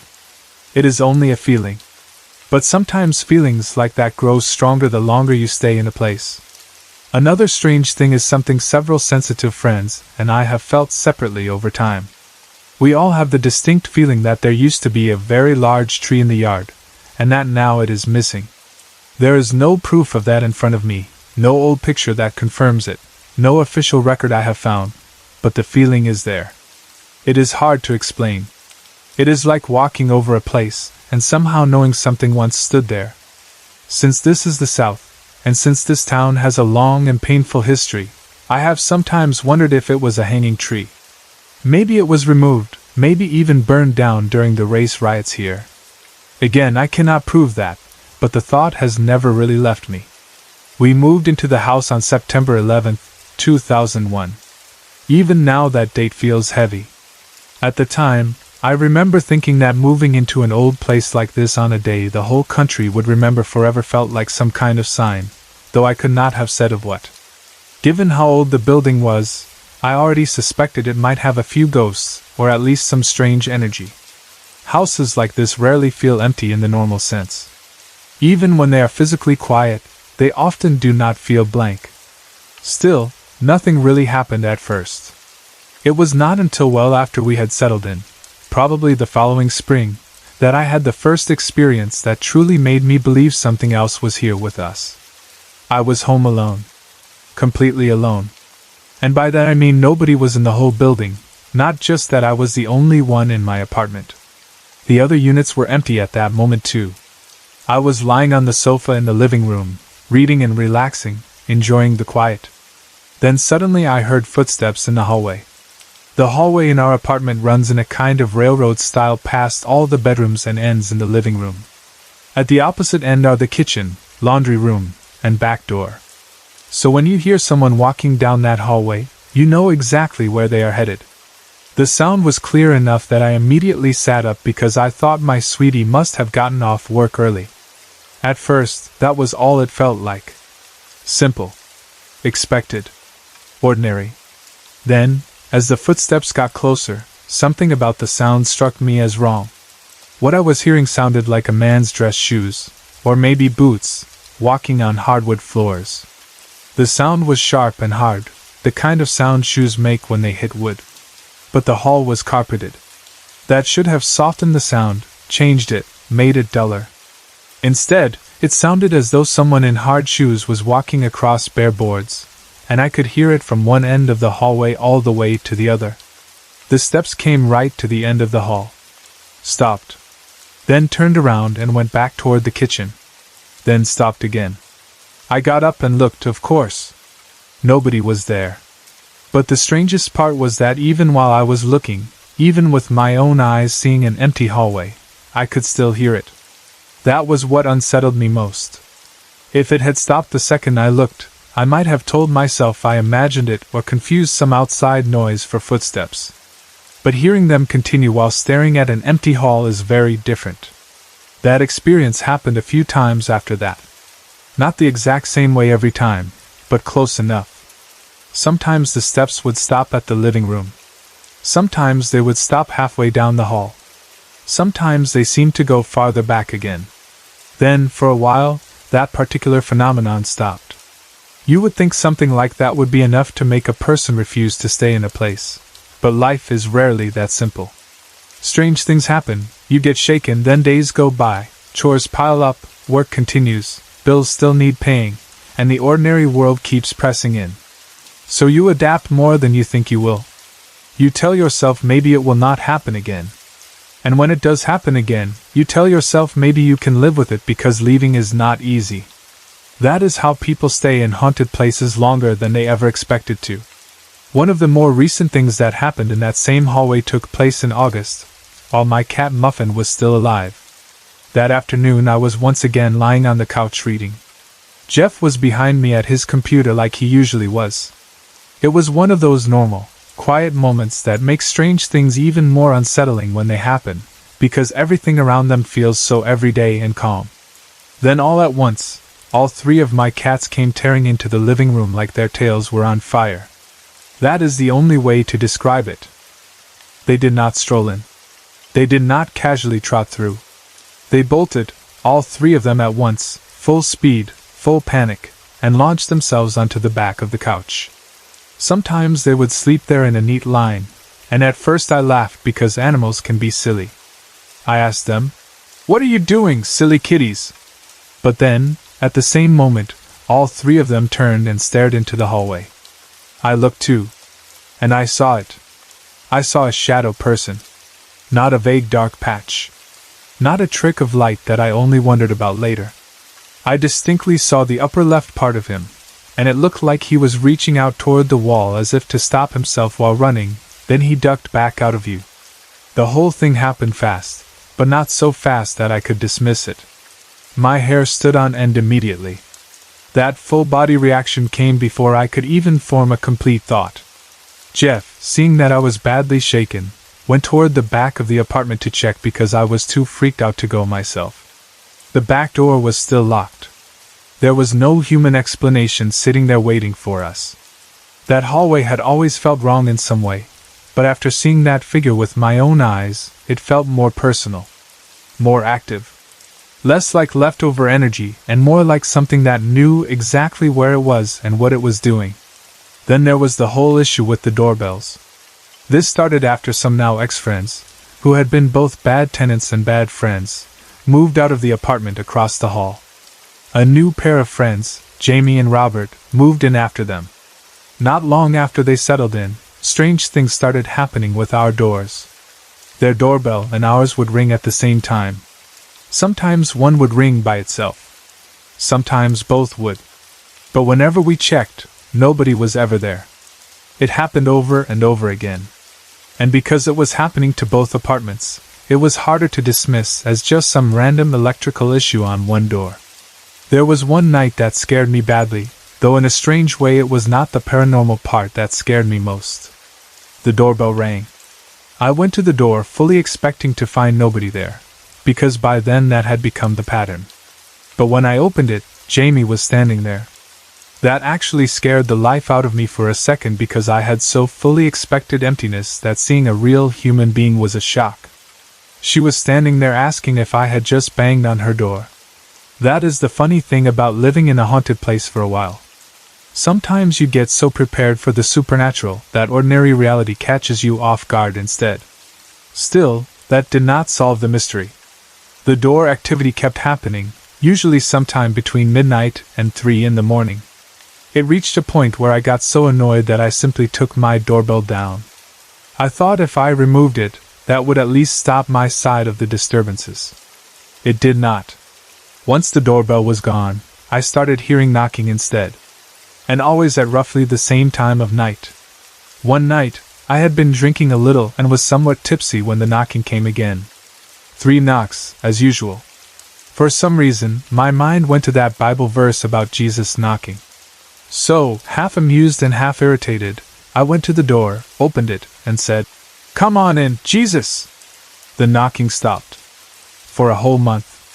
That made me laugh at the time, because it felt almost absurd. But then the knocking started again later. One night it happened while I was asleep, and when it woke me, I had this sudden fear that it might be my sister, and that something might be wrong. I do not know why I thought of her in particular, but I did. I ran to the door, opened it quickly, and found the hallway empty as always. That was enough. I yelled into the hallway. "Stop it already! It isn't cute anymore!" Then I slammed the door. It never happened again after that. That is one of the strangest parts of living with something unseen. Sometimes it responds to you. Not always in a dramatic way, but enough that you start to feel there is something listening behind the activity. A person can only explain that away so many times before it begins to feel deliberate. After all that, another pattern started showing itself. Everyone who came to visit began commenting on the hall. Not the living room. Not the kitchen. Not the stairs at first. The hall. Visitors would mention getting a really bad feeling there. Some people said it lightly, almost embarrassed. Others were more obvious about it. One of my friends refuses to leave unless I escort her halfway down the stairs when she visits me. She says she cannot stand the feeling in that part of the building. I do not always feel it at full force myself, but there are times when I do feel the tension there. It sits in the space like a living pressure. Some days it is faint. Some days it feels close enough to touch. Then, a month or so later, something truly wicked happened. I was heading out the door one day. I do not even remember where I was going now, which somehow makes the memory stranger. I had that bad feeling again, the kind that rises before anything has actually happened. I looked into the open door of my landlord's apartment, and for a moment thought the bad vibe had something to do with him, just because that was the direction my eyes had gone. But later, thinking back on it, I do not believe that was true at all. I think what I felt was coming from the hall and the stairs. I started going down the stairs slowly, holding on to the railing. There were only about 4 steps left when it happened. I felt a hand shove me. Hard. Not a vague loss of balance. Not a misstep. A shove. It hit me hard enough that I lost my grip on the railing and went stumbling uncontrollably down the rest of the stairs. My hand went straight through the window at the bottom. The glass sliced me badly. I ended up with a nasty cut that ran from the base of my hand onto my wrist and had to get stitches. The cut was in the shape of an S, which still feels strange to me, and somehow it narrowly missed a major vein and artery. It was deep enough that it easily could have hit them. That moment changed everything for me. Up until then, the haunting had been disturbing, annoying, unsettling, and sometimes frightening. But it had not truly harmed me in a direct physical way. After that, I could no longer look at whatever was in that hall as just a troubled spirit or an odd presence in the house. It had shoved me. It had injured me. If my hand had landed differently, I could have been hurt far worse. I was furious. And I did something I had not done before. I yelled at it. I told the spirit in that hall that if it ever pulled a stunt like that again, I would have it exorcised so fast it would make its head spin. Nothing like that has happened again since. That part, oddly enough, gave me a strange kind of confidence. Not comfort, exactly, because I still do not trust that spirit at all. But it made me feel that laying down a line mattered. Maybe it needed to be told. Maybe it was pushing boundaries until someone pushed back. Whatever the reason, after that threat, it never physically attacked me again. Still, even now, whenever I go down those stairs, I sometimes feel as if something is right behind me wanting to push me again. That is one of the hardest feelings to describe to someone who has never lived with something like this. It is not always a visible presence. It is more like a pressure, an awareness, a sudden certainty that you are not alone and that whatever is behind you does not wish you well.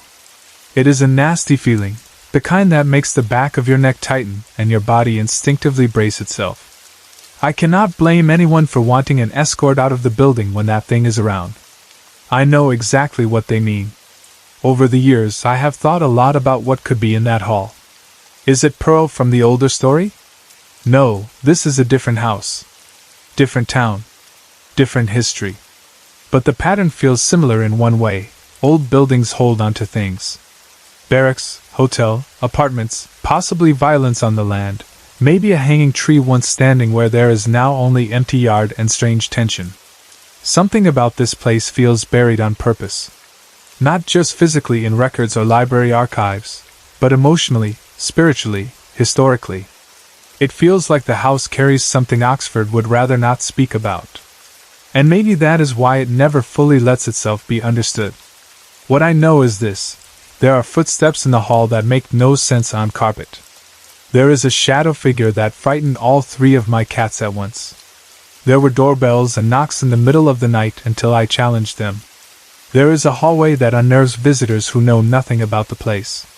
There is a staircase where I was shoved hard enough to go through a window. And there is still, even now, that hateful pressure behind me sometimes when I descend those stairs. That is enough for me. I do not need a library record to tell me this place is haunted. I do not need an old photograph to prove the tree was once there. I do not need the town to admit what happened on this property. Some houses carry their history whether anyone writes it down or not. This one certainly does. And if there is one thing I know for sure, it is that whatever lives in that hall does not belong to the ordinary world anymore. It may have once been human. It may be tied to the land, to the house, to some violence, some death, some anger that never settled. But whatever it is still there. Watching. Pressing. Waiting. When I was in the 5th grade, my family and I moved into a nice house in a nice neighborhood in Mount Airy, North Carolina. At least, that is how it looked from the outside. It was the kind of place most families would feel lucky to find. The yard was neat, the street was quiet, and the neighborhood had the sort of friendly atmosphere parents always hope for when they are moving with children. The neighbors were warm and welcoming, and for me and my 2 younger sisters, one of the best parts was that there were plenty of other kids around. It felt like the kind of neighborhood where summer days could be spent outside until dark, where bikes stayed in driveways, where front porches were used, and where people knew each other by name. At first, it felt like we had moved into the perfect place. When you are 11 years old, you do not usually think much about the deeper feeling of a house. You notice the size of your room, the shape of the backyard, how close the neighborhood kids live, and whether the house feels exciting or boring. That was how I looked at it in the beginning. To me, it was a new start in a good neighborhood. It was a place where life was supposed to feel safe and normal. Nothing about it suggested fear at first. Nothing about it warned us. If anything, it felt like exactly the kind of house where ordinary family memories would be made. But sometimes the strangest houses do not show themselves right away. About 2 months after we moved in, little things started happening. At first, those things did not seem scary. They only seemed strange. The kind of strange that makes you stop for a second and wonder, but not enough to make you truly afraid. The first odd thing we noticed was the bobby pins. We started finding them all over the house. On the floor. In random corners. In places where none of us had put them. That may not sound like much, and if someone just tells you that a haunted story began with bobby pins, it probably sounds almost silly. But the reason it stood out so much was because nobody in our house used them. Not my mother. Not me. Not my sisters. They were not the kind of thing we kept around and forgot about. So when they kept appearing, it made no sense. At first, it was easy enough to shrug it off. Maybe one had gotten stuck in a box from moving. Maybe a few had been left behind by the people who lived there before us.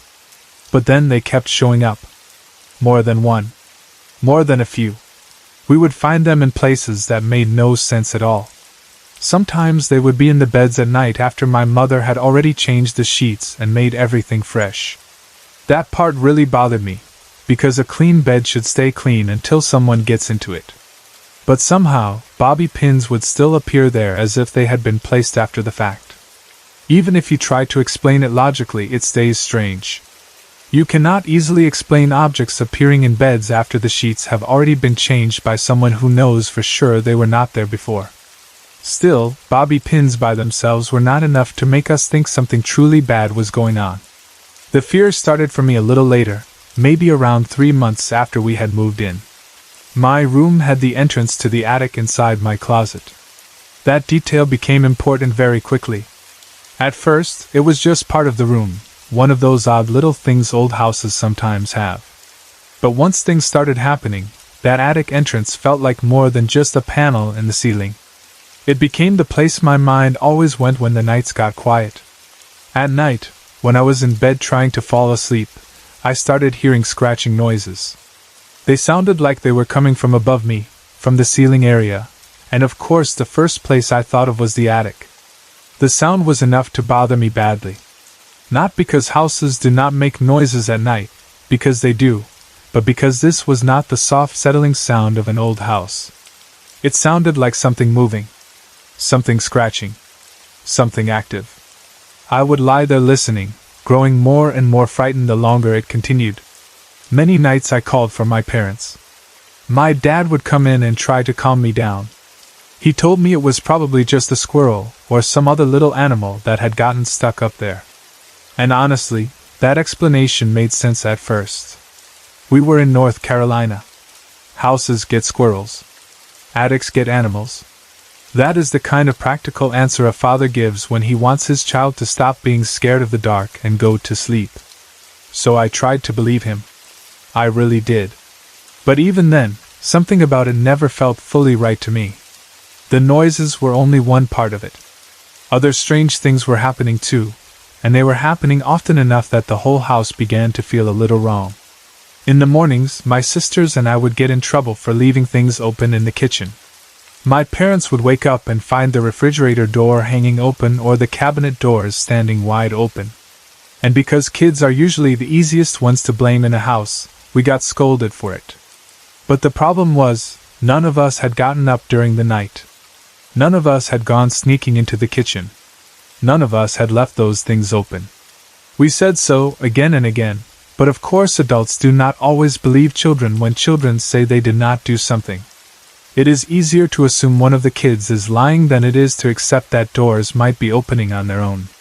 Looking back now, I can understand why my parents reacted that way at first. People do not want to assume the worst. They do not want to think their house is wrong in some way. They do not want to believe something they cannot see is moving through their kitchen at night. So they blamed us. That was easier. But it happened too often, and the pattern became harder and harder to ignore. Then there was the radio in the living room. That radio would sometimes turn on by itself. And what made it even stranger was that it usually happened when one of us kids was in the house alone. That detail mattered. If it had happened all the time, maybe it would have been easy to dismiss as bad wiring or a faulty switch. But there was something especially unsettling about the radio coming on when one of us was by ourselves. A radio turning on in an empty room is one thing. A radio turning on when a child is alone in the house is another. It changes the feeling of it.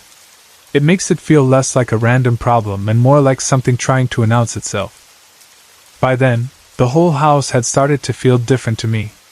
During the day, I could still play and laugh and live there like a normal kid, but there was always this layer underneath everything.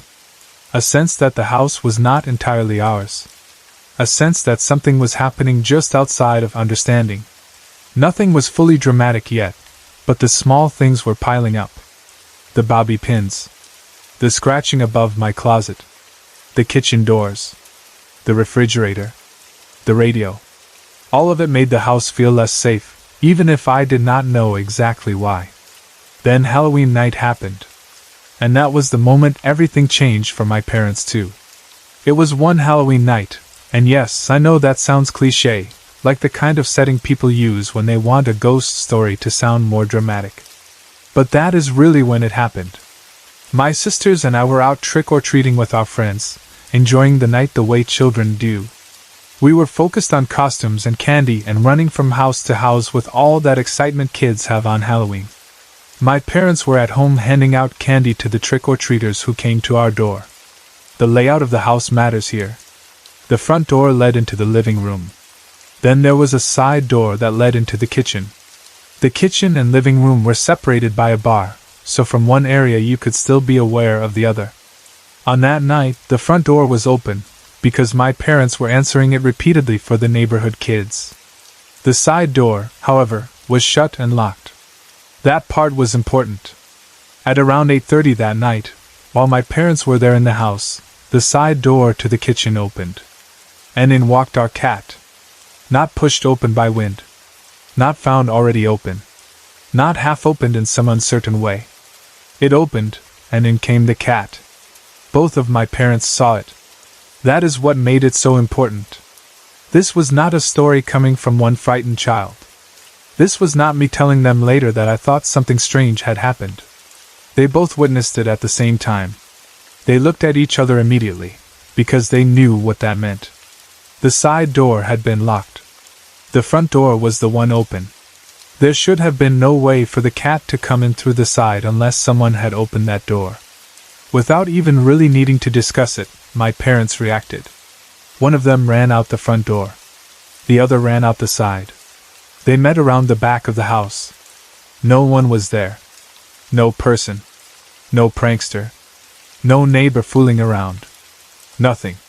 Just an empty yard and a cat now inside the house, as if some unseen hand had let it in. That was the moment my parents stopped looking at everything the same way. It is easy to dismiss strange sounds. It is easy to blame children for open cabinets. It is easy to tell yourself that little objects turning up around the house are just leftovers from previous owners. But when you see a locked door open by itself and a cat walking through it, and then you immediately search the whole outside of the house and find no one there, it becomes much harder to stay in denial.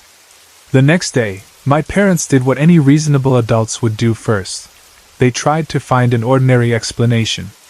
They went to our neighbor, the one who held the spare key to the house, and asked her how that had been such a funny little trick she played on them.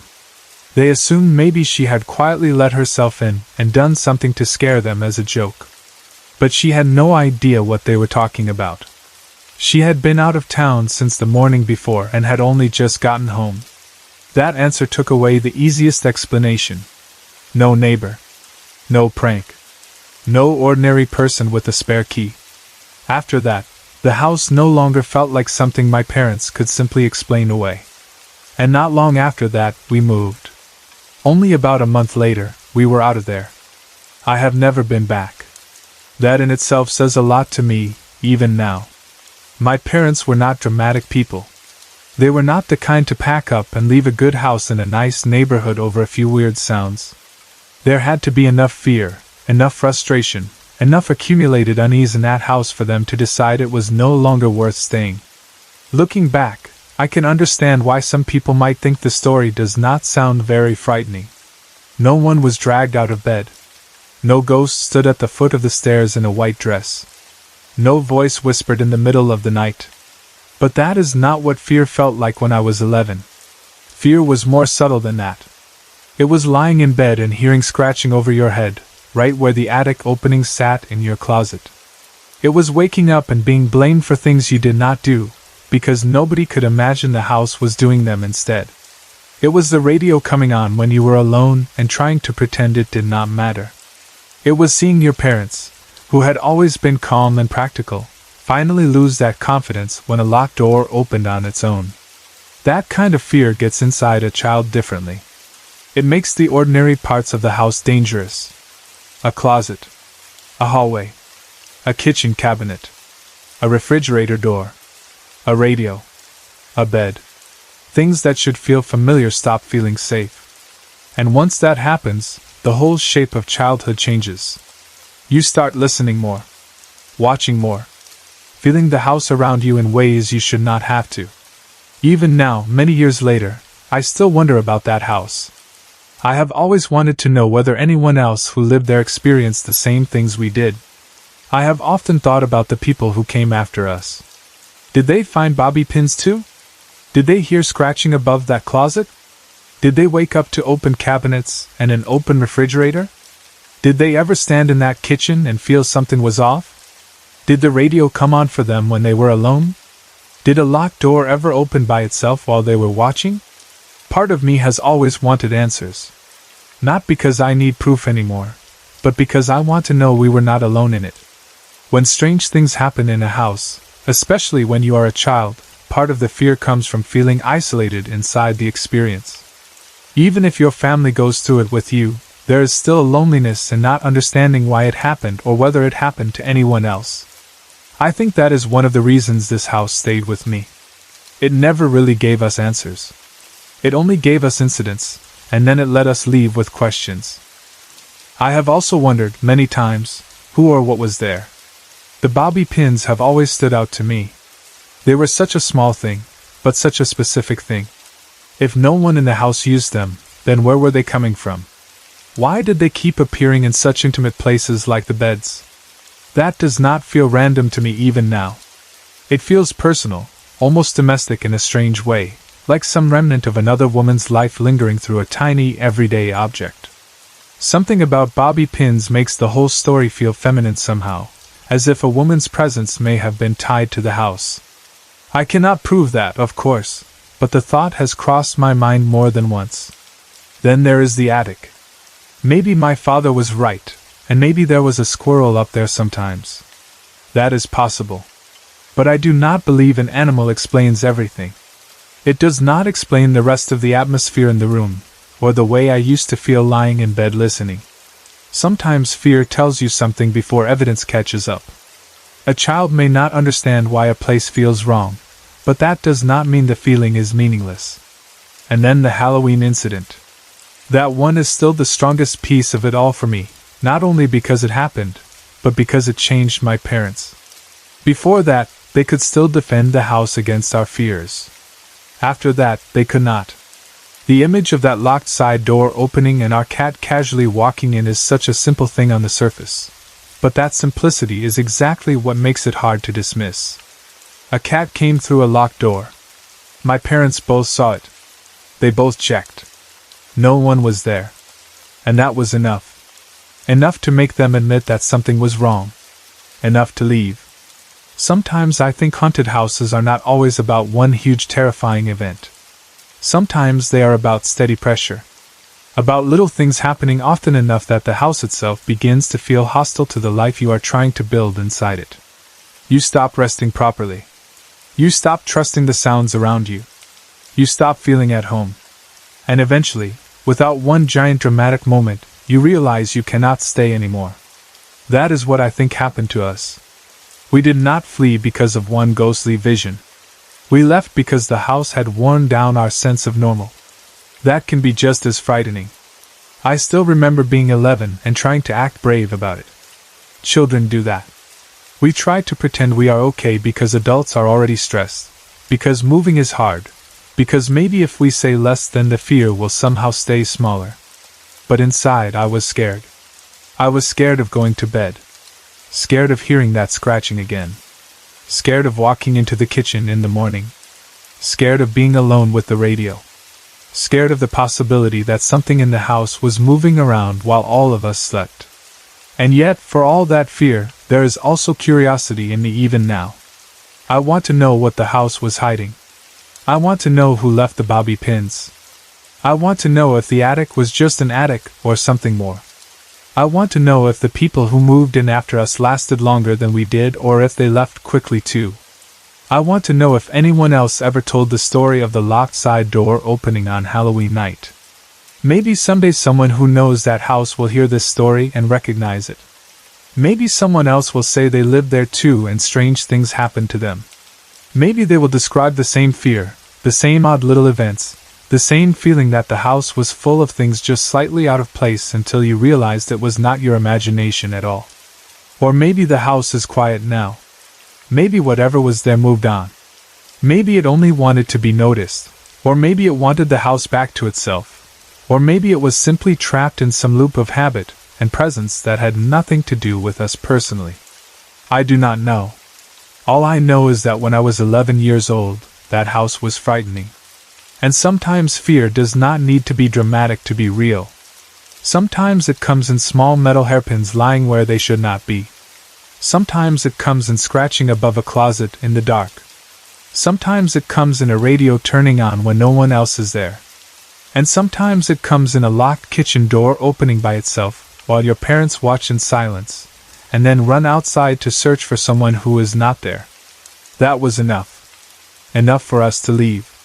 Enough for me to remember it all these years later. And enough that, even now, I still wonder who or what was sharing that house with us. When I was a kid, one of the most normal things in the world was being left at home with a babysitter when my parents wanted to go out. Back then it did not feel strange or scary. It just felt like part of childhood. My best friend's older brother used to babysit us all the time, and he was the kind of babysitter who was old enough to technically be in charge, but still young enough to think it was completely fine to let kids stay up too late watching movies they probably should not have been watching. We used to watch The Terminator, just to give you an idea of how long ago this was and what kind of atmosphere those nights had. It was the kind of childhood memory that seems funny later in life. Too much junk food, too much noise, and eventually me passing out on the couch because I could never stay awake as long as I thought I could. That part happened all the time. I would fight sleep as hard as I could, swear I was not tired, then wake up later covered with a blanket, confused, with the television either off or playing something completely different. It was normal. It was such a common thing that if you had asked me then, I probably would have told you I liked falling asleep on the couch more than sleeping in my own bed. There was something comforting about it, especially in a house that was familiar, surrounded by people I trusted. Or at least, that is how it felt most of the time. But one particular night turned that comfortable memory into something I have never really forgotten. I woke up in the middle of the night. At first, nothing about that seemed unusual. Kids wake up in the middle of the night all the time, especially when they fall asleep in strange positions on a couch instead of in a bed. I remember feeling groggy, disoriented, still halfway inside sleep. The house was quiet in that deep, heavy way houses get in the middle of the night, when everyone else is asleep and all the normal daytime sounds are gone. You know that kind of quiet. It does not feel like ordinary silence. It feels thicker, slower. Every little movement you make feels louder than it should. I sat up and looked over the back of the couch into the dining room. I was trying to see if I could catch a glimpse of a clock somewhere or figure out what time it was. That was my only thought at first. Just a child waking in the dark, trying to understand where in the night he had landed. Then I saw her. At the far end of the dining room table, there was a little girl sitting in one of the chairs. She looked to be around 7 years old, maybe a little younger, maybe a little older, but somewhere in that range. She was wearing a dress, and the strangest thing about her, the thing I can still picture most clearly even now, was the green glow around her. I do not mean glowing like a flashlight or glowing in some dramatic movie way. It was more like a green ambience, a pale green light around her that made her seem separate from the room itself. She did not look solid in the same way an ordinary living child would look sitting at a table. She looked there, but also not fully there. Like she belonged to the room and yet not to the same world as the furniture and the walls and the couch I was sitting on. What struck me right away was that she did not seem scary in the obvious sense. She was not staring at me. She was not moving strangely. She was not doing anything dramatic at all. She was just sitting there, staring off into space like someone lost in thought. That made the whole thing somehow even stranger. If she had immediately turned her head or smiled or done something terrifying, maybe I would have screamed or run or covered my face. But she did not. She seemed completely unaware that I was there, or at least she acted that way. It felt less like being confronted by something and more like accidentally witnessing something I was not supposed to see. I remember wanting to talk to her. That might sound odd, but that is what I felt. I was scared, yes, but I was also curious in the way children often are. She looked lonely. That is the feeling I remember more than anything else. She looked lonely and quiet, like she had been sitting there for a very long time. There was something sad about the way she stared into nothing. She did not seem like she was waiting for me. She did not seem like she cared I was there. She seemed lost inside her own silence. And yet, even with that feeling, I could not gather the courage to speak. I just sat there looking at her. I do not know how long I watched. It might have been a few seconds. It might have been longer. Time feels strange in moments like that. Your body goes still and your mind races, and suddenly time is no longer measured the same way. All I know is that I became overwhelmed by fear just enough to stop myself from saying anything. I wanted to ask her who she was. I wanted to ask why she was sitting there in the middle of the night. I wanted to know why she looked the way she did. But the words never came. So instead, I slowly lay back down and tried to go back to sleep. That sounds crazy now, even to me. Why would a child see a ghostly little girl in the dining room and then simply lie back down?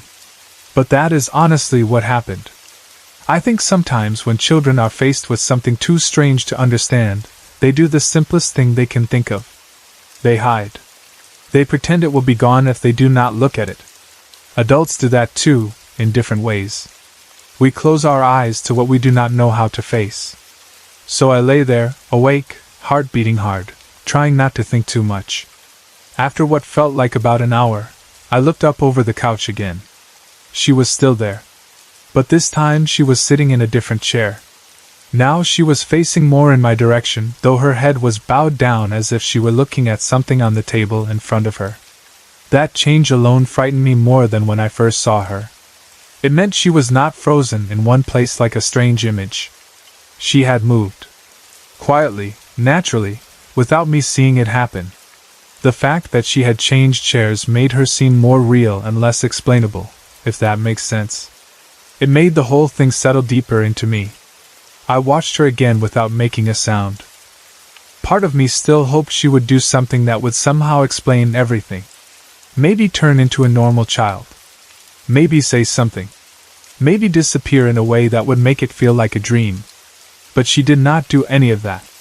She simply sat there for a long time with her head lowered. Then, eventually, she stood up.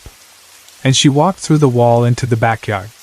That was the moment when any tiny hope I had that she might be ordinary vanished completely. A real person could not do that. A living child could not step through the wall as if it were not there. But she did. She rose from the chair and moved away with that same quiet, almost absent energy she had carried the whole time, and then she was simply gone through the wall like it was only air. I stayed still for a second after she disappeared. I think I was waiting to see if she would come back. Waiting to see if some part of the room would change.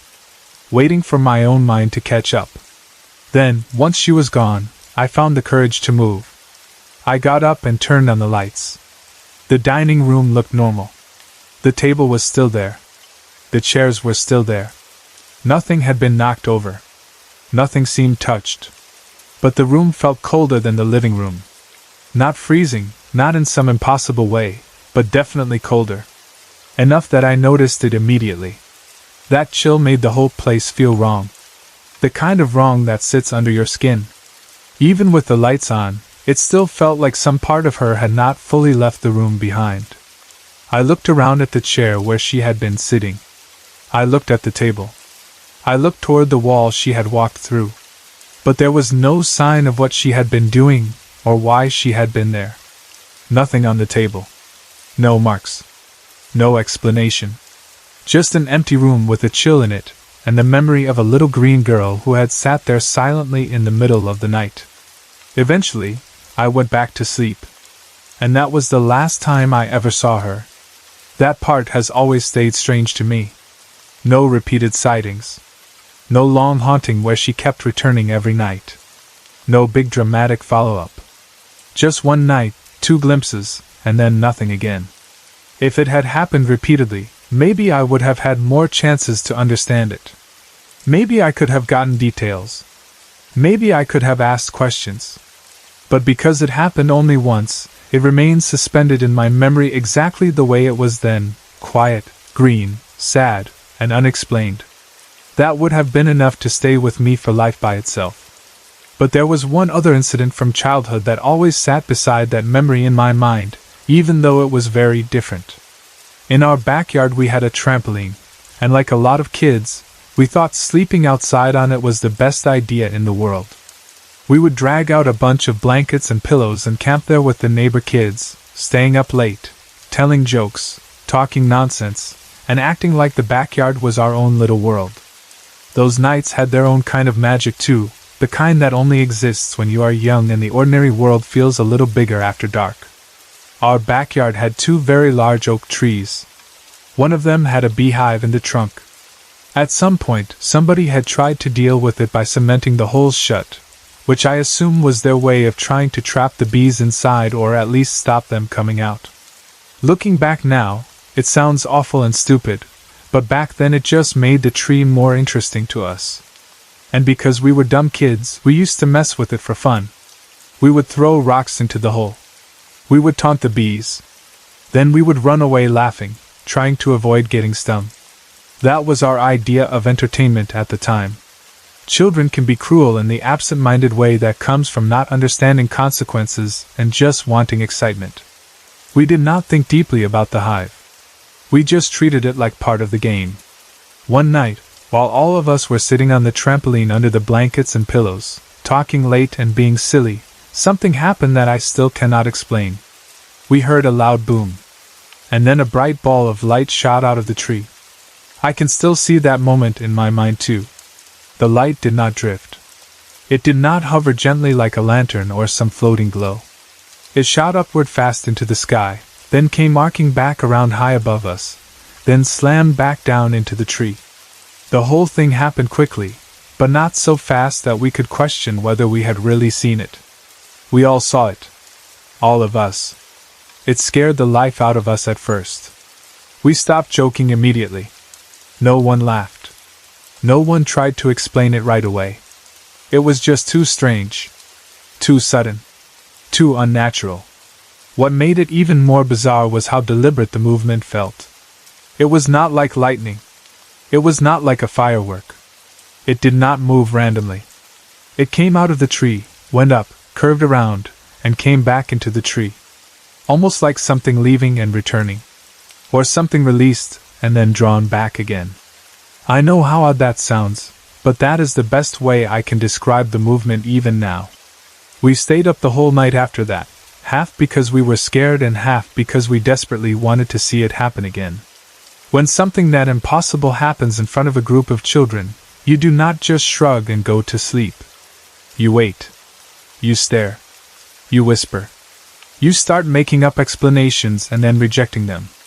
You keep looking at the tree as if it is going to reveal the answer if you just stay awake long enough. But nothing else happened. The rest of the night stayed quiet. To our disappointment, the light never came back. And that somehow made the whole thing even stranger. If it had repeated, maybe we could have made more sense of it. Maybe we could have shown it to adults. Maybe we could have caught some pattern. But because it happened only once, just like the girl at the dining room table, it stayed isolated. A single event, unforgettable, but impossible to prove later in any real way. There was one more detail about that tree that fed our imaginations for a long time after. There was a knot in the side of the trunk that looked like a human skull. Even now I can admit it was probably just a coincidence, just a shape in the wood that our minds turned into something meaningful because we were already spooked. But as children, once you see something like that, you cannot unsee it. The tree becomes something more. It becomes part of the mystery. We looked at that knot and saw a skull, and because of that, the tree stopped being just a tree in our minds. It became connected to whatever that light had been, whatever force had burst from it and returned to it. For years afterward, those two memories sat in me in very different ways. The little girl in the dining room felt personal, quiet, sad, almost intimate, because I had been alone with her, and she had seemed like someone rather than something. The ball of light in the tree felt wilder, more like an event than a presence, something energetic and strange rather than human. I never knew if the two experiences had anything to do with each other. Maybe they were completely separate. Maybe one was truly paranormal and the other was some natural phenomenon we were too young to understand. But both of them lodged themselves in my memory with the same stubborn force. They happened, they made no sense, and I never forgot them. For a long time, I almost stopped thinking about them. That is another strange thing about childhood paranormal experiences. If no one around you has an explanation, and if the events do not continue, they can start to drift into the back of your mind like old dreams. You do not forget them exactly, but you stop turning them over every day. Life gets bigger. You grow older. Other worries take over. The memory just sits there quietly until something reminds you of it again. That is what happened to me. I had almost forgotten about these incidents until I stumbled across stories like this again and started thinking back. Once I did, the images came back clearly. The little girl with the green glow. The silence of the dining room.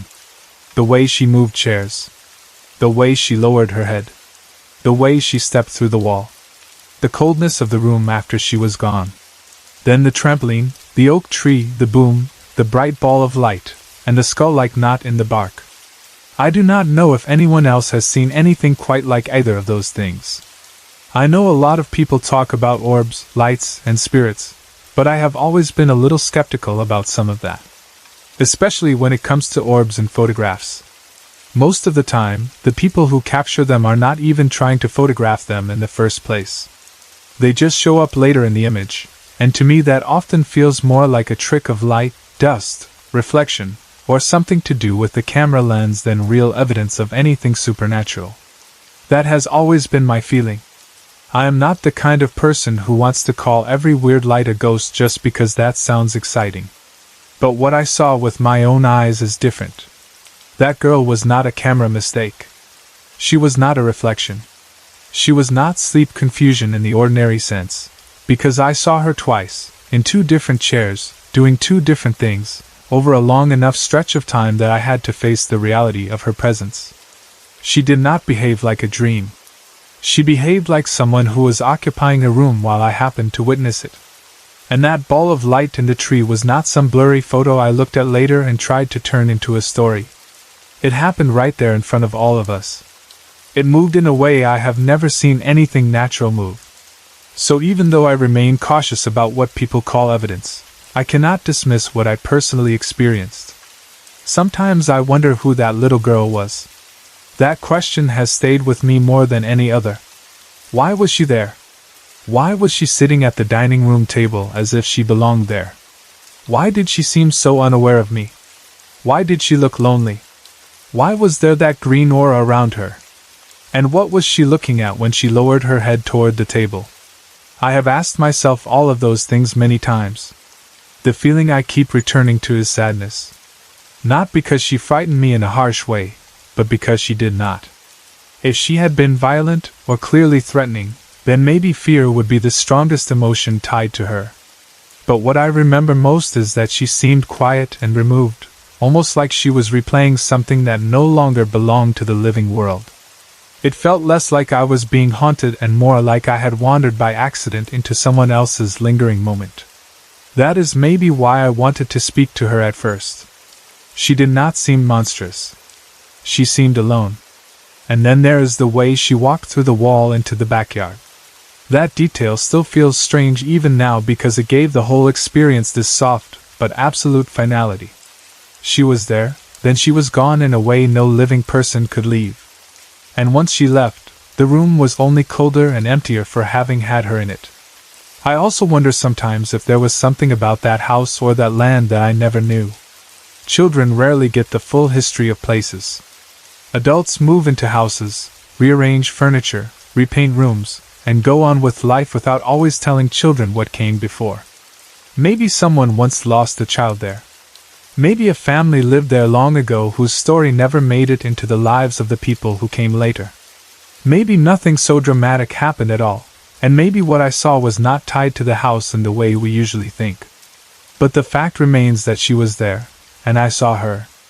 As for the tree, I think about that too in a different way. There are some things in childhood that take on meaning because of where we are emotionally when they happen. A huge oak tree, a beehive trapped in its trunk, children treating it like a game, then a bright ball of light bursting from it in the middle of the night. That sounds almost symbolic when I say it now, like the kind of thing a person would invent to make a story feel more mysterious. But the truth is, when it happened, we were not looking for mystery. We were just kids on a trampoline being stupid. Which is maybe exactly why the memory stayed so sharp. It interrupted something ordinary in a way that no one expected. What was it? I still do not know. Maybe some people would say ball lightning. Maybe some kind of strange electrical discharge. Maybe a natural phenomenon that looks paranormal only because it is rare. I am open to that. I really am. I do not need everything to be a spirit. But even if there is a scientific explanation for it, it was still one of the strangest things I have ever seen in my life. And maybe that is enough. Maybe not every mystery needs a perfect answer. Maybe some memories are important because they remind us that the world is wider and stranger than we usually allow it to be. What I know is this. One night I woke up and saw a little girl with a green glow sitting at a dining room table, and later watched her walk through a wall into the backyard. On another night, my friends and I saw a bright ball of light burst from a tree, arc through the sky, and slam back down into it. I did not imagine those things into photographs later. I did not hear about them from someone else. I was there. That is why they have never really left me, even all these years later. I think childhood is full of moments adults dismiss too quickly. Children see things, feel things, notice things, and because they are young, people are quick to say imagination is the whole answer. And maybe sometimes it is. But not always. Sometimes childhood gives us a kind of directness, a way of seeing something before the adult mind steps in to explain it away. Maybe that is why those experiences happened when they did. Maybe I was simply open enough then to witness them without immediately crushing them under logic. Now older, I still try to be reasonable. I still do not believe every floating light in a blurry photo is meaningful. I still question stories that sound too convenient. But I also know what I saw. And because of that, I cannot dismiss the possibility that not everything we encounter belongs neatly to the world we think we understand. When I was a kid, it was normal for me to spend a lot of time at my best friend's house. Back then, when my parents went out at night, his older brother would usually babysit us. I still remember the kind of movies we used to watch, and that alone tells you how long ago this happened. We would sit there for hours watching things like Terminator, feeling older and braver than we really were. At that age, nights always felt longer, houses felt bigger, and every strange sound seemed like it meant something. I was the kind of kid who would eventually fall asleep wherever I happened to be, and most of the time that meant the couch. It became such a normal thing that nobody even questioned it. If I got tired, I would just stretch out, close my eyes, and drift off while the TV still glowed in the room. One particular night has stayed with me more than almost anything else from that time in my life. I can still remember how it felt to wake up in the middle of the night without understanding why. It was one of those strange wake-ups where your body comes back before your mind does. For a few seconds I was confused and still caught halfway between sleep and being fully aware. The room was dark, quiet, and still. The television was off by then, and whatever noise had filled the house earlier was gone. There was only that deep silence that happens late at night when everyone else is asleep and you suddenly become aware of how empty a place can feel. I was lying on the couch, and after blinking a few times, I pushed myself up a little and looked over the back of it into the dining room. I think I was trying to get some idea of the time, even though I don't remember there being a clock I could clearly see. It was more like that sleepy habit kids have, where they wake up and want to figure out how much of the night is left. I wasn't expecting to see anything unusual. I was just looking into the dark, hoping maybe there would be some clue that would help me understand if it was very late or almost morning. What I saw instead is the reason I still remember that night so clearly. At the far end of the dining room table, there was a little girl sitting in one of the chairs. For a moment, I just stared. I did not sit up quickly or panic right away. I think I was too confused to react. She looked like she was around 7 years old, maybe close to my age at the time, maybe a little older, maybe a little younger. What stood out first was how still she was. She was not moving around, not fidgeting, not looking at anything in a normal way. She was just sitting there quietly, staring off into space. She had on a dress, and there was something else about her that is hard to explain in a way that sounds normal. She seemed to have a green glow around her, or maybe it was more like a green ambience. It was not like a flashlight was shining on her. It was softer than that, but it was there. She did not look like a normal child sitting in the dark. She looked strange, but not in a loud or dramatic way. It was something calmer and more unsettling than that. The whole room seemed different because of her. At first, I did not even feel terrified. I was more shocked and confused. My mind was trying to make sense of what I was looking at. I wondered if maybe one of the kids had gotten up and moved into the dining room, but I knew that wasn't right. The shape was too small, too still, too strange. Also, I had the strong feeling that she was not supposed to be there. That feeling hit me before fear did. It was like looking at something that did not belong in the world you knew. I remember wanting to say something to her. That is one of the strangest parts when I think back on it now. She did not seem aggressive. She was not staring at me or reaching toward me or doing anything threatening. She was just there, sitting in silence, almost as if she were lost in her own thoughts. I actually wanted to ask her who she was or what she was doing there. Maybe part of me thought if I spoke to her, the moment would become normal somehow. Maybe if she answered, then I could convince myself she was just some child I had not expected to see. Kids try very hard to make scary things make sense. But even though I wanted to talk to her, I could not make myself do it. Fear started creeping in then. It was not the kind that makes you scream. It was the kind that holds you still. My throat felt tight. I kept staring over the couch, watching her, waiting for some sign that I should do something. She never turned and looked at me. She never reacted in any way that showed she knew I was there. That made it worse somehow. If she had noticed me, maybe the moment would have broken. But she didn't. She just sat there in complete silence, looking away, as if she belonged to some other part of the night, and I had accidentally seen her. After what felt like a long time, even if it may only have been a short while, I slowly lowered myself back down onto the couch. I remember pulling myself into a smaller shape, almost like if I made myself less visible then maybe whatever I had seen would go away. I shut my eyes and tried to fall back asleep. I do not know how long I lay there like that. I do not even know if I really slept or if I stayed half awake the whole time, listening to the silence in the house and thinking about the girl in the dining room. At some point later, maybe about an hour after the first time I saw her, I could not stop myself from looking again. Curiosity is a strong thing, especially when you are young. Fear and curiosity can sit side by side. Part of me hoped she would be gone, and I could tell myself I had dreamed the whole thing. So I slowly lifted myself up again and looked over the back of the couch into the dining room. She was still there. But this time she was sitting in a different chair. Now she was facing more in my direction, though her head was angled down toward the table, almost like she was looking at something in front of her. I could not see what that might have been. Maybe there was nothing there at all. It was too dark and too strange for me to tell. All I knew was that she had moved, and that alone told me I had not imagined the first sighting.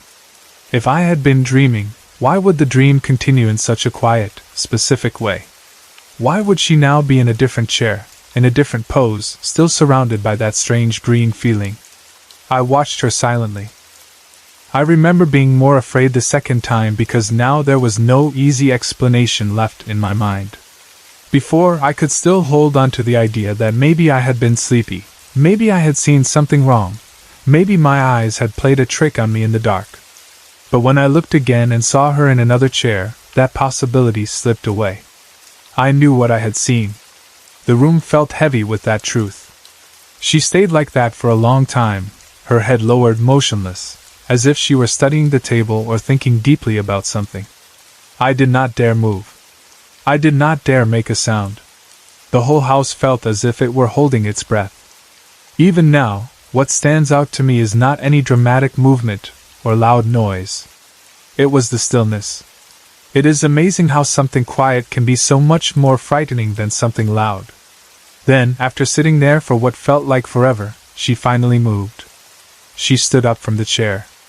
I remember my whole body going cold when that happened. Up until then, there had always been a part of me hoping she might stay frozen there like part of the furniture, like some shape in the room that would eventually make sense. But when she stood, she became fully real in the moment. My eyes were fixed on her. I could not look away. She was small, thin, and silent. There was no sound of the chair scraping. No footsteps that I can remember. She simply got up and began to walk. She did not walk toward a door. She walked straight through the wall, and out toward the backyard. That is the part no one has ever been able to explain to me, and it is the part one still cannot explain to myself all these years later. She did not fade away first. She did not disappear before reaching the wall. She walked as if the wall were not there at all, as if she knew there was nothing solid in front of her. 1 second she was crossing the room, and the next she was gone through the wall. Just like that. For a few moments after she vanished, I stayed frozen on the couch, staring at the place where I had last seen her. My heart was racing by then. The fear had fully arrived. It felt like all the delayed terror came crashing in at once. I knew I had just watched something impossible happen, and for a child, that kind of realization is overwhelming. You do not have the language for it.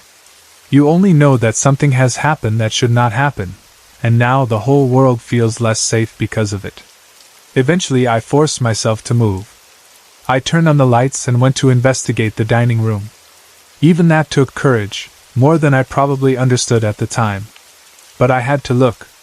I had to see if there was anything there, anything at all that would tell me what I had just witnessed. The dining room looked completely normal under the lights. The table was where it had always been. The chairs were in place. Nothing was knocked over. Nothing seemed out of order. There was no sign of a real person having been in there. No sign that anyone had touched anything or moved anything around. The only thing that felt different was the temperature. That part of the room was colder than the living room. I still remember noticing that and standing there in the light, trying to understand what I was feeling. The cold was not dramatic like opening a freezer, but it was noticeable. It felt wrong. It felt separate from the rest of the house. I do not know how long I stood there looking around, checking the table, the chairs, the floor, and the wall she had walked through. I half expected to find some clue, some little thing that would help explain it. But there was nothing. No trace of her at all. After that, there was really nothing else I could do. I went back to the couch, and somehow fell asleep again. Looking back, that part amazes me. I do not know how I managed it. Maybe when you are a kid, sleep always finds you in the end, no matter how strange the night has been. Maybe I was simply too exhausted to stay awake. Either way, I went back to sleep, and that was the last time I ever saw her. I never saw that little girl again. That one moment has stayed with me for years, not because it turned into some long haunting with objects moving around or voices calling out in the dark, but because it happened only once and was so clear. There was no repeated pattern to make me used to it, no second chance to understand it better. It happened, and then it was over. In a strange way, that made it harder to forget. It remained this single perfect mystery locked in my memory. As I got older, I would think back on it every now and then and try to explain it away. I asked myself whether I had dreamed it, whether I had been in that weird half-awake state where reality and imagination can bleed together. But every time I revisited the memory, it still felt too sharp, too detailed, too steady to dismiss. I remembered the way she sat. I remembered the green ambience around her. I remembered her changing chairs. I remembered her lowering her head toward the table. I remembered her standing and walking through the wall. I remembered the cold in that room. Those details never changed. Dreams usually blur with time, but this stayed with the same clarity. What made it even stranger was that I was not a child who scared easily over every little thing. I could get spooked, sure, but I was not the kind of kid who imagined ghosts behind every door. I watched movies I probably should not have been watching. I liked creepy stories. I liked the thrill of being scared in a safe way. But this was different. This was not the fun kind of fear. This was the kind that settles into your memory because part of you knows you saw something real, even if you cannot prove it. That was not the only strange thing connected to that period of my childhood, though it was definitely the one that stayed with me the most. There was another incident that happened later, and while it was completely different, it has always lived in my mind beside the first one as one of those moments that made me pause and wonder if there is more to this world than we understand. That second incident happened when I was outside with the neighbor kids in my backyard. We were camping out on the trampoline, which at the time felt like one of the best ideas a group of kids could have. We had dragged out blankets and pillows and piled them up on the trampoline so we could stay out there late into the night. We were talking, joking around, and doing what kids do when they feel free because the adults are inside and the night feels like it belongs to them. That kind of memory has its own feeling. Summer air, late-night laughter, the sound of people trying not to be too loud but failing because they are having too much fun. Everything feels open and possible at that age. Our backyard had 2 very large oak trees, and those trees always seemed important to us somehow. Kids are naturally drawn to old trees. They feel alive in a way that smaller plants do not. They have presence. They cast big shadows. They make you imagine hidden things. One of those trees had a beehive in the trunk. At some point, someone had cemented the holes shut. I assumed the idea was to trap the bees in or deal with the hive somehow, though as a kid I did not understand the logic of it. I only knew that the tree had this weird spot on it where the hive had been, and to us, that made it interesting. Like a lot of dumb kids, we used to mess with it for fun. Looking back, it was a stupid thing to do. But when you are young, danger can feel like entertainment as long as it does not catch up to you too often. We would throw rocks at the hole or do something else to bother the bees, and then we would run away laughing, feeling thrilled by the chase. That was our idea of fun. We did not think much beyond the moment. We were just kids being reckless because we thought the world would always let us get away with it. So on that night, we were all sitting there on the trampoline with our blankets and pillows, talking and laughing in the dark. I do not remember exactly what we were saying. I just remember that comfortable feeling of being with other kids, staying up too late, telling jokes and trying to top each other with stories. The trees stood over the yard like dark shapes against the sky.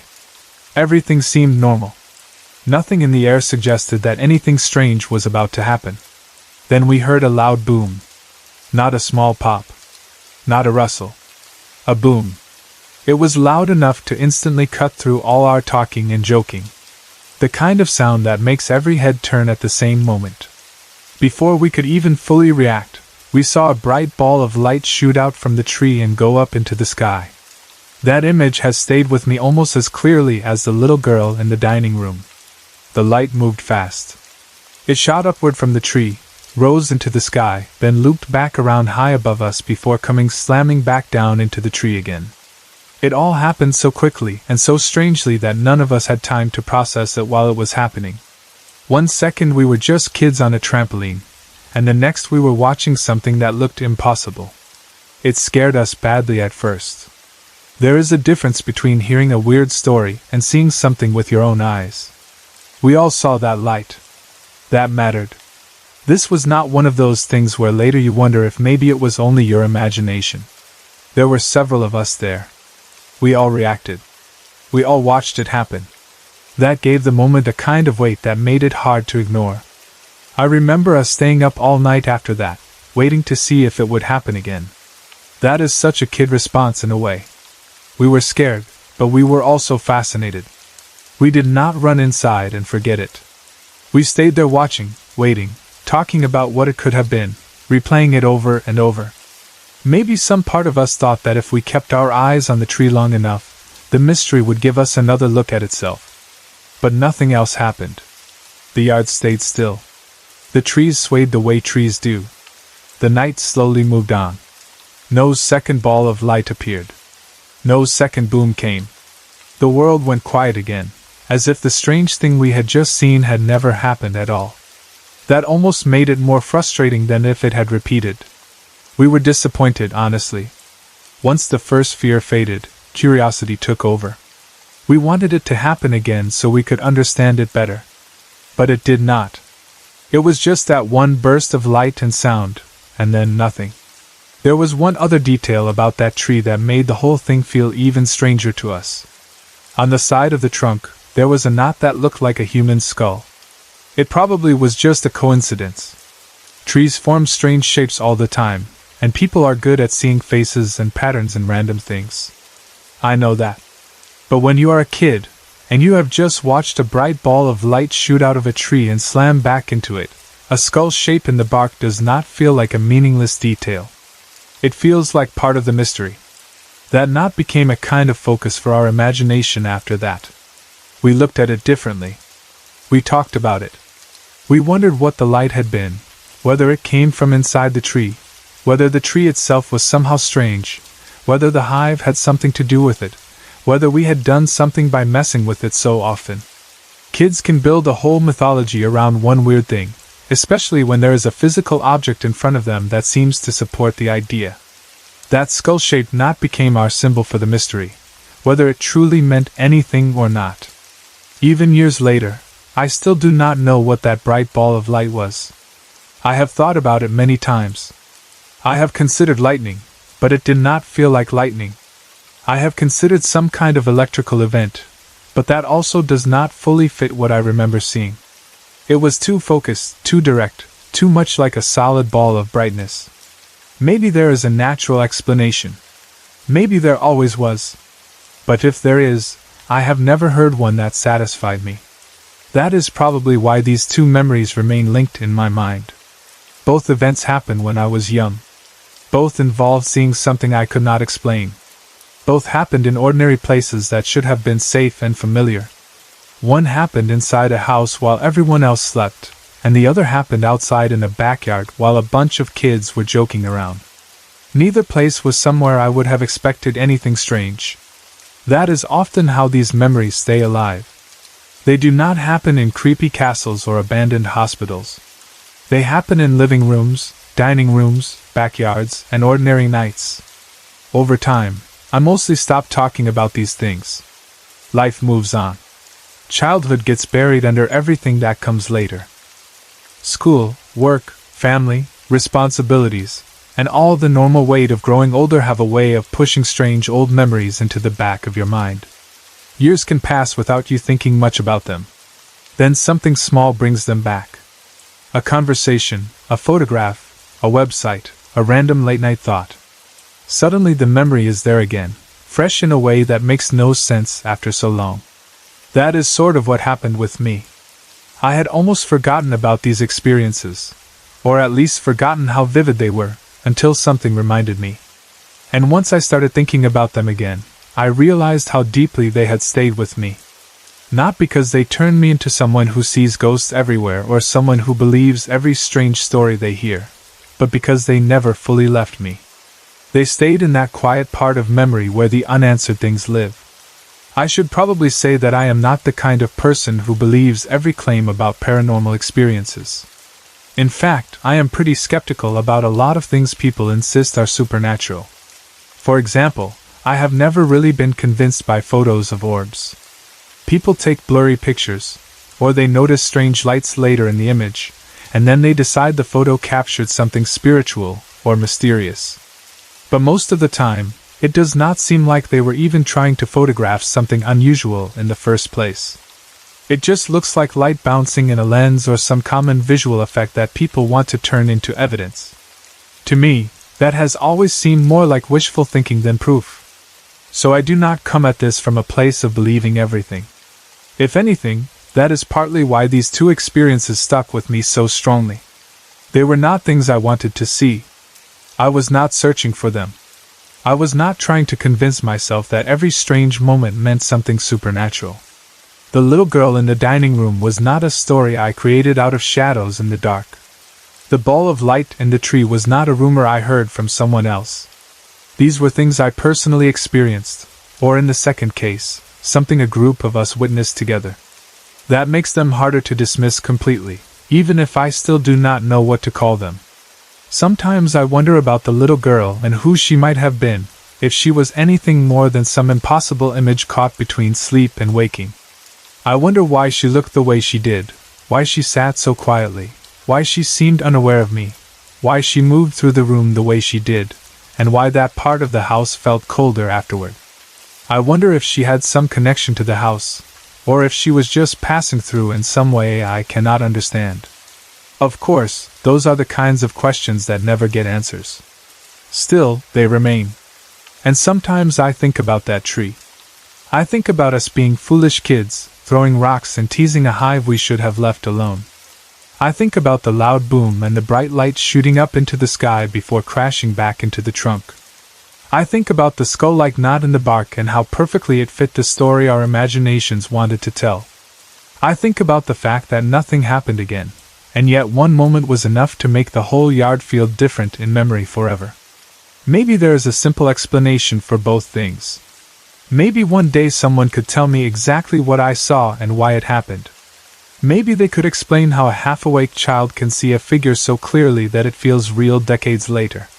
Maybe they could explain what kind of light phenomenon can erupt from a tree, curve through the night sky, and strike back into the trunk while a group of kids watches in shock. Maybe there is a neat answer somewhere. But I have never found it. What I do know is how those moments felt. I know what it felt like to wake in a dark living room and see someone who should not have been there. I know what it felt like to stare over the back of the couch, too scared to speak, and then to look again later and find that she had moved. I know what it felt like to watch her stand and walk through a wall. I know what it felt like to turn on the lights and find nothing except a colder room and a pounding heart. And I know what it felt like to sit laughing with other kids on a trampoline, only to have the night split open with a loud boom and a bright ball of light shooting from a tree. I know what it felt like to stay awake the rest of the night hoping for another sign, half scared and half desperate to see it again. I know what it felt like to look at that skull-shaped knot in the bark afterward and feel as though maybe the tree had always been hiding something. That is really all I can offer about these experiences. I cannot prove them. I cannot explain them. I cannot even say with certainty what category they belong in. But they happened, and they have stayed with me. For years they sat quietly in the back of my mind, and then one day they returned as clearly as ever. Maybe that is why people share strange stories in the first place. Not because they expect easy answers, but because sometimes the memory of something unexplained stays alive for so long that eventually you need to place it somewhere outside yourself. I still do not know what I saw in that dining room, and I still do not know what flew out of that tree. Maybe someone else has seen something similar. Maybe someone has heard a story that comes close. Or maybe these are just two strange little pieces of a childhood that was otherwise ordinary. Either way, they were real to me. And even now, after all this time, I cannot think about that little green glowing girl at the table, or that bright ball of light tearing out of the oak tree without feeling the same quiet unease I felt then. Not the kind that makes you run, but the kind that settles into you and stays. The kind that reminds you that once in a while, in the middle of an ordinary life, you can see something that does not fit anywhere, something that resists explanation no matter how many years pass. That is what these memories became for me. Not proof. Not a belief system. Not a reason to think every shadow means something. Just two moments I have never been able to explain, and have never been able to forget. I grew up in New Orleans, Louisiana, and anyone who has spent enough time there knows it is a place full of stories. Some are beautiful, some are strange, and some stay with you for years whether you want them to or not. People there talk about old houses, old neighborhoods, and old spirits as if they are just another part of daily life. When you grow up around that kind of atmosphere, you get used to hearing things that other people might laugh off. Still, even with all of that, there are certain experiences that feel different when they happen to you. They stop being stories and turn into something personal, something you remember in quiet moments long after everything else has changed. When I was 13 years old, my father, my younger brother, my grandmother, and I moved out of the apartment we had been living in and into a house on the edge of the city. I remember being excited about it at first. It was a nice house, and compared to the apartment, it felt bigger, more open, and more private. There was something about having a whole house that made it seem like a fresh start. I liked it right away. It felt like one of those places where you could settle in and make memories. But not every memory that house gave us was a good one. One of the first things we noticed about the place was the front porch, and the way you got to the front door. Instead of a normal set of steps, the entrance was more like a large ramp. It was very obvious that it had been made for someone in a wheelchair. Even as a kid, I noticed that right away. At the time, it just seemed like one of those odd little details that came with an older house. I did not think much of it beyond that. There are a lot of homes with strange features left behind by previous owners. It did not seem important then. Later, though, that detail started to feel different. We had only been in that house for about a week when the first thing happened. It was near the end of summer, sometime around August. Summer was always hard on me because I had terrible allergies and hay fever. That day I had gotten sick enough that I felt drained and miserable. My head was heavy, my body ached, and I did not have the energy to do much of anything. So I went to bed early, around 6 in the evening. I remember the house being quiet at that time. My father had gone out. My grandmother had gone out too. My little brother was spending time with a friend back in our old neighborhood. That meant I was home by myself. Normally, being alone did not bother me. In fact, I liked it. I was never one of those people who needed constant company. A quiet house was usually peaceful to me. That night should have been no different. I got into bed thinking I would sleep for a while, maybe until everyone else got home, and that would be that. At some point later that night, maybe around 9 or 10, I was jerked awake by a loud banging noise. It was the kind of noise that does not slowly pull you out of sleep. It hits hard and wakes you all at once. My eyes flew open, and for a second I had no idea where I was or what I was hearing. My heart started pounding immediately. When you wake up like that, your mind is always a little confused at first. You try to figure out if the sound is still happening, if it was part of a dream, or if something is actually wrong. I sat up in bed and listened, and there it was again. Loud banging. Hard enough that it made me tense up each time I heard it. I got out of bed and started walking through the house, trying to figure out where the sound was coming from. The house was dark and still, which only made the banging feel more out of place. As I moved from room to room, I realized the sound was not coming from inside the house at all. It was coming from outside. Our kitchen looked out over the backyard, and from the kitchen window you could see most of the yard clearly. So I went into the kitchen and looked outside. It was dark out there, and I was still half asleep, sick, and completely disoriented. But even in that state, I knew exactly what I was seeing. Off in one corner of the yard there was an old shed with aluminum siding. And standing near that shed was a little girl. She had her back to me, and she was banging on the shed as hard as she could. Even now, when I think back on that moment, I can see her clearly. She looked small, child-sized, and she was wearing a little dress with large polka dots on it. There was a big bow tied on the back of the dress. Her hair was in pigtails. She looked so real and so normal from behind that at first I did not think of anything supernatural or strange. I just stood there staring out the kitchen window, trying to understand why there was some little girl in our backyard in the middle of the night slamming her hands against the shed. The truth is, I laughed. I really did. Not because it was funny in a big way, but because it felt ridiculous more than scary at first. We were new in the neighborhood.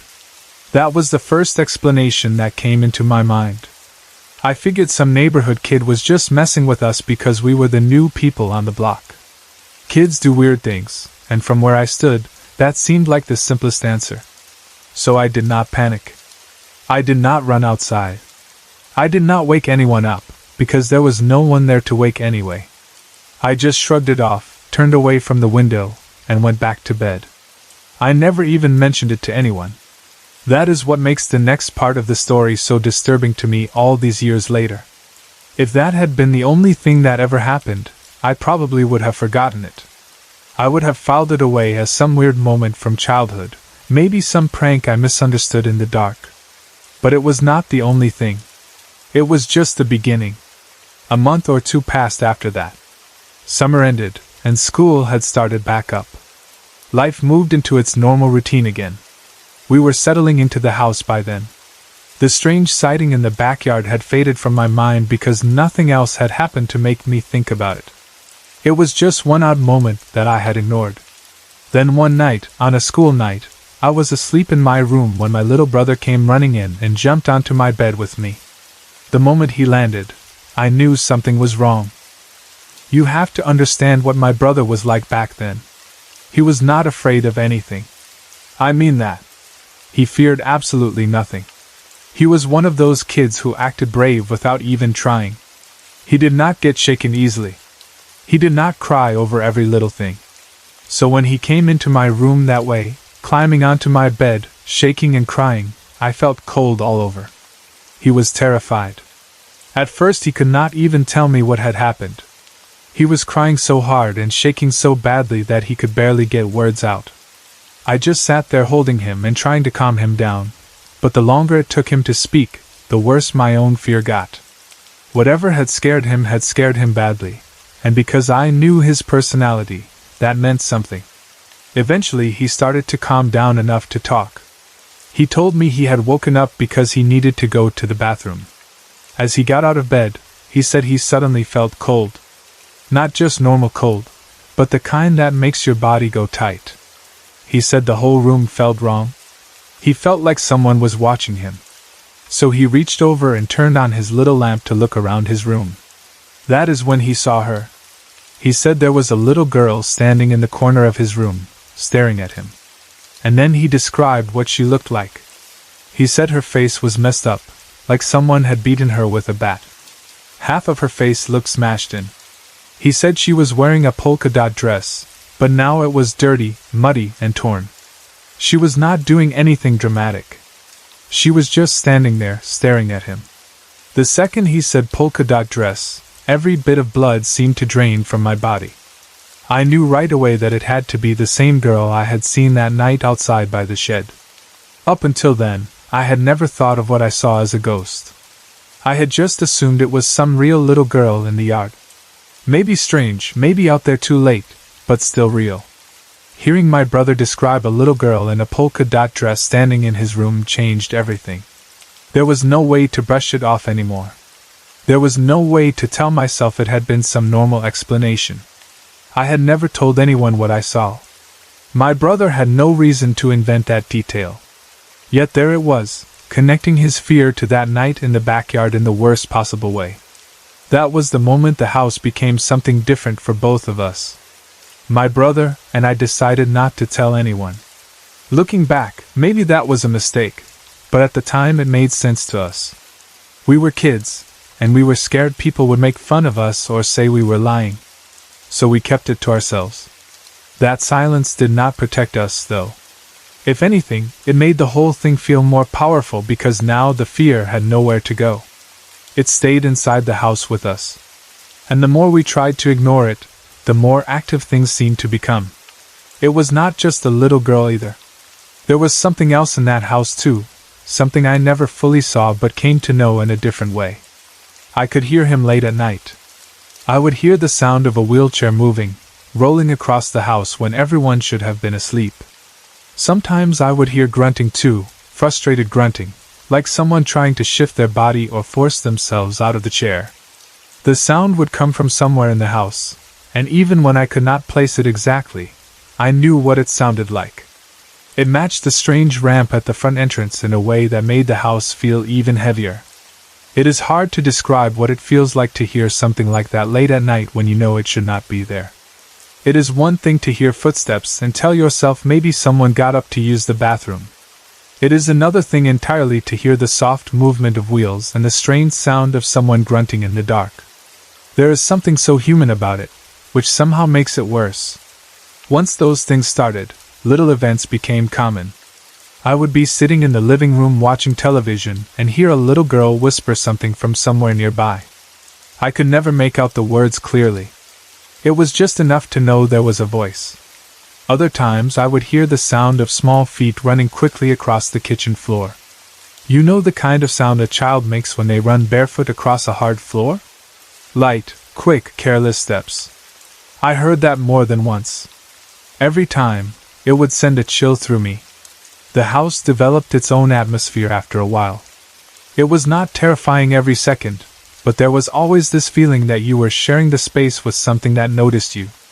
It felt like being watched in your own home. It felt like attention was always shifting toward you from somewhere you could not see. And once you begin to feel that in a place, every room starts to feel different. Every hallway seems longer at night. Every quiet moment feels loaded. One night, I was taking a shower while I was home alone. Since nobody else was there, I had left the bathroom door open. It was one of those ordinary little things you do when you think you are the only person in the house. I was just standing there under the water, minding my own business, when out of nowhere the bathroom lights went out and the door slammed shut. I froze. The sound of that door slamming in the dark is something I can still remember clearly.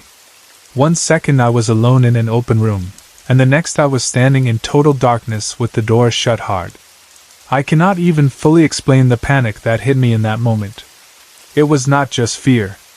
It was the helplessness of being caught off guard in a vulnerable position, and knowing something had happened that should not have happened. I did not know what to do. For a moment I just stood there listening, half expecting to hear footsteps or whispering or something else.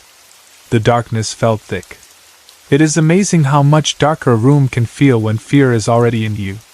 Eventually I got myself together enough to get out, but that was one of the moments that made the house feel truly hostile to me. Up until then, a lot of what happened had been strange and unsettling. That moment felt personal. The things that happened were not limited to me and my brother either. That is another reason the whole experience stayed with me. Friends who came over noticed things too. One of my friends, Eric, spent the night at my house once. He was sleeping on the floor next to my bed. At some point during the night, he said something kept touching his face. Not brushing past him by accident, not a random draft, but touching him. He kept feeling it enough that he finally opened his eyes to see what it was. He told me he saw a little hand reaching out from under my bed.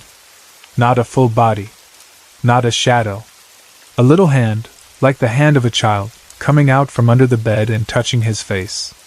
After he told me that, I did not sleep in my room for a while. I do not think anyone could blame me for that. My own room already felt wrong often enough, but hearing that from someone else made it unbearable. There is something especially disturbing about the space under a bed. It is one of those places children already imagine things hiding in. To have someone say they actually saw a child's hand reaching out from under there felt like the kind of story you hear and never forget. What I also found strange was who did not seem to be bothered much by whatever was in that house. My grandmother, for one, never mentioned anything. If she had any experiences, she kept them to herself. And the girl did not seem to mess with her the way she messed with me and my brother. My father, too, was mostly left alone. Or at least that is what it seemed like. Except for one night. I had a couple of friends over, and we were all in the living room watching TV. My father had to work the next day, so he had gone to bed early. Everything seemed normal, until suddenly he came running out of his room yelling at me. He was angry, really angry, and for a second I had no idea why. He was shouting at me to stay out of his room and leave him alone, while he was trying to sleep because he was tired and had to get up early. I just stared at him. I had not gone anywhere near his room. I was in the living room the whole time with my friends. I remember feeling confused, and then almost immediately uneasy, because I had a bad feeling I already knew what had happened. The next day I asked him about it. I wanted to hear what exactly he thought I had done. He said he had been asleep when he felt someone breathing on him. That woke him enough to turn and look, but the room was so dark that all he could really make out was a dark figure. Then, according to him, the figure kicked his bed and ran out of the room. He assumed it was me trying to mess with him, which is why he came storming out angry. The second he told me that, the hair on the back of my neck stood up. I knew it had not been me. And I knew he had felt what we had been feeling all along, even if only once. That house had a way of making everything feel close. The little girl never had to show herself for you to know she was there.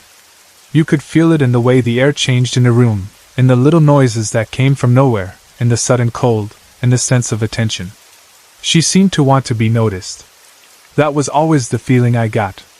She wanted attention, and she would get it from whoever happened to be around. As for the wheelchair man, that part started to make more sense later when I began asking people in the neighborhood about the house. I had to know something. I could not just live with all those strange things and never ask questions. So I talked to some people nearby, and they told me that an old man had once lived there alone. Yes, he had been in a wheelchair. That explained the ramp. It explained why the front entrance had been designed that way. It explained, at least in a normal sense, the physical signs the house still carried from his life there. But it did not explain the things we heard. I asked if he had ever had a granddaughter living with him, or if anyone had ever known of a little girl being there. They told me no. No one had ever seen a little girl living in that house with him. But they also looked at me strangely when I asked, and then they told me something that made the whole story darker. Years earlier, there had been a little girl in the neighborhood who went missing. Some people believed the old man in the wheelchair had lured her into the house. Nobody knew for sure. The police had investigated when the girl disappeared, but they never found her. Since the old man lived by himself and had a reputation for being strange, they questioned him. But they had no real proof, no probable cause, nothing they could legally use to push further. He ended up filing a complaint against them, and apparently that was the end of it. The girl was never found. When I heard that, it hit me in a way I still cannot fully explain. Up to that point, the house had been frightening, but it had not yet become tragic in my mind. Learning about the missing girl gave the whole thing a possible shape, and it was a horrible one. Suddenly the little girl in the polka dot dress did not just feel like a ghost story.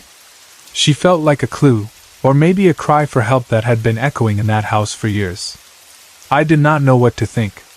Part of me wanted to dismiss it all because the truth was too awful to sit with. Another part of me could not stop connecting everything. The little girl at the shed. My brother seeing her face ruined and dirty. The fact that the shed was in the backyard. The old man in the wheelchair. The rumors. The whispering. The running feet. The sense of someone desperate to be noticed. There were times when I seriously thought about digging in the backyard, maybe around the shed. That thought stayed with me for a long time. It sounds extreme, but when you are living inside something like that, your mind goes to dark places. I kept thinking, what if she is there? What if something happened and the truth is in that yard somewhere? What if all those strange events were tied to something buried just out of sight? But I never did it. I did not know what to believe. I did not know if I was letting fear and rumor turn into a story in my head that might not be true. I was still young, and there is only so much you can do when you are trying to make sense of things adults themselves never solve. So in the end, I did what many people do with things that scare them and confuse them. I tried to forget. Life moved on. Time passed in that house, and though the fear never fully disappeared, it became part of daily life in a strange way. You get used to almost anything if it lasts long enough. That does not mean it stops affecting you. It just means your body learns to carry it. Then the day came when we were moving out. By then a few years had passed. I think I was 16. We had packed everything up, hauled furniture, moved boxes, and worn ourselves out.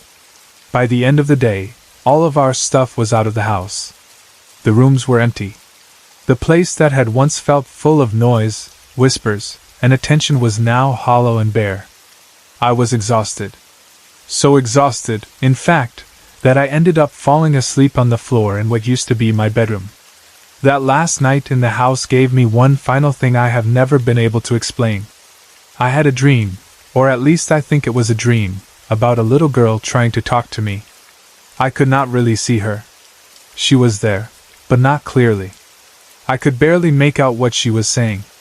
Her voice felt far away and close at the same time, like it was struggling through something. But I knew one thing for sure. She seemed desperate. She was trying very hard to tell me something. That feeling is what stayed with me. Not what she said, because I could not understand it. Not what she looked like, because I could not see her clearly enough. Just that urgency. That desperation. Like she had one last chance to reach me and was trying with everything she had. When I woke up, I was left with the same question I had been left with so many times before in that house. Was it really just a dream? Maybe it was. Maybe exhaustion, memory, fear, and everything that had happened there came together one last time in my mind before we left. That would make sense. But even now, I cannot say that with complete confidence. Because when you have lived through enough moments that refuse to behave like normal life, your certainty changes. You stop feeling sure about what belongs in the world and what does not. I never saw the girl clearly again after those early experiences. But that does not mean she left my mind. There are things you see once that stay with you in a way that repeated events never could. Sometimes one strong image is enough. A little girl in a polka dot dress. Pigtails. A face half destroyed. Muddy fabric. Whispering in the house. Small feet across the kitchen floor. A little hand reaching out from under the bed. A dark figure breathing over my father and kicking his bed before running away. The sound of a wheelchair late at night. Frustrated grunting in the dark. A ramp leading to the front door that suddenly did not seem like a small detail anymore. All of it became one story in my memory, even if at the time it came in pieces. And what makes it harder is that none of it ever offered closure. There was no final answer, no proof, no dramatic ending where someone uncovered the truth. There was only a house, a set of experiences, and rumors that lined up just enough to keep the whole thing alive in my mind. The missing girl was never found. The old man was questioned and then left alone. The house kept its silence in the daylight, and gave up its secrets only in fragments at night. Sometimes I think the worst part of a haunting is not fear. It is uncertainty. If something jumps out at you and you survive it, at least the event has edges. It begins and ends. But uncertainty lingers. It follows you for years.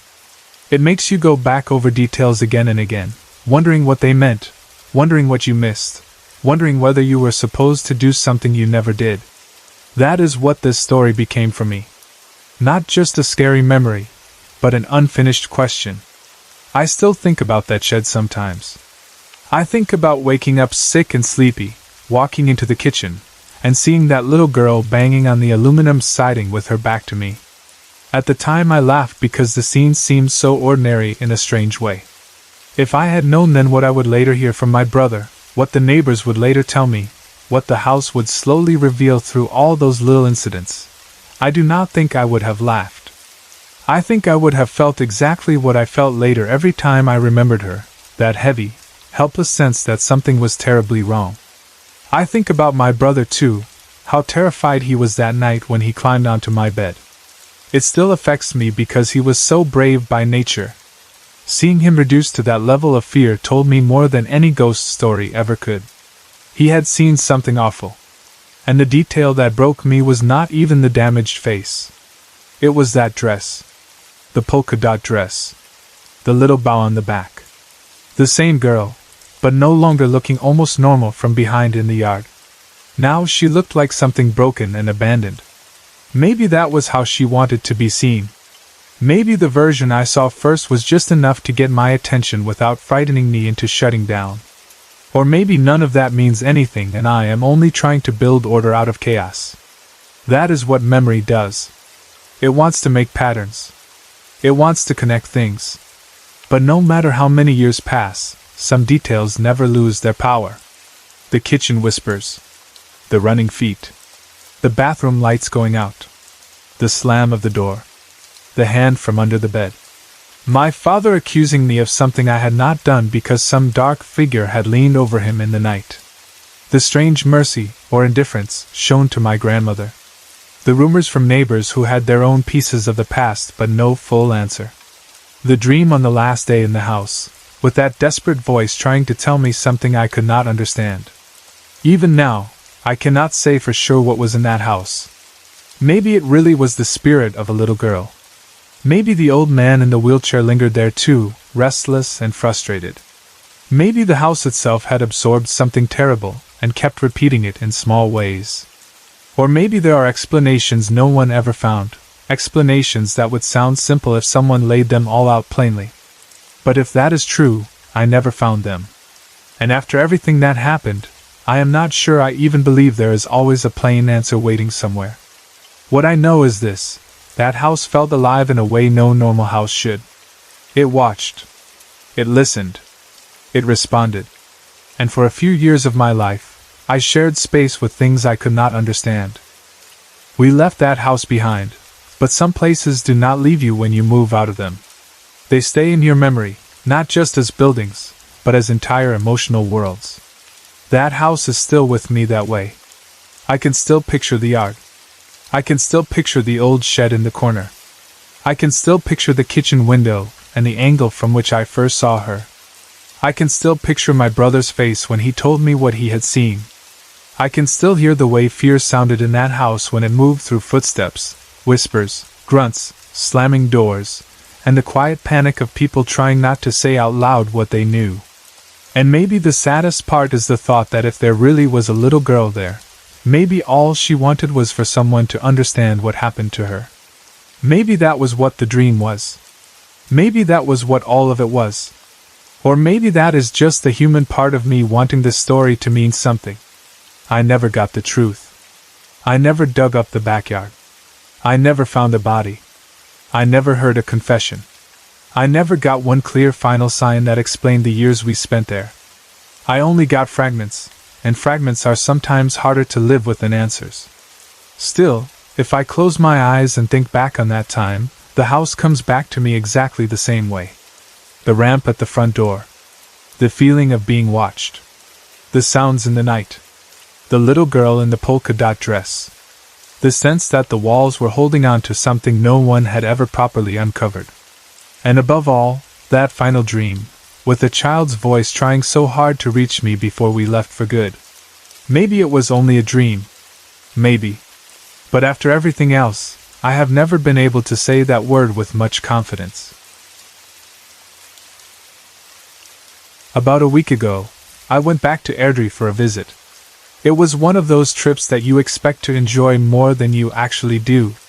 I had looked forward to going at first, mostly because it had been a while and I thought a change of place might be nice. But once I got there, the trip did not really turn out the way I had hoped.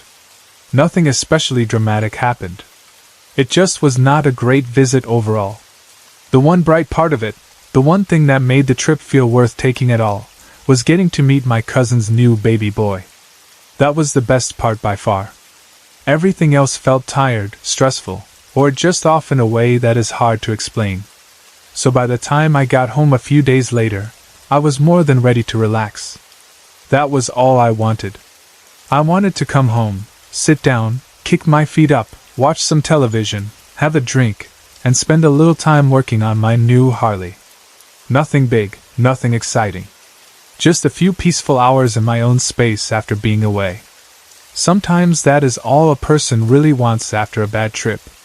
You just want your own house, your own routine, your own quiet. You want to settle back into normal life and leave everything annoying behind you. Unfortunately, that is not how things went. The second I stepped inside the house, I knew something was wrong. At first it was not fear that hit me. It was irritation. That deep, immediate annoyance you feel when you come home tired and realize something has gone wrong in your absence. It was like the house had been waiting for me to walk in just so it could show me the mess all at once. Every light seemed to be on. Not just one room, not just one lamp. It felt like the whole place was glowing. On top of that, I could hear water running. More than one tap had been left on. The TV was on too, spilling out pointless noise into the room like someone had been sitting there watching it just moments before. Of course, I knew no one had. We had all been away. Or at least away enough that there was no good reason for the house to be like that. The first thought that came to my mind was not even about the ghost. It was about the bills. That is the stupid thing about living with something paranormal for a while. Sometimes it becomes almost normal, or at least normal enough that practical thoughts hit before fear does. I stood there staring at the lights, listening to the running taps, and the first thing I felt was pure aggravation. I remember thinking that my electricity and water bills were going to be absolutely ridiculous. It felt like a full month of waste had somehow been squeezed into 1 week. And I already knew who was responsible. Our little ghost girl. By that point, none of us had to wonder anymore when things like that happened. We had lived with her long enough to recognize her style. She was playful when she wanted attention, mischievous when she felt ignored, and sometimes almost childishly dramatic when she wanted to make sure we noticed her. She had her habits, and her favorite ways of making herself known. She was not the kind of presence that just stayed hidden in shadows or gave off a creepy feeling from the hallway. No, she interacted with the house. She used it. She played with it. Lights, taps, toilets, the TV, little objects, all of it could become part of whatever mood she was in. And apparently, while we were gone, she had been very busy. I went through the house turning everything off, muttering under my breath the whole time. One tap, then another. One light, then the next. The TV too. I was annoyed enough that I probably looked like some grumpy old man complaining to himself, and honestly maybe that is exactly what I was in that moment. I had only just gotten home, and instead of sitting down and relaxing, I was walking room to room fixing the trail of chaos left behind by a child's spirit who clearly had not appreciated being left alone. Even so, there was something strangely familiar about it. That is what makes stories like this hard to explain to people who have never lived through them. When odd things happen over and over, the fear does not disappear, but it changes. It mixes with routine. It becomes part of daily life. You still know it is strange, you still know it should not be possible, but you also find yourself dealing with it the way you would deal with a stubborn pet or a mischievous younger sibling. That is where we had reached with her. She was unsettling, yes, but she was also somehow woven into the rhythm of the house. After turning everything off, I was finally about to sit down when my brother called to me from upstairs. There was something in his voice that made me change direction right away. I went upstairs to see what was wrong, and as soon as I stepped into his room, I burst out laughing. His walls were covered in marker. Not a little mark here or there. Not one random line that could be dismissed as an accident. No, his walls were full of it. Colorful scribbles everywhere, childish and wild, like some tiny artist had gotten loose in the room and decided every inch of blank wall needed decoration. The whole place looked ridiculous. It was chaos, but bright chaos, the kind that catches you off guard and makes you laugh before anything else. Chris was standing there with his arms crossed, looking absolutely furious. That only made it funnier. There is something about seeing a grown man stand stiff with anger in a room that has just been covered in childlike marker scribbles that creates a kind of perfect comedy. It was impossible not to laugh. Jerry laughed too and said it was basically like having a child of our own. That made me laugh even harder. Chris just stood there, arms folded tight, looking offended and angry while the rest of us made fun of the fact that the little ghost girl had apparently decided his room needed to look prettier. And honestly, that was exactly what it felt like. Not evil. Not violent. Just childish. That was one of the strangest things about her. Even when what she did should have been deeply creepy, there was often something so childlike about it that it became almost absurd instead. The marker on the walls was a perfect example. If I had come home to broken windows or overturned furniture, the mood would have been completely different. But this was not destruction in that sense. It was mischief. It was attention-seeking. It was the kind of thing a little girl might do if left alone too long and given free run of a house. After a while, once we had laughed enough at Chris and his newly decorated room, things finally settled down. We all wanted the same thing at that point. We wanted to relax, eat, watch a movie, and put the whole weird homecoming behind us for the night. So that is what we did. We ordered a few movies on pay-per-view, got some snacks together, and tried to enjoy the evening. There was something nice about that, even with everything that had happened. It felt almost normal again. We sat around like any other people at home after a trip, watching movies, eating junk, winding down. Sometimes the house could give you moments like that, where the strange things pulled back and let you pretend life was ordinary. Those moments mattered because they gave you just enough comfort to stay grounded. If everything had been terrifying all the time, I do not know how any of us would have managed it. But there were always these little stretches where things felt manageable, even cozy.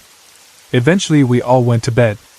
The next morning I got up early because I wanted to work on my Harley. That had been one of the things I had actually looked forward to while I was away. I wanted some quiet time in the garage, hands busy, mind focused on something solid and mechanical. There is something calming about working on a bike. Parts make sense. Metal makes sense. You tighten this, fit that, line things up, and there is satisfaction in the process. After days of travel and the frustration of coming home to ghost-made chaos, I was ready for that kind of simplicity. I was planning to get the engine mounted onto the frame, which meant I wanted a clear head and an uninterrupted morning. When I came downstairs, though, I noticed something sitting right next to my shoes. The little pink ball. That ball had been one of the small objects the ghost girl seemed attached to. It had become one of her favorite ways of making herself known, and by then we all recognized it immediately when it appeared somewhere unusual. It was not a threatening object. In fact, it was almost heartbreakingly innocent. Just a little pink ball, the sort of thing an ordinary child might roll around on the floor without a second thought. But when it showed up in places where no one had left it, or when it moved in ways no one could explain, it became something else. Not evil. Just loaded with meaning. I looked at it, smiled a little, and as I put on my shoes I said, "Not today, sorry." I said it half jokingly, but I meant it. I did not want to play that morning. I wanted to work on my bike. That was one of the strange balances in our house by then. We would talk to her sometimes, not because we had fully accepted this as normal, but because at some point it had become easier than acting like she was not there. And besides, talking to her often seemed to make sense. She acted like a child, and you dealt with her the way you would deal with a child. You redirected her. You explained things. You asked her not to do something. You joked with her. Somewhere along the way, all of us had settled into that rhythm without fully admitting how strange it was. So I stepped over the ball and headed to the garage. For about half an hour, things were peaceful. I got to work on the Harley and let myself focus on the engine and frame. It felt good to lose myself in that for a bit. The garage smelled like metal, oil, dust, and the familiar mix of tools and old concrete. I have always liked that kind of space. It is quiet in a different way than the rest of the house. More practical, less emotional. Maybe that is why I like being out there so much. It felt grounded. After a while, I decided to run inside for a beer. When I stepped in, Chris said he was going to join me in the garage because he needed to work on some transmission repairs on his car.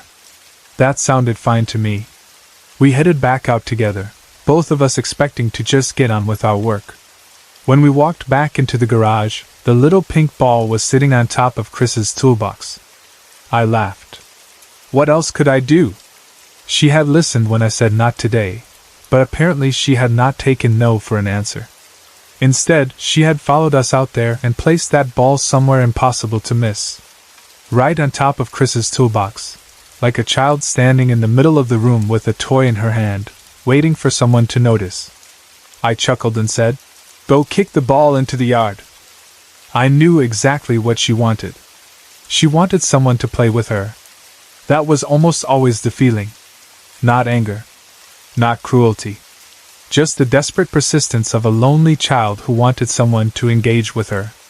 It was hard not to feel that after a while, especially when she used something like that pink ball to get attention. There was an innocence in it, and that innocence made the whole situation more complicated emotionally than a normal ghost story. It is one thing to be haunted by something menacing. It is another thing entirely to live with something that feels sad. Chris just looked at me. He had that expression that said he could not believe this had become part of our life. And honestly, I could not blame him. Imagine hearing someone casually tell you to kick a ghost's ball into the yard as if that were a perfectly reasonable thing to say over morning garage work. "Seriously, man, go kick it," I told him again. So he picked it up and took it out to the yard, mumbling something under his breath the whole time. That was us. That was the kind of daily life we had drifted into without ever planning to. A ghost girl left a pink ball on a toolbox, and instead of screaming or running away, my brother took it outside like he was dealing with a bored kid at a family picnic. We worked through most of the morning after that. Things were quiet for a while. The garage settled back into the normal sounds of tools, movement, and mechanical work. But even when she was not actively doing something, there was always that sense that she was nearby, listening, watching, waiting for the next chance to be noticed. It was like being aware of another presence just outside your line of sight all the time. Eventually, we decided to head downtown for some shopping. By then we had gotten a good amount of work done, and the day felt open enough for a trip. So we cleaned up and got ready to go. As I was heading out, I realized I had left my keys on my toolbox in the garage. I went back in to grab them. And of course, when I stepped into the garage, the little pink ball was right beside my bike. Not across the room. Not out in the yard where Chris had just left it.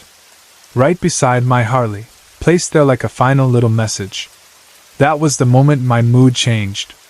Before that, it had all still felt light in a way. Annoying, yes. Mischievous, definitely. But still within the strange little pattern we had grown used to. The lights on, the taps running, the marker on the walls, the ball moving around. It all felt like the behavior of a lonely child's spirit acting out because we had been gone. But standing there in the garage, looking at that ball next to my bike, something about it hit me differently. Maybe I was tired. Maybe I was emotional after the trip. Maybe something in the repeated persistence of it all suddenly made me feel the deeper sadness underneath. I sat down on my stool and looked toward the space where I felt her presence most strongly. And then I started talking to her seriously. I told her that she could not stay here anymore. Not in a cold or angry way. I did not say it to threaten her or drive her off with fear.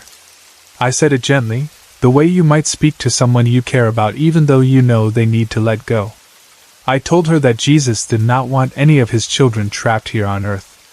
I told her he wanted them to live an eternal life in heaven.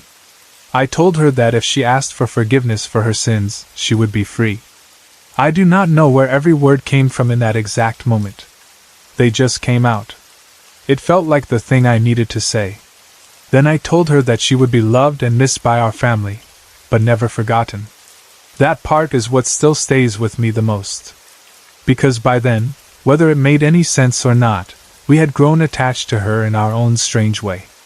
She had disrupted our home, annoyed us, scared us, made us laugh, messed with our routines, and inserted herself into our days so completely that she had become part of the emotional life of the house. Not the kind of part anyone would choose, maybe, but a real part all the same. You cannot live with a presence like that and stay untouched by it. There was always this feeling with her that beneath the mischief there was loneliness. And maybe that is why I said what I said. Not just because I wanted peace in the house, but because I truly felt she deserved peace too. After that, we left to go downtown. The rest of the day went on, but in the back of all our minds there was that question: had anything changed? When you say something like that in a house like ours, when you try to speak directly to a spirit and urge it to move on, you cannot help but listen differently afterward. Every sound in the house matters. Every silence matters too. We did not notice any clear sign right away that she had crossed over. There was no dramatic final moment. No bright light. No sudden vision.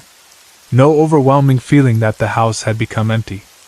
Things do not always work like that, no matter how much people want neat endings. But there was one thing. The toilet did not flush by itself at 6 o'clock that night. That had been one of her regular habits. Almost every evening, right around 6, it would happen. It had become so routine that we expected it. We would hear it and think, there she goes again. It was one of those small repeated actions that made her presence feel consistent, almost scheduled, like she had her own strange little rituals in the house. But that night, it did not happen. And that silence said more than any big dramatic sign could have. We all noticed. No one had to point it out right away, because I think we were all listening for it. Waiting. And when the time passed and it never came, the whole house felt slightly different. Not empty exactly. Not confirmed. Just different. As if one familiar thread had been gently removed. The strangest part of all was how sad that made us feel. You would think relief would be the first emotion, and some of it was. There was relief in the possibility that maybe she had found peace, maybe she had moved on, maybe the house could finally quiet down in a deeper way than before. But mixed in with that was real sadness. And I will admit it honestly, we were all a little sad. That probably sounds strange to anyone who has never lived with a haunting that felt more lonely than cruel. But that is the truth. She had been part of our lives. A difficult part, a confusing part, sometimes an expensive part if you counted the water and electricity, but still a part. She had made her presence known in such childlike ways that it was hard not to think of her less as some nameless force and more as a little girl who had simply stayed too long. And if she had finally gone, then that meant something had ended. It is strange how human beings can grow used to almost anything, even the impossible. We form patterns around what is with us. We make room for it in conversation, in jokes, in habits, in the little expectations of daily life. We had done that with her. The pink ball. The flushing toilet. The lights and taps. The small disruptions. The sense that if you paid attention, she was never too far away. So when that first sign of absence appeared, it felt like loss as much as peace. Later, I found myself thinking back over all the little things that had happened with her over time. The way she always seemed to choose the most playful objects. The way she could be annoying without ever feeling hateful.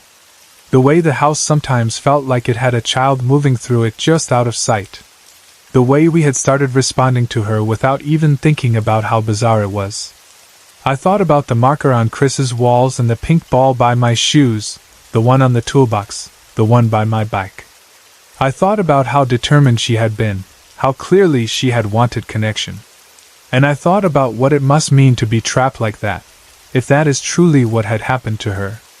If she had been there all that time, caught between worlds, still trying to play, still trying to be noticed, still trying to be part of a family's life in the only ways she could, then there was something deeply heartbreaking about that. Even her annoying habits started to look different through that lens. The lights, the taps, the television, the toilet, all of it could be read as a child saying, "I'm here. Please don't forget me. Please notice me. Please include me." Maybe I am reading too much into it. Maybe that is what people do when they have lived with something they cannot explain. They build emotional understanding where logic has failed. But I do not think that is all it was. There really was a sadness to her. You could feel it beneath the mischief. And I think that is why none of us ever fully feared her the way you fear something truly dark. She startled us, yes. She cost us sleep, patience, privacy, and probably money too. But she did not feel evil. She felt small, lonely, and restless. Even now, when I think about coming home that day, I can picture it all clearly. Opening the door and instantly seeing all the lights on. Hearing the taps running. The television left on like the house had been lived in all month by someone who did not understand bills. Walking room to room in irritation. Going upstairs and finding Chris's walls turned into a child's drawing pad. Laughing because sometimes laughter is the only thing you can do when your life has become too strange to explain normally. Sitting through movies later that night and trying to feel like a regular family again.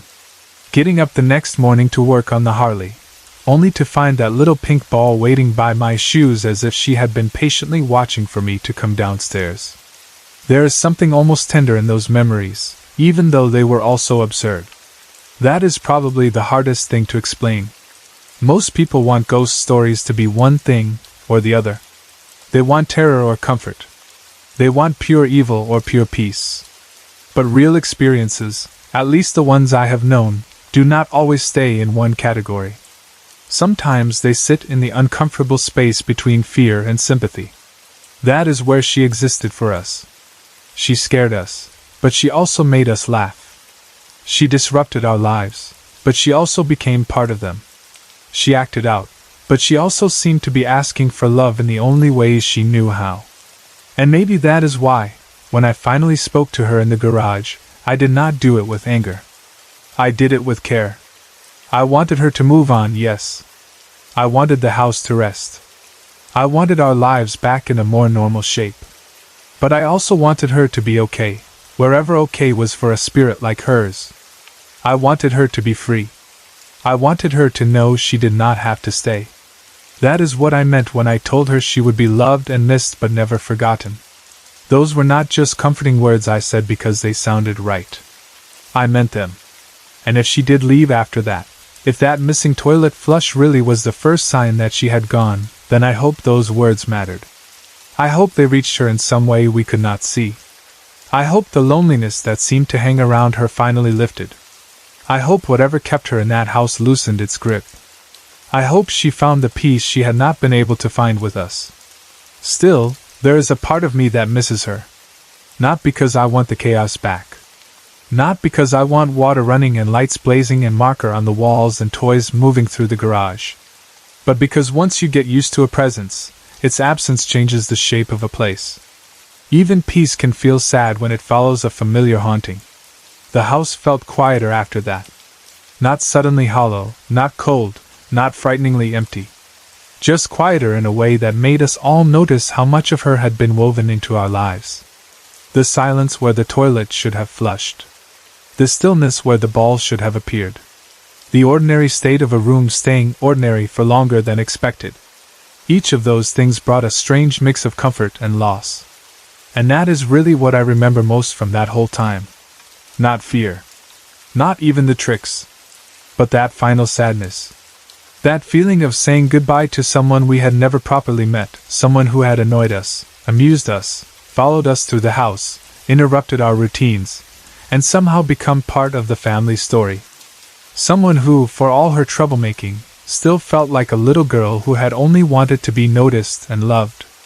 So yes, when I came home from Airdrie, tired and ready to relax, I found the house in chaos. The lights were on, the taps were running, the television was playing, and the little ghost girl had clearly been having a month's worth of fun in one short week. She had covered Chris's walls in marker, rolled her little pink ball back into our lives over and over, and reminded us one last time that she was still there. And maybe that was exactly what needed to happen. Maybe she needed one final burst of attention before she was ready to go. Maybe that is why the ball kept returning, why the tricks kept happening, why she made sure we could not ignore her.